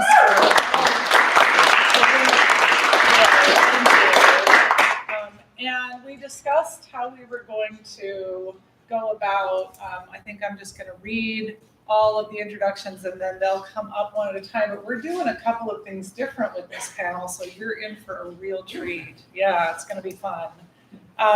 We'll start off with Irene Baraka-Tesh. The title of Irene's project is The Panama Strangler, an inspired by true events story. In this screenplay, the infamous story about the first serial killer of Panama unlocks societal and cultural issues, revealing the impact of violence and trauma on a community. So that's going to be very exciting. David Pike was the mentor for Irene's project. Thanks, David. And then next we have Nikolai Razumov, and the title of that project is Beasts of Prey, a Gothic Vampire Tale. Description is Valir Krasnikov, I can't say it.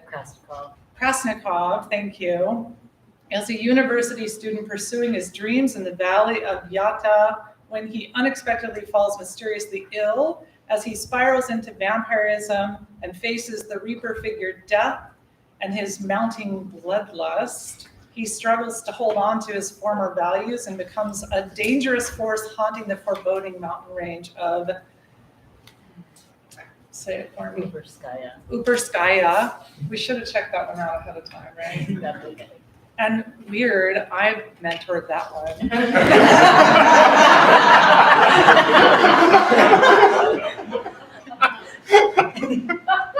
Next up, August Clark. The title of August's work is The Ethics of Desire, Kant and Psychoanalysis in Goethe's Die Wahlverschaften. Right? Close? Yeah, close. Wahlverschaften. Yeah, that's good. Okay. And the thesis examines the ethical implications of Goethe's modeling of human desire on the chemical theory of elective affinities. Professor Shaw was your mentor. And finally, Isaiah Washington. The title of Isaiah's work is The Superheroes of the Blackwater Renaissance, Water as Origin, Arc, and Finale in Black Panther Wakanda Forever, and You Brought Me the Ocean. The arc of the Black superhero protagonist in Alex Sanchez's graphic novel, You Brought Me the Ocean, and Ryan Coogler's Black Panther film duology offer alternative endings to Black drowning deaths, the water being rendered as both a site of trauma and autonomy. And Professor Keith Leonard was the mentor on this project. So I'm so excited to turn this over to these students and hear what they have for us. Thanks.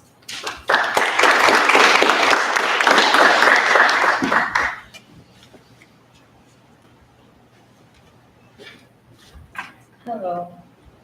Greetings, everyone. I am excited to introduce to you The Panama Strangler, an inspired by true event story, which I have written as part of my literature major thesis at AU. This screenplay is inspired on the chilling true story of Silvano Ward Brown, Panama's first known serial killer. Now, you might be wondering why I chose to write about yet another serial killer. I completely understand your concerns about the oversaturation of these types of stories in the media. We have normalized the depiction of serial killers, portraying them as darkly intriguing figures. However, my intention with this screenplay is to shift the focus from the killers themselves to the victims, their families, and the impact of their actions on the community. Silvano Ward Brown's story is particularly compelling to me because he killed 3 people. I realize that for some, this may seem the relatively small number compared to the other infamous serial killers such as Jack the Ripper or Ted Bundy. However, the true horror lies not in the number of victims, but in the fact that innocent people lost their lives at the hands of ruthless psychopaths. My aim is to highlight the devastating impact of these senseless acts of violence on the victims and their loved ones. Moreover, I believe it is essential to explore the reasons why individuals like serial killers commit such heinous acts by examining the societal factors that may contribute to the development of a serial killer. We can gain a better understanding of how we, as a society, can prevent such tragedies from occurring in the future. This story is not meant to be an entertaining spectacle, but a thought-provoking piece that encourages us to reflect on our own role in the preventing violence and promoting social justice. The late 1900s set the stage for the story of Silvano, who was born in 1941 in Puerto Armuelles, Chiriquí. His childhood was marked by abuse from his father until the age of 9, after which his father left. He attributed his violence and criminal behavior to the lack of male authority. At ages 12 to 14, he was in juvenile detention, and at 18, he moved to Panama City in 1959 to work as a mechanic. It was there that he broke into a home and fatally stabbed a girl who was caught in the act. The serial killer was captured and sentenced to 12 years in Coiba prison, where he was evaluated by forensic psychiatrist Jose Calero, who warned that he was likely to kill again if released. However, he was released in 1969. In 1973, he murdered 2 young women. A few days later, he was caught and sentenced to prison. Now 81 years old, Silvano Ward Brown is a free man living in the city and is a security guard. The irony. Inspired from this story, I wrote the screenplay that I would like to share with all of you today. Due to time, I cannot give the entire script, so I decided to give parts to my panel for a few pages so you can enjoy it.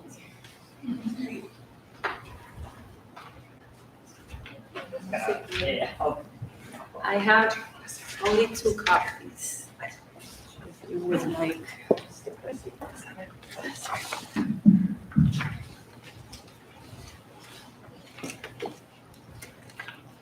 So,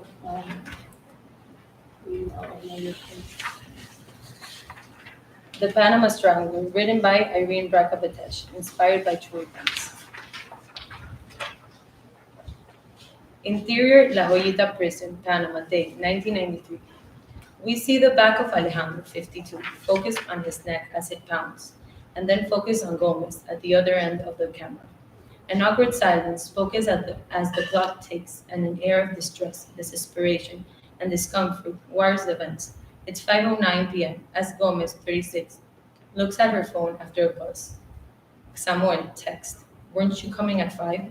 Gomez composes herself in the metallic chair, puts her phone down, and looks up at the slight flickering light above her. The metal rectangle desk as a separation between herself and Alejandro, sitting across from her in the tiny white room with drop ceiling tiles. Gomez desperately moving her pen up and down, making dots on the paper sitting on her lap. Extreme close Gomez's face. Are you ready now? Silence. To talk. More silence. Close up Alejandro's hands. Alejandro rubs his hands with a small tremble and tingling sound from the chains gripped into his wrist. The camera starts moving up until it gets to Alejandro's face. He looks still and serious. What do you want me to say? Nothing. You don't have to say nothing. At least, how do you feel? I need something to write down. I'm leaving. I'm good. That's all. What about your dreams you've been having? They're gonna be gone soon. Why do you say that? Because I did my time. Alejandro scratches his head. And now it's all good. Gomez sits up and puts the pen and paper on his desk. But Gomez's direction shifts focus to the knock on the door, as he hears a knock. Dios, give me a second, Alejandro. Sound opens door. Yeah? Close up Alejandro's face in distinctive thought behind him. Oh, okay. Sound closing. Gomez walks towards the chair and stands behind it while she grabs the top rail and sighs. Look, this isn't fun for me. Honestly, I don't even get it. But you're leaving. Now I need to give the go, so... She says. I need to write down that you learned something. A reason why you're getting out before... I'm getting out early because I was good here. That's why. Gomez sits down. Then, if you're a changed person, let's talk about why you're here. Alejandro looks away and leans back. Not so changed then. I already said what I needed to say. Yeah, what's that? Gomez looks over papers. Okay, here it is. Records of 1959 conducted by Dr. Khalid, medical and forensic psychiatrist, blah, blah, blah, Dr. Khalid, and how... Fade in. Interior Coiba Prison, Panama Day, 1959. A dark and weary office. Dr. Caleb, 49, and Alejandro sit across each other sit across each other with a wooden table separating the two. Alejandro in chains and Dr. Caleb with a pen, paper, and folders on the table. And a small window shedding minimal light. Dr. Caleb continues Gomez's words. How do you feel about being here? About what you did? It's not that simple.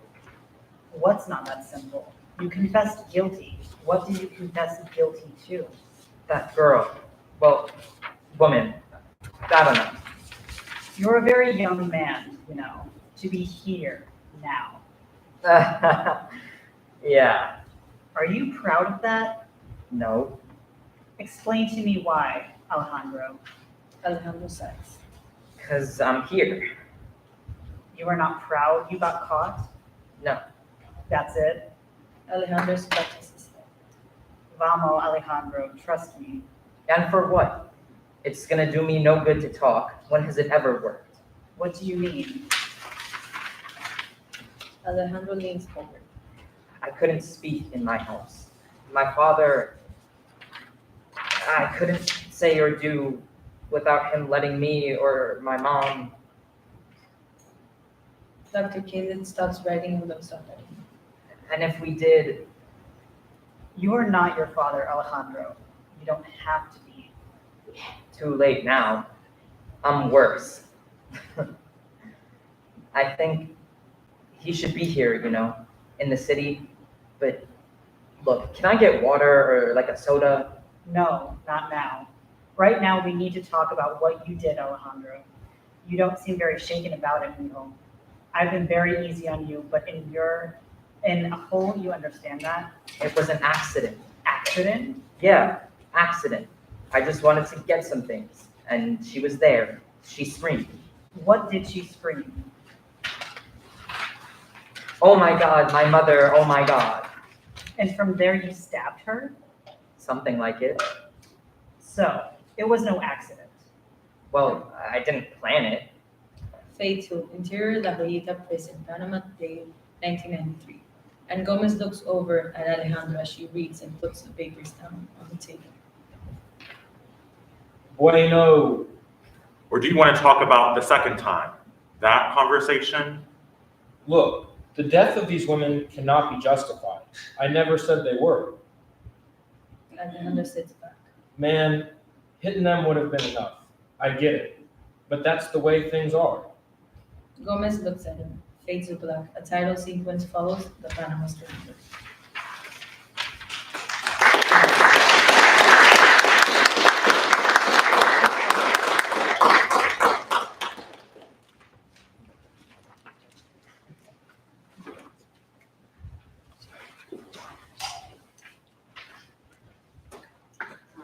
On that theme of death. We have on death now. Let me get my skull situated. All right, hi everybody, I'm Nikolai. I am a creative writer and an artist, and I am so excited today because I worked really hard on this vampire story. Now, I grew up reading vampire stories and horror stories of all kinds, and I was really inspired by Darren Shan, who wrote The Cirque du Freak, which is all about, it's a young adult novel series about vampires. But throughout my years growing up and then coming into the literature program, I've gotten a lot more experience with other types of literature involving darker themes, and I was especially inspired by Edgar Allan Poe, Dracula, as well as like medieval and Renaissance pieces such as the play Everyman, and also Dr. Faustus is a major thing for me. So I just wanted to channel a lot of my literary influences as well as some personal experiences that I've had more recently involving a lot of deaths in my family, as well as some chronic illness that I've been dealing with, and kind of channel that into a different type of vampire narrative. I wanted to create this vampire transformation that played upon both Slavic vampires, who are said to be demons or spirits that inherit or possess decomposing bodies, and I wanted to work with that as well as symptoms from chronic illness to create my own type of vampiric condition. So with that, I'm just going to start reading my story. The early spring afternoon was filled with sunshine and the aromas of blooming garden flowers. I was compelled to leave my studying behind and take a stroll down to the village center for some coffee and cake. I'd been ceremoniously invested in an account of ancient roads, cross-referencing copies of older maps and modern ones. This had involved quite a lot of bending down, and my sinuses felt like they had dripped right out of my nostrils. I had been so overcome by this common student's fatigue that I fell asleep upon my maps, only awakening by the dull throbbing of my neck. The air outside the hills was brisk despite the warmth that the sun provided with its golden rays. I felt refreshed and my eyes brightened at the dynamism of the natural world. The gleam of the sky streamed through the green-leafed trees whose shadows danced off the dirt path speckled with yellow dandelions. Although there were multiple paths that led down to the main village from Beata University, I preferred this one as it wound through the local woodland. Near the base of the hill, the path cut right through the center of a beautiful aged cemetery. Despite its antiquity, the headstones and grounds were well kept, with minimal cracking and wear in the masonry.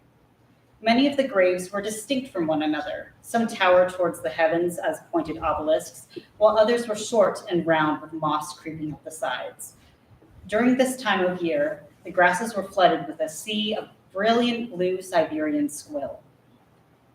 I felt inspired, surrounded by this colorful view of the earth overtaking personal monuments of the dead. The landscape differed dramatically from the gloomy mountainside necropolis in the Uperskaya region, which my family's estate glared down upon. Oops. I approached the swirling wrought iron gate of the cemetery, pushing it open with a shrill creak and closing it behind me. Making my way down the brick walkway, I admired the squills stretching out their petals on each side of me.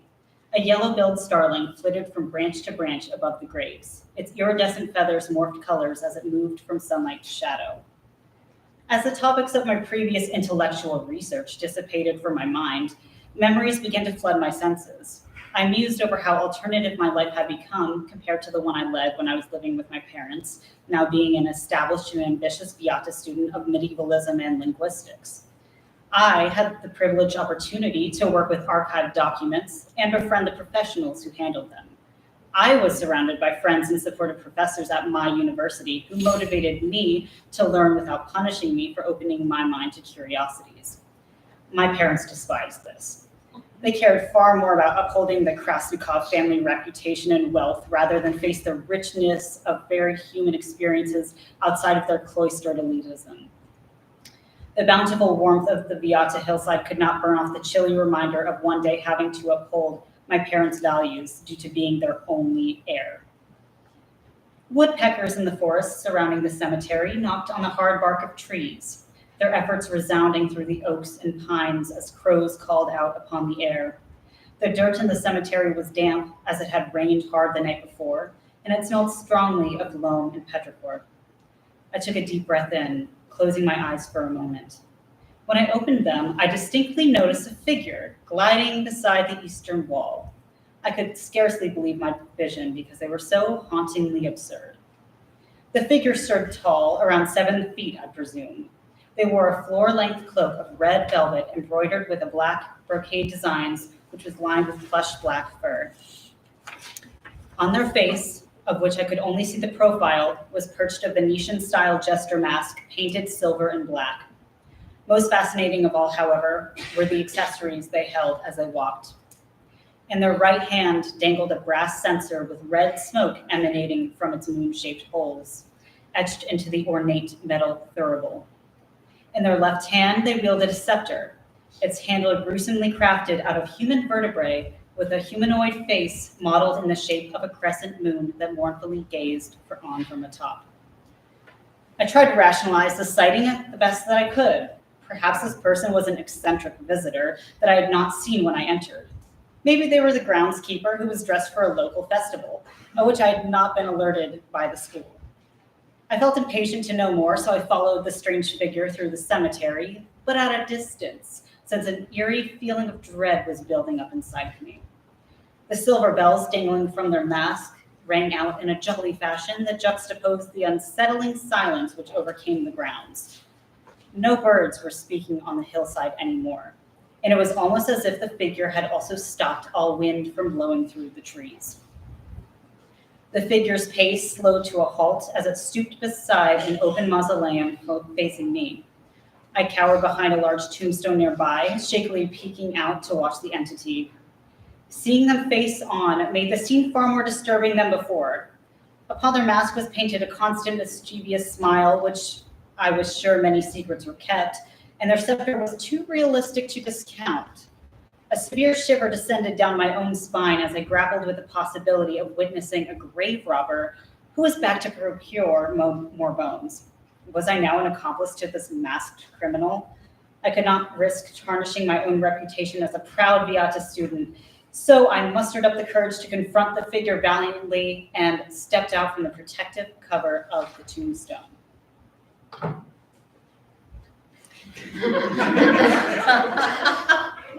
The figure appeared directly in front of my path in the blink of an eye. Their robes billowed silently around their form as they loomed over me, staring down with black, lifeless eyes. They seemed to mock me as they began to swing the censer to and fro, releasing an immense cloud of red smoke which engulfed me like a desert sandstorm. I gasped for breath, but it caught in my throat along with the fragrance and taste of soothingly sweet fig and vanilla, wrapping me up in an otherworldly embrace of surrealism. The mask of the figure appeared within the smoke, leaning towards me. I was forced to gaze upon them, frozen in fear while my heart beat hard and slow, punching my ribs in its effort to escape its own confinement. As the mask crept closer to my face, they spoke in a voice which sounded like air wheezing from a hot kettle. From their affixed lips, they warned, "Out of the body, blue blood turns to red. Lose too much blood, and your blue corpse is dead. Vampires never leave a heart behind. If it's left inside, you're now intertwined." Once the horrid poem had finished, the red smoke began to rustle my body and clothes, battering my skin as a sharp pain rose to a crescendo in my chest. I screamed out in agony as I writhed away from the masked figure and tried to find my bearings once more. My throat constricted and I struggled to breathe until I wilted, crumpling into a heap, then fading into unconsciousness. Thank you.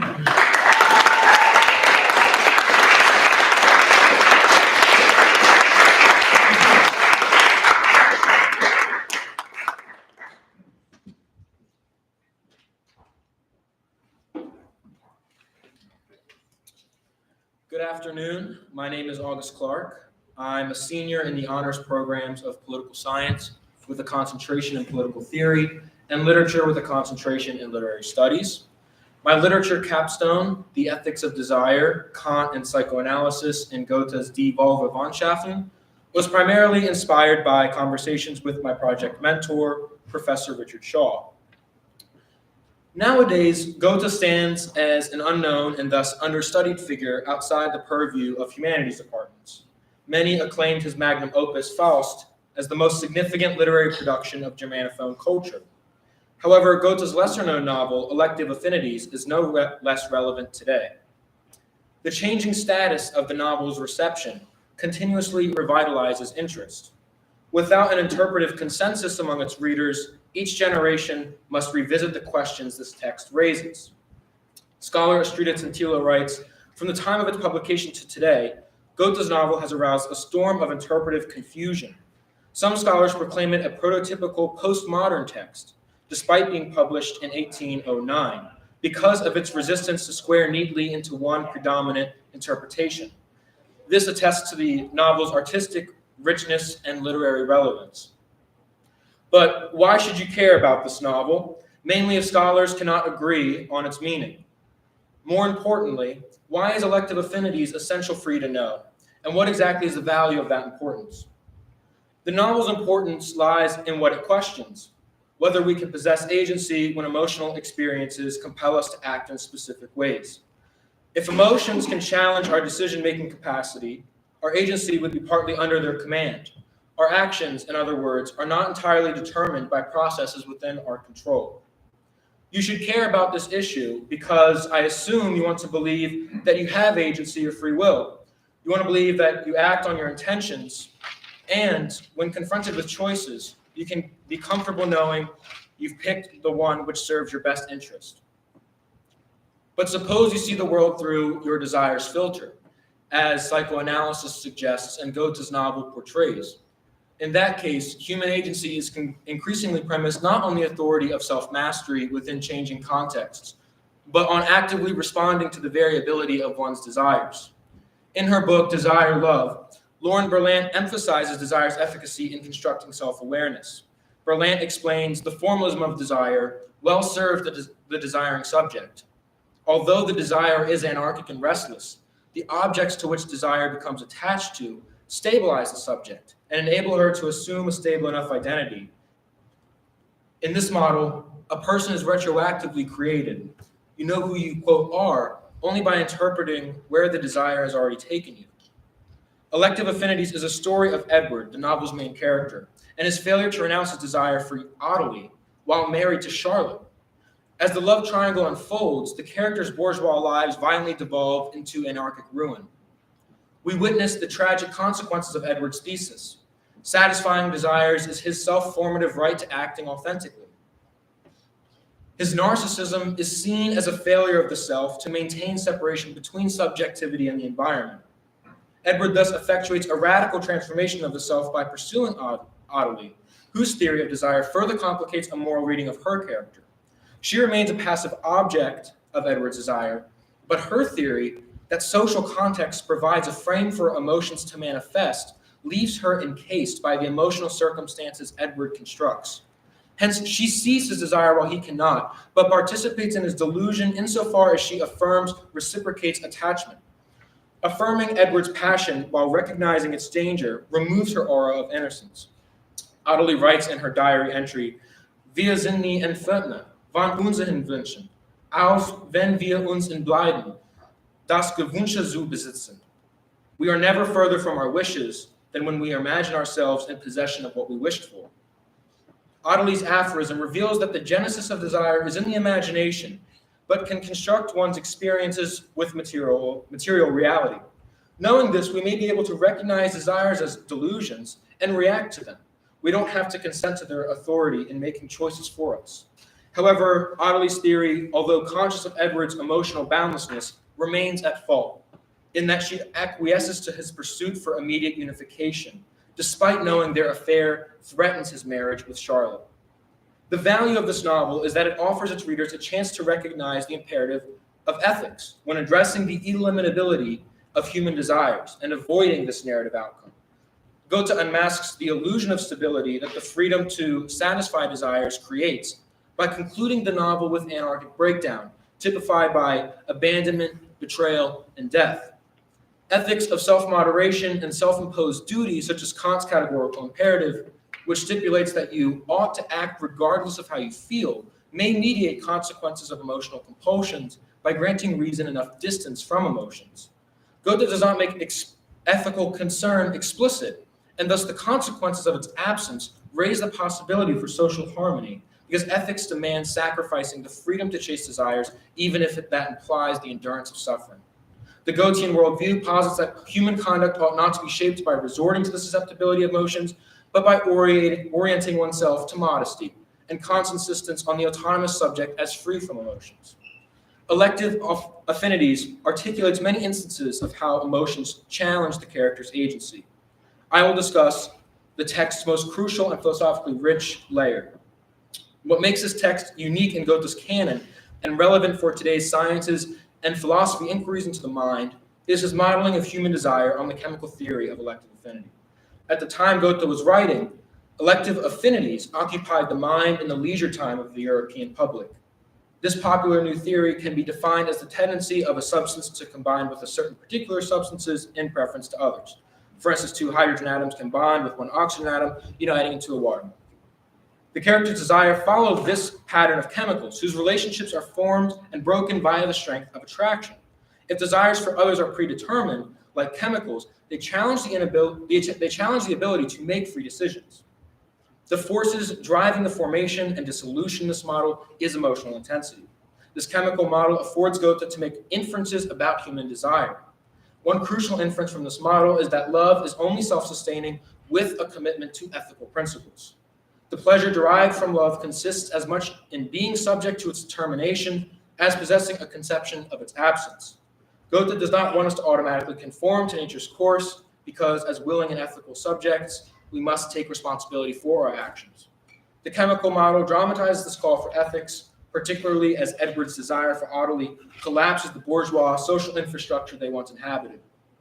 Even Mittler, a mediating third party, cannot resolve the disputes between Edward and Charlotte's marriage and restore order. Human agency is not simply defined as subservient to desires. Instead, it can also be defined as the struggle to remain unaffected by the extremes of emotions. Yet not all characters are equally driven to satisfy their desires. Instead, each character represents a different theory of human desire. The strength of attraction varies by character, adding more layers to the text. Charlotte's thesis that desire undermines romantic stability and thus must be moderated by the foresight of its consequences does not proportionally confront Edward's immoderate desire. Thus, her reactions do not match the severity of the situation, and ultimately her attempts to tame Edward prove fruitless. Ironically, Charlotte's lack of resistance to Edward led her to invite Ottilie and the captain, a character she becomes mildly interested in, to her and Edward's estate.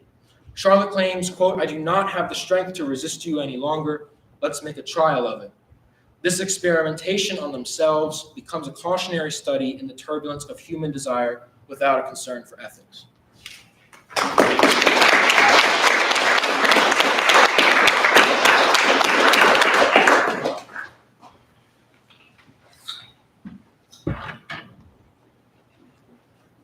Good afternoon. A queer black boy named Chiron is learning how to swim. Juan, an Afro-Latino drug dealer, is his teacher, his father figure. In Barry Jenkins' Moonlight, Juan cradles a tense and fearful Chiron in the water. "Let your head rest in my hand. Relax, I got you, I promise you." We are fully immersed in this swim lesson, the camera bobbing up and down via the horizon placement.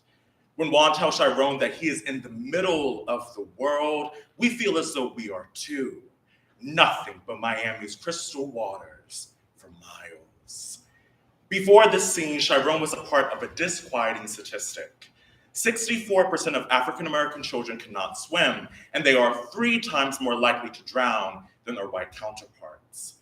That converts to 16 out of 25 Black American children being at risk of perishing in the water. For every 100 white children who drown, 320 Black American children drown. My name is Isaiah Washington. I'm a senior majoring in literature with a minor in political science, and I was a part of that 64%.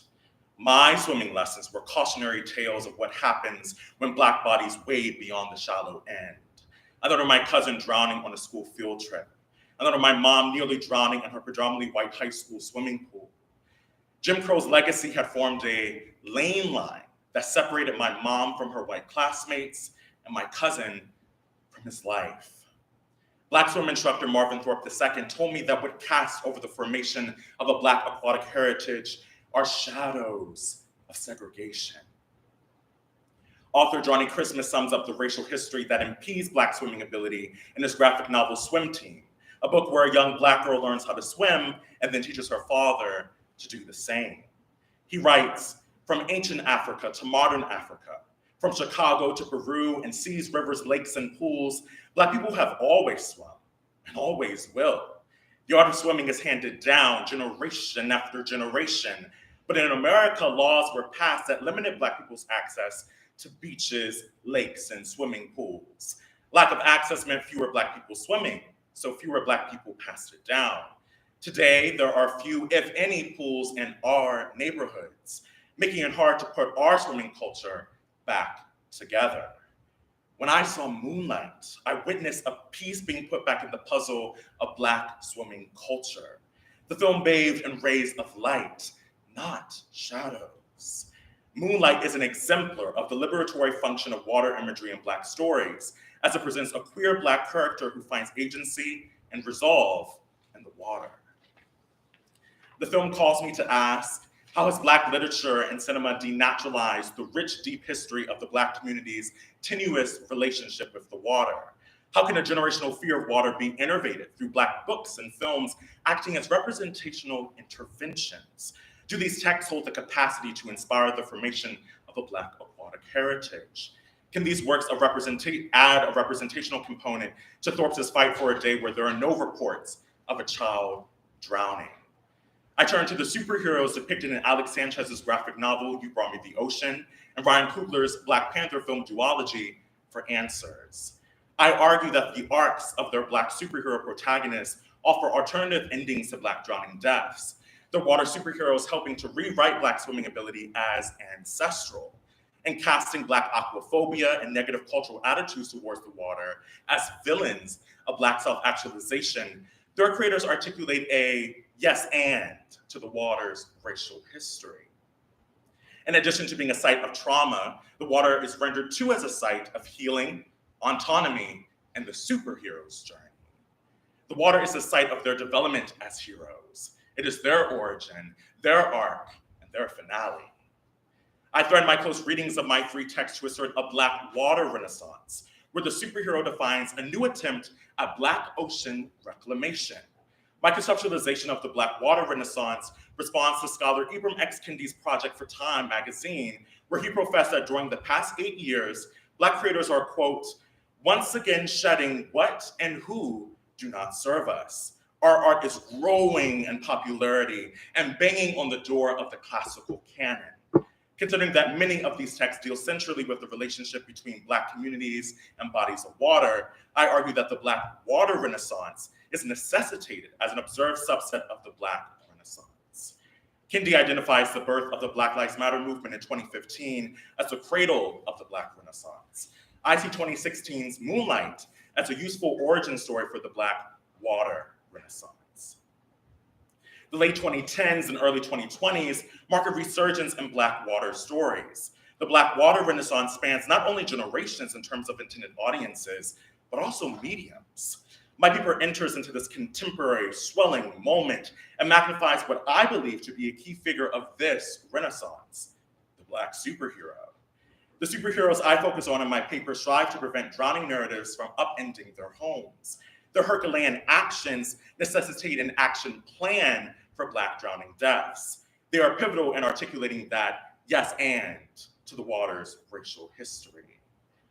The bona fide blockbuster Black Panther situates the coronation of T'Challa at a cascading waterfall in his home country, Wakanda, an African nation colonialism has never touched.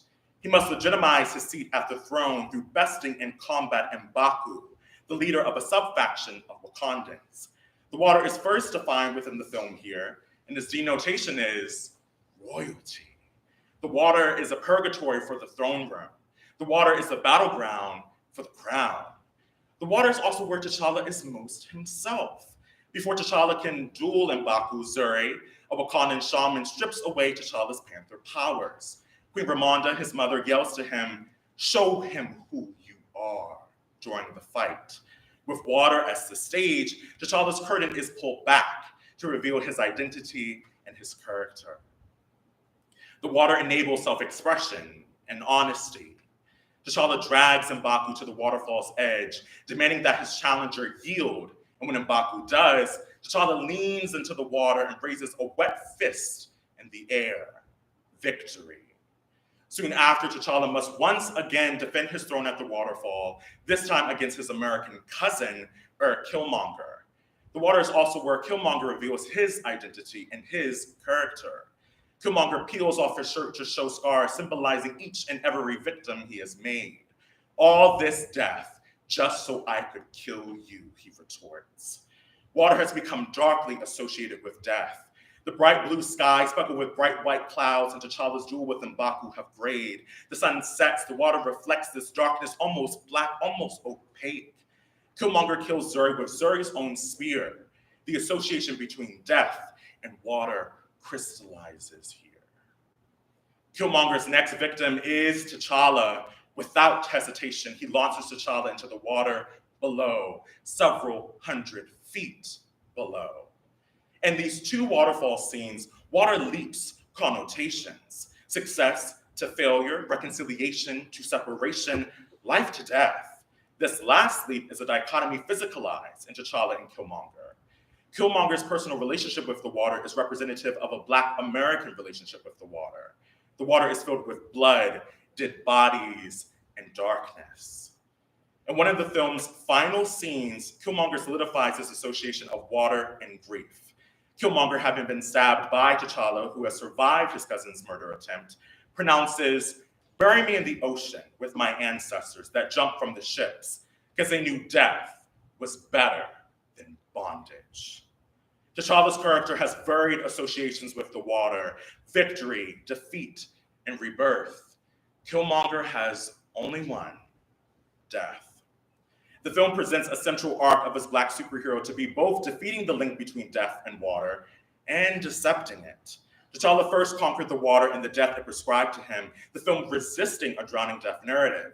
And now, in the film's final moments, he must accept the drowning death narrative his Black American cousin recounts. As the literal sun sets in the background, the metaphorical sun sets in the foreground on a dichotomy of Black American and African water associations. Killmonger lives on in T'Challa. The water is both mourning and victory. Since beginning this work, my mom, sister, and I have made our action plan for swimming lessons at our local YMCA, putting one more piece back into our Black swimming culture.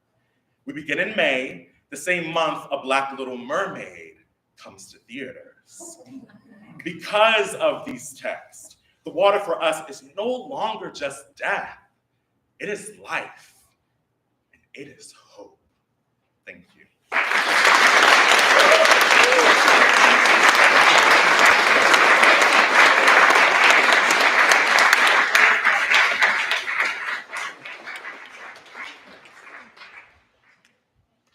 I'm not going to start the panel with a question, but what I am going to do is just to mention to you all, having worked with some of our students, they have worked really hard and are entrenched and invested in their projects.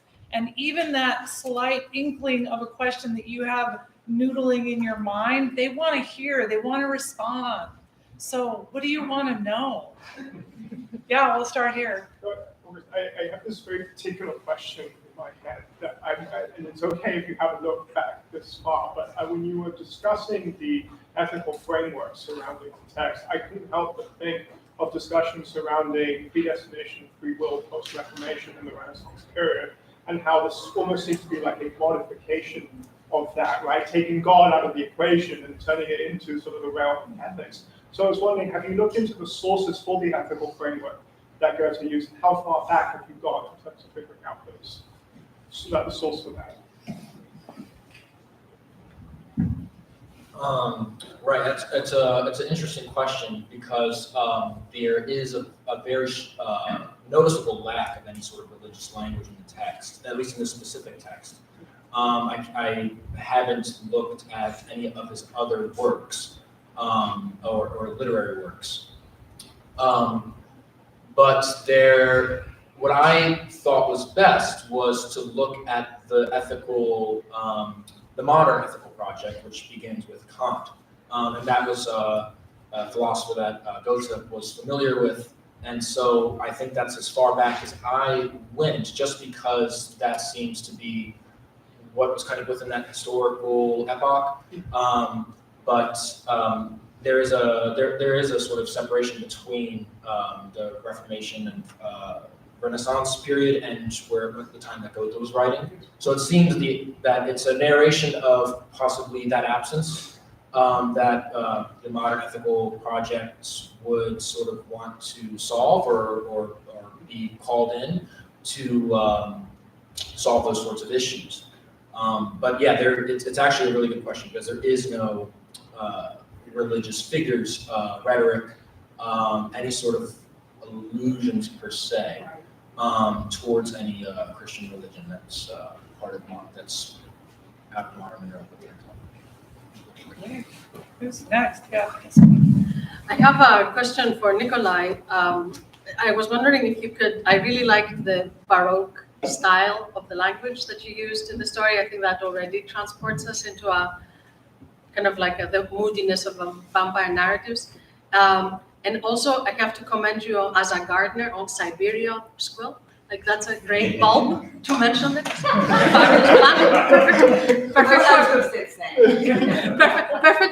for the location.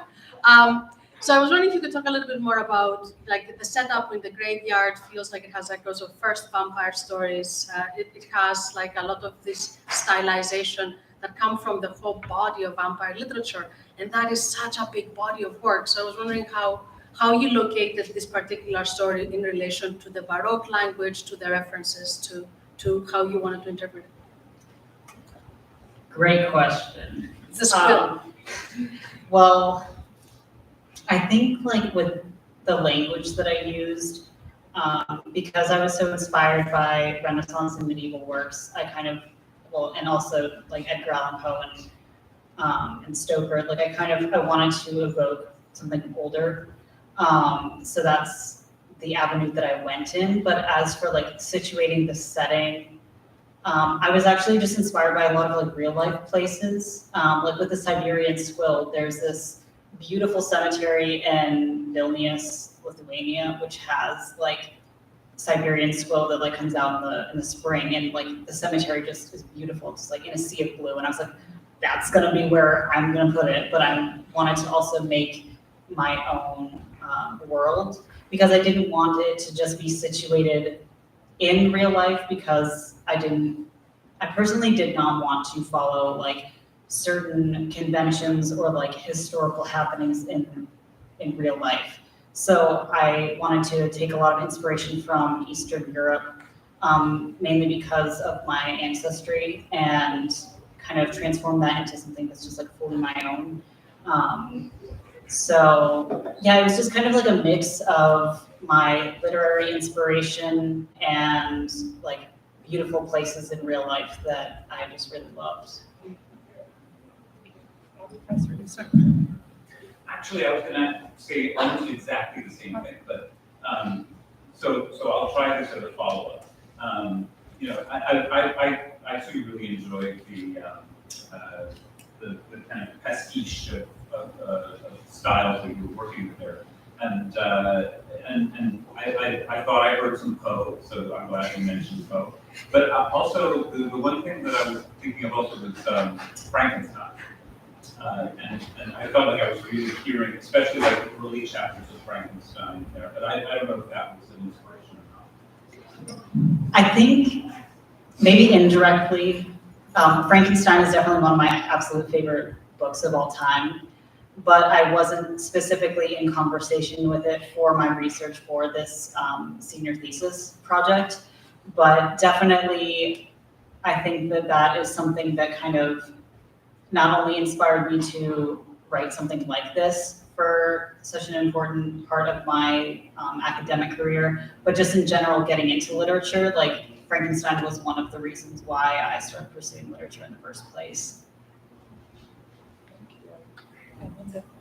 Since we're talking about gardens and settings, Office had a question about the novel Elective Affinities. What I remember, what was curious to me about it, is that they seem to be always planning another scenic garden or another vista point. And it's obsessive, right? There's at least 3 or 4, and then Adeline and Charlotte can sit here and look at this view. And I wondered if you saw that, you know, and just ignore these questions, it doesn't come into your thinking about it philosophically and scientifically, but do you have a read on what that's doing in the novel, and how is Goethe using that in some configuration with the model of elective affinities?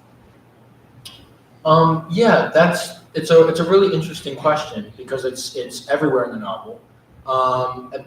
One way I could answer this is there was a big deal when Adelie suggested to build it on the hill, this sort of garden or a part of the estate.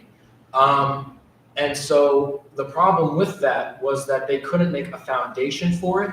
And I read that as a sort of symbol for once you build something, it always rests on a foundation.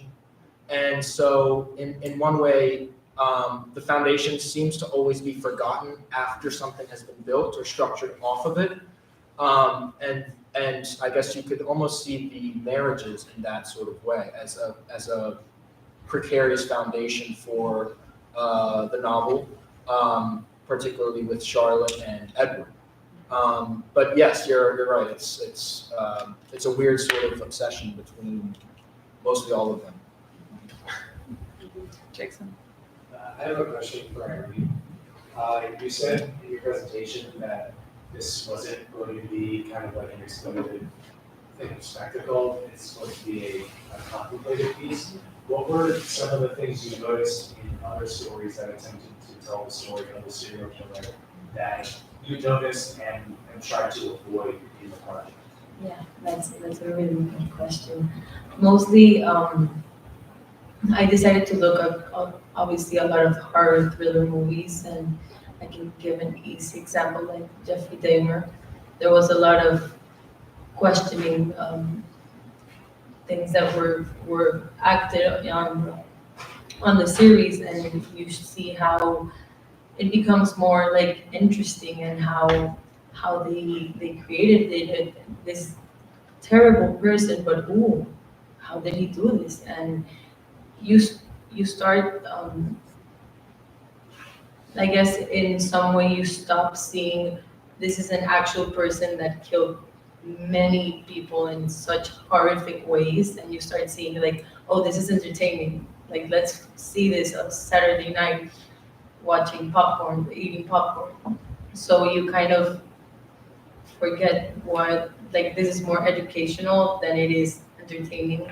And yes, entertainment is educational, but if you use it the right way, so that's kind of what I was seeking.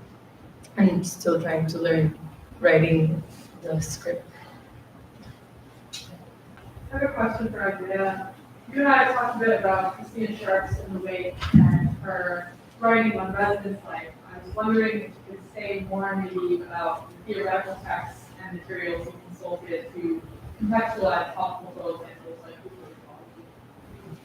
Thank you so much for that wonderful question. So I'll start with Christina Sharp, since you mentioned her. And so the concept that's always talking about is residence time. And so residence time is where she locates that the bodies of enslaved Africans who were thrown off of slave ships, and we can also sort of extrapolate that to lynched Black American bodies who have been deposited into rivers, think of Emmett Till, and the list goes on of sort of these tragic circumstances of where Black bodies have been forced to drown. And so with that, you have their blood remaining in the water for millions of years. And so I use that framework in order to identify this question of how do Black Americans swim in the blood of their ancestors? That if we know that this is something that can never go away, that this is a type of racial trauma, I think that it operates in a way of quite literally of the blood existing within the water, but then also in sort of a metaphorical way in terms of this racial trauma more generically of having to both reconcile with that and to also look at possibility and potential. And I think that's what the Black superhero allows us to do, especially because you think about the form of the superhero. So think of a Batman, a Superman, a Spider-Man, that the superhero canonically is born from trauma. So you think of the example of Batman, that his parents were killed in an alleyway. And so his origin story is a part of that, but it's about how does he move past that? How does he prevent other people from experiencing that same death? And so the superheroes that I focus on, T'Challa, who I brought up in my presentation, also his sister Shuri in the sequel, and then also Jackson Hyde in the graphic novel that I look at. They are really interested in about how do I deal with this trauma and then move on from that? And how do I prevent that trauma from being extrapolated to other people of my community? So I think that Christina Sharp really helps in terms of being able to name that concept of this lingering racial trauma in the blood, in this substance that still lingers in the water. And then in terms of other people, I'll bring up Hannah Skeljum, who really helps in identifying a Black queer ecology that Moonlight is situated in, as well as my other text, Who Brought Me the Ocean, in terms of being able to see that the water is really, and this also connects to Natasha Tinsley, Black Atlantic, Queer Atlantic, that the water is the only site for Black queer people, that it is a safe space, that it is a site of queer intimacy. And You Brought Me the Ocean really helps me to think of that, because the water in this fictional town of truth or consequences, the water is the conduit and the vehicle for the truth of him, of his sexuality being brought to his awareness, and also the awareness of people in his surroundings. It's also the first time that he ever kisses another man. And so the water, in terms of thinking it as a Black queer ecology, I think that Hannah Skeljum and also Natasha Tinsley really helps me to identify. So thank you for the question. Question for Nikolai. In your perspective, what does medieval and Renaissance literature have to offer vampire fiction? I don't know if you can speak a little bit more about that. Let me gather my thought for a second. Well, I think that something that has inspired me, not only in your classes, but in other classes that I've taken surrounding medieval and Renaissance literature, is the idea of like memento mori, and like being constantly reminded of like one day you too will die, or the Danse Macabre, or Ars Moriendi, of like the art of dying. Like there's a lot of constant reminders of death being around, and also with like allegories of like death becoming an actual figure. And that's like, I wanted in my story specifically to make death an actual figure, very much inspired by Everyman. But just in general, I think that knowing that in like the art and writing of different periods in history, and how death was often like so in conversation with, I think that can be a possibility for the future of like vampire writing, because like vampires are undead creatures, so in a way they do represent like kind of like figure of death. Like you don't necessarily need to have like a figure who is death, like I have done. I think that vampires can almost like stand as that figure and be a constant reminder of death and dying being present, especially because vampires, they survive off of killing other people. So it's not only like they are dead themselves, but they are also causing death. So they kind of bring the ideas that were present in medieval and Renaissance eras, like kind of back into our like modern interpretations of like vampire pop culture. I have a question for Irene, and it's following Jason's question to you. Really, thinking about a screenplay, you have language to work with, but you're also really focusing image, right? You're giving directions for what kind of camera shot, etc. So I'm curious about your approach to images and what you're showing us in this desire to move away from spectacle and move more towards the effects on the world. So did you have particular strategies in terms of what we were looking at? Yeah, so it was difficult since I used to be a creative writer.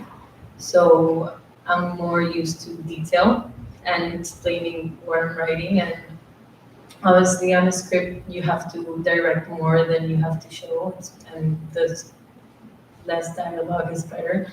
So I needed to find a way, because I struggled through giving him more space than I wanted to, the serial killer.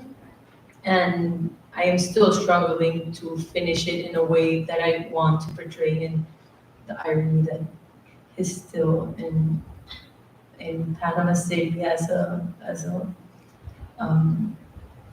security guard. So ways, I need to think about it, how to explain for a second. Mostly the ways I used to approach it. I'm missing my words in English today. I'm so sorry. It was through okay, I found the word. It was mostly through the loved ones of the victims, more specifically, than it was through him. I did challenge going through someone's eyes that weren't his, because it's his story at the end of at the end. But you can still find a way to make it about other people, not about him. This is a story about who he killed and who he damaged and the people around him. So I focused it more on community and social justice and those ideas. I just put him in the story as a character. Is that helps? I have a question for Isaiah. When you were talking a little bit before about people being thrown in the water, jumping in the water, and I was reminded immediately by one of the formative texts about studying the African diaspora, which is called The Black Atlantic, but you just made me have a very haunted version of that book title. And also there are scenes in things like Octavia Butler's Wild Seed, where she throws herself in the water and she becomes a dolphin and lives as a dolphin for a while. So I think that you have a really good kind of strangely evocative beginning for a lot of historical material. But a lot of times people don't read the scenes like in Wakanda as historically specific, even though I feel like Black Panther tried very hard to make this historical specificity. So I was wondering if you could talk a little bit more about the thing that you said in passing, which is that for Killmonger, the water has an African-American meaning rather than an African meaning. And what you think the story brings by making these specific heritages visible in what should be a fictional or science fictional world of infinite Wakandian technology and infinite possibility. Thank you so much for that question, and for mentioning those other texts as well. And so what I think in terms of sort of the dichotomy of Black American and African water associations between Black Panther and also Black Panther Wakanda Forever. And since I talked about Black Panther, I'll move into the sequel. And so Killmonger is a character who comes up again in the sequel. And Riri Williams is a character who nearly drowns. It is Queen Ramonda who saves her life. And Killmonger identifies her as a member of the Lost Tribe. And so the film is definitely dealing with that vocabulary. And it's also really important to understand the positionality of Ryan Coogler, the director, who is a Black American, and also Michael B. Jordan, who is a Black American as well. And so I think that the intentionality, very much so in the line of a Marcus Garvey, in terms of his philosophy of Black Americans getting back on a boat and going back to Africa, the homeland, in the same spirit of the Kwanzaa celebration of Black Americans trying to tether together a semblance of a past prior to their enslavement. I think that in that same spirit and that tradition, that Ryan Coogler brings this sort of hope and turn to Africa, specifically pre-colonial Africa, in terms of Wakanda being a nation that colonialism has never touched, and looking at an African past saving a Black American future and present, especially as is articulated within that scene of Queen Ramonda, an African queen, saving Riri Williams, a Black American, from drowning. And in the process, she drowns herself. And Killmonger says, and he says about her to Shuri, Queen Ramonda's daughter, that she was noble and that she gave her life to save a member of the Lost Tribe.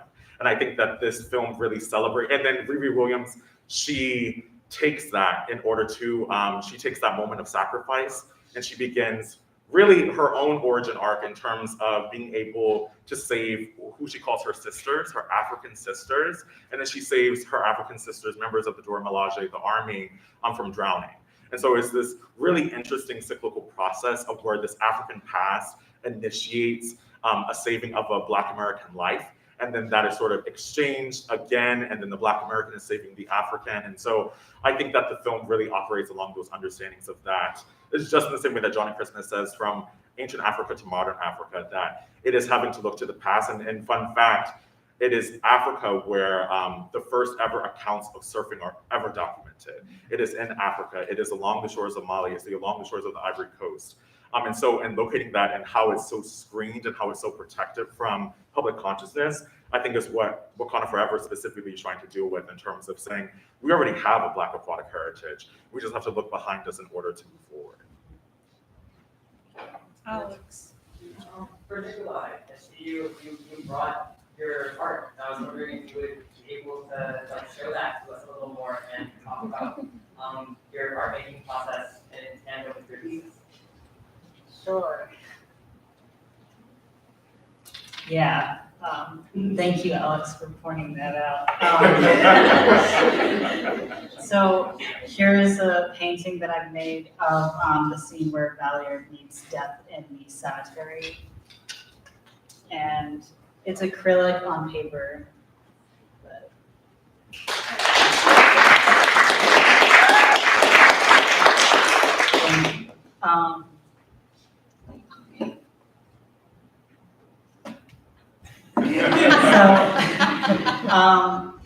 the thing with me is I always state that I'm an artist. Like, whenever anybody asks me like what I want to do in life or what I do in life, I'm like, I'm an artist. That's my first thing.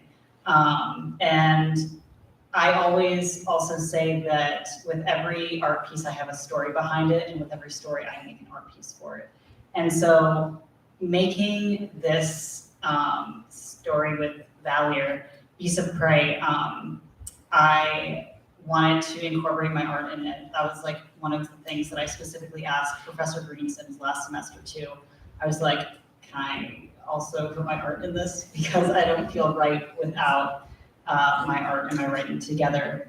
And when I was in Professor Zimlich's class a couple years ago, where I actually started to write Beast of Prey, I also made a painting for it. So it's just like always been a thing for me, especially in more recent years, to tie my art and my writing together. And so that was just really important for me to be able to show people what I visualize in my stories.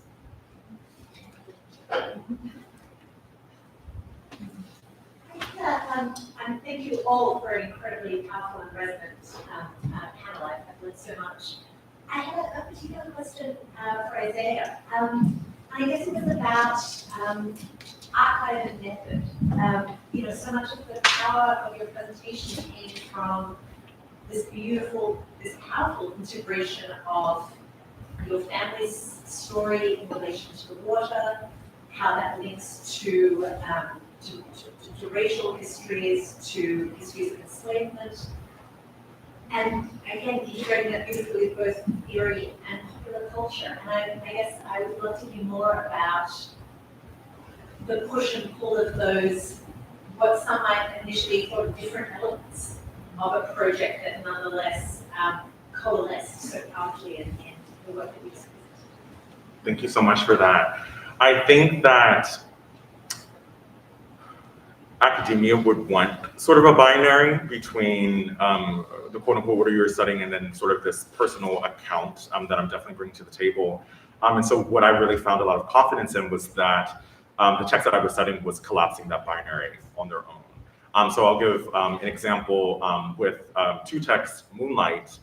So the actor who plays young Chiron in that film, Alex Hibbert, he did not know how to swim prior to the filming of that scene. And so as we are watching Juan teaching Chiron how to swim, we are watching Mahershala Ali, the actor of Juan, showing Alex Hibbert, who plays young Chiron, how to swim on camera. And so you have this unique convergence between the quote unquote real thing and then the quote unquote fiction. And then as another example of that, for Black Panther Wakanda Forever, Ryan Coogler, the director, didn't know how to swim prior to filming Wakanda Forever, so he actually had to learn how to swim in order to shoot the underwater scenes. And Angela Bassett, who plays Queen Ramonda, when Ryan Coogler asks her, do you know how to swim? She says a little bit, and she says that Black girls and women have this thing when it comes to the water and their hair, and there's a long history when it comes to that. And then one more example from the cast, Okoye, who is another character within the film, she actually does know how to swim. And she was trained as a competitive swimmer, and she said during the process of filming that she learned about that 64% statistic that I was citing. And she said that her goal with the film was to have Black children join her in the water after seeing it. And so when I saw this film, and this came much later into the development process as it came at the end of 2022, it just spoke to me in such resonant ways, because especially hearing those interviews with particularly Variety magazine, that I saw the intentionality behind that cultural production. That you had the director, you had actors who were dealing with that 64% statistic, either that they were learning about or that they didn't need to learn about because it was part of their life.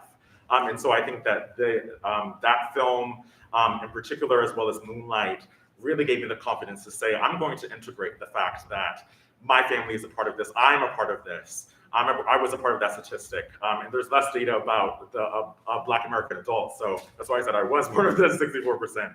And so with that, I really feel powerful in terms of mixing all of these different quote unquote forms together, because it really brought a lot of power for me, and the fact that every single time that I would be talking about this work, that everyone I was speaking to, when it came to a Black American's perspective, had a story of either resisting that narrative of saying, my family did not know how to swim, but I taught myself how to swim. My uncle in particular, he snuck into pools. He's gonna hate that I'm saying this, but he would break into pools at night because they were locked behind doors, and also there was a fee. And so he had to teach himself how to swim. And I was reading Swim Team, which I'm quoting from, and around Mahogany Books. And then I had a Black mother and her daughter come up to me, and they said, the mother said to me, what's that book about? And I said, it's about a Black girl who learns how to swim and then teaches her father to do the same. And she says to me, I've never learned how to swim, but I want that to change with my daughter. And that's a reminder, just from the cover and the synopsis, of how much power the quote unquote fiction can have on the real. And so again, it was all these different tapestries of real life experiences, and then also learning about the interviews behind the fiction that really invited me to intermingle all of those three things. Kara. Yeah, this is kind of a part two to Isaiah's thing. You mentioned like the Black Mermaid coming out today, the same month that you're going to start, which is really cool though. And it kind of got me thinking that there are kind of three elements to this, like personal, political, are all very tied up, and the boundaries between the are very close. So with that in mind, what do you think the role of like diverse representation is in motivating like political or societal change? Thank you. That's such a weighty question and such an important one to ask. I think when it comes to the text that I'm studying, that it is the fuel, but systemic change needs to be the pedal. And I think that, and I intentionally say that the literature, the cinema, that it is a representational component added to this fight. I don't think that it can exist alone. And a lot of this work has stemmed from the fact of being a former Baltimore resident and knowing that pools have closed a lot in Black Baltimorean communities.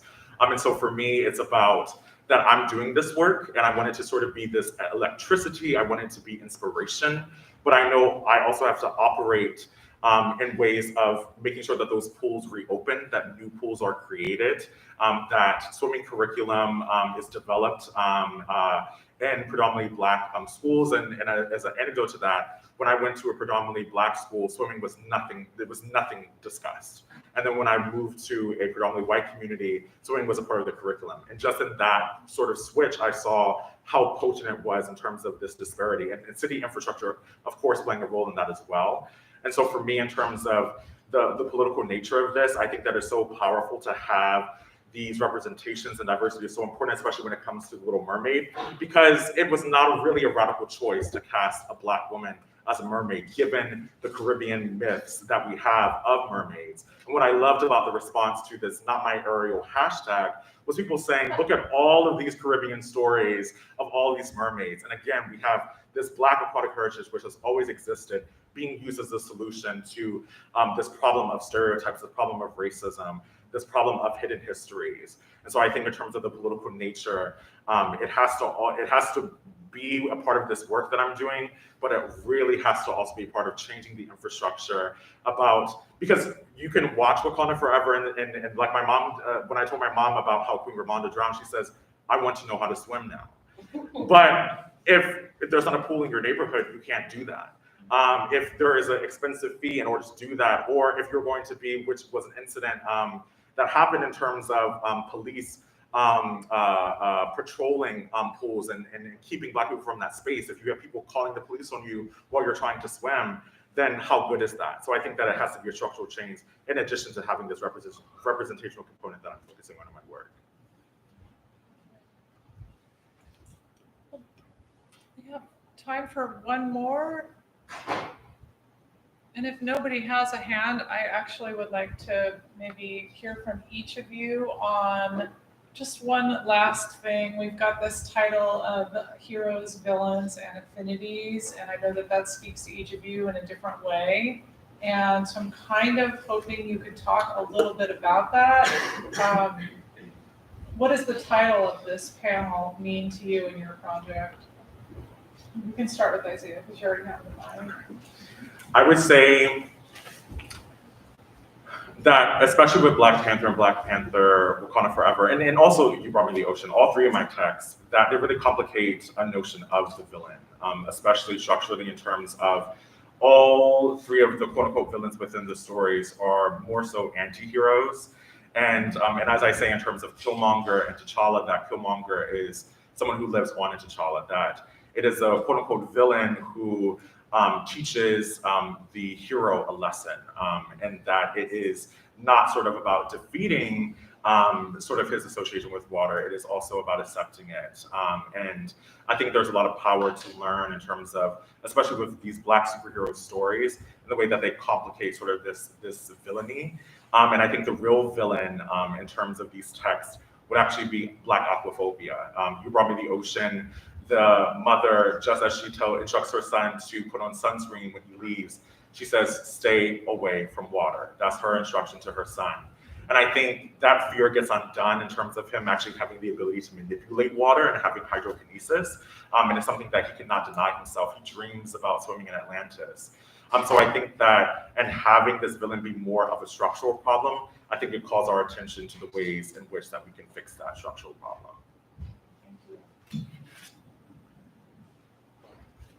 I guess for my script, I could say the villain is pretty obvious.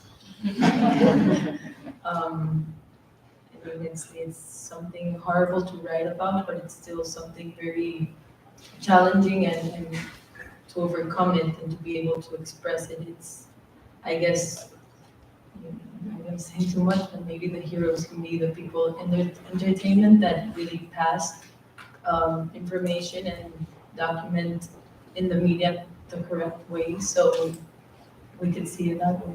Like, I think it's really inspirational to see people that are able to generate these types of information in a positive way to educate others.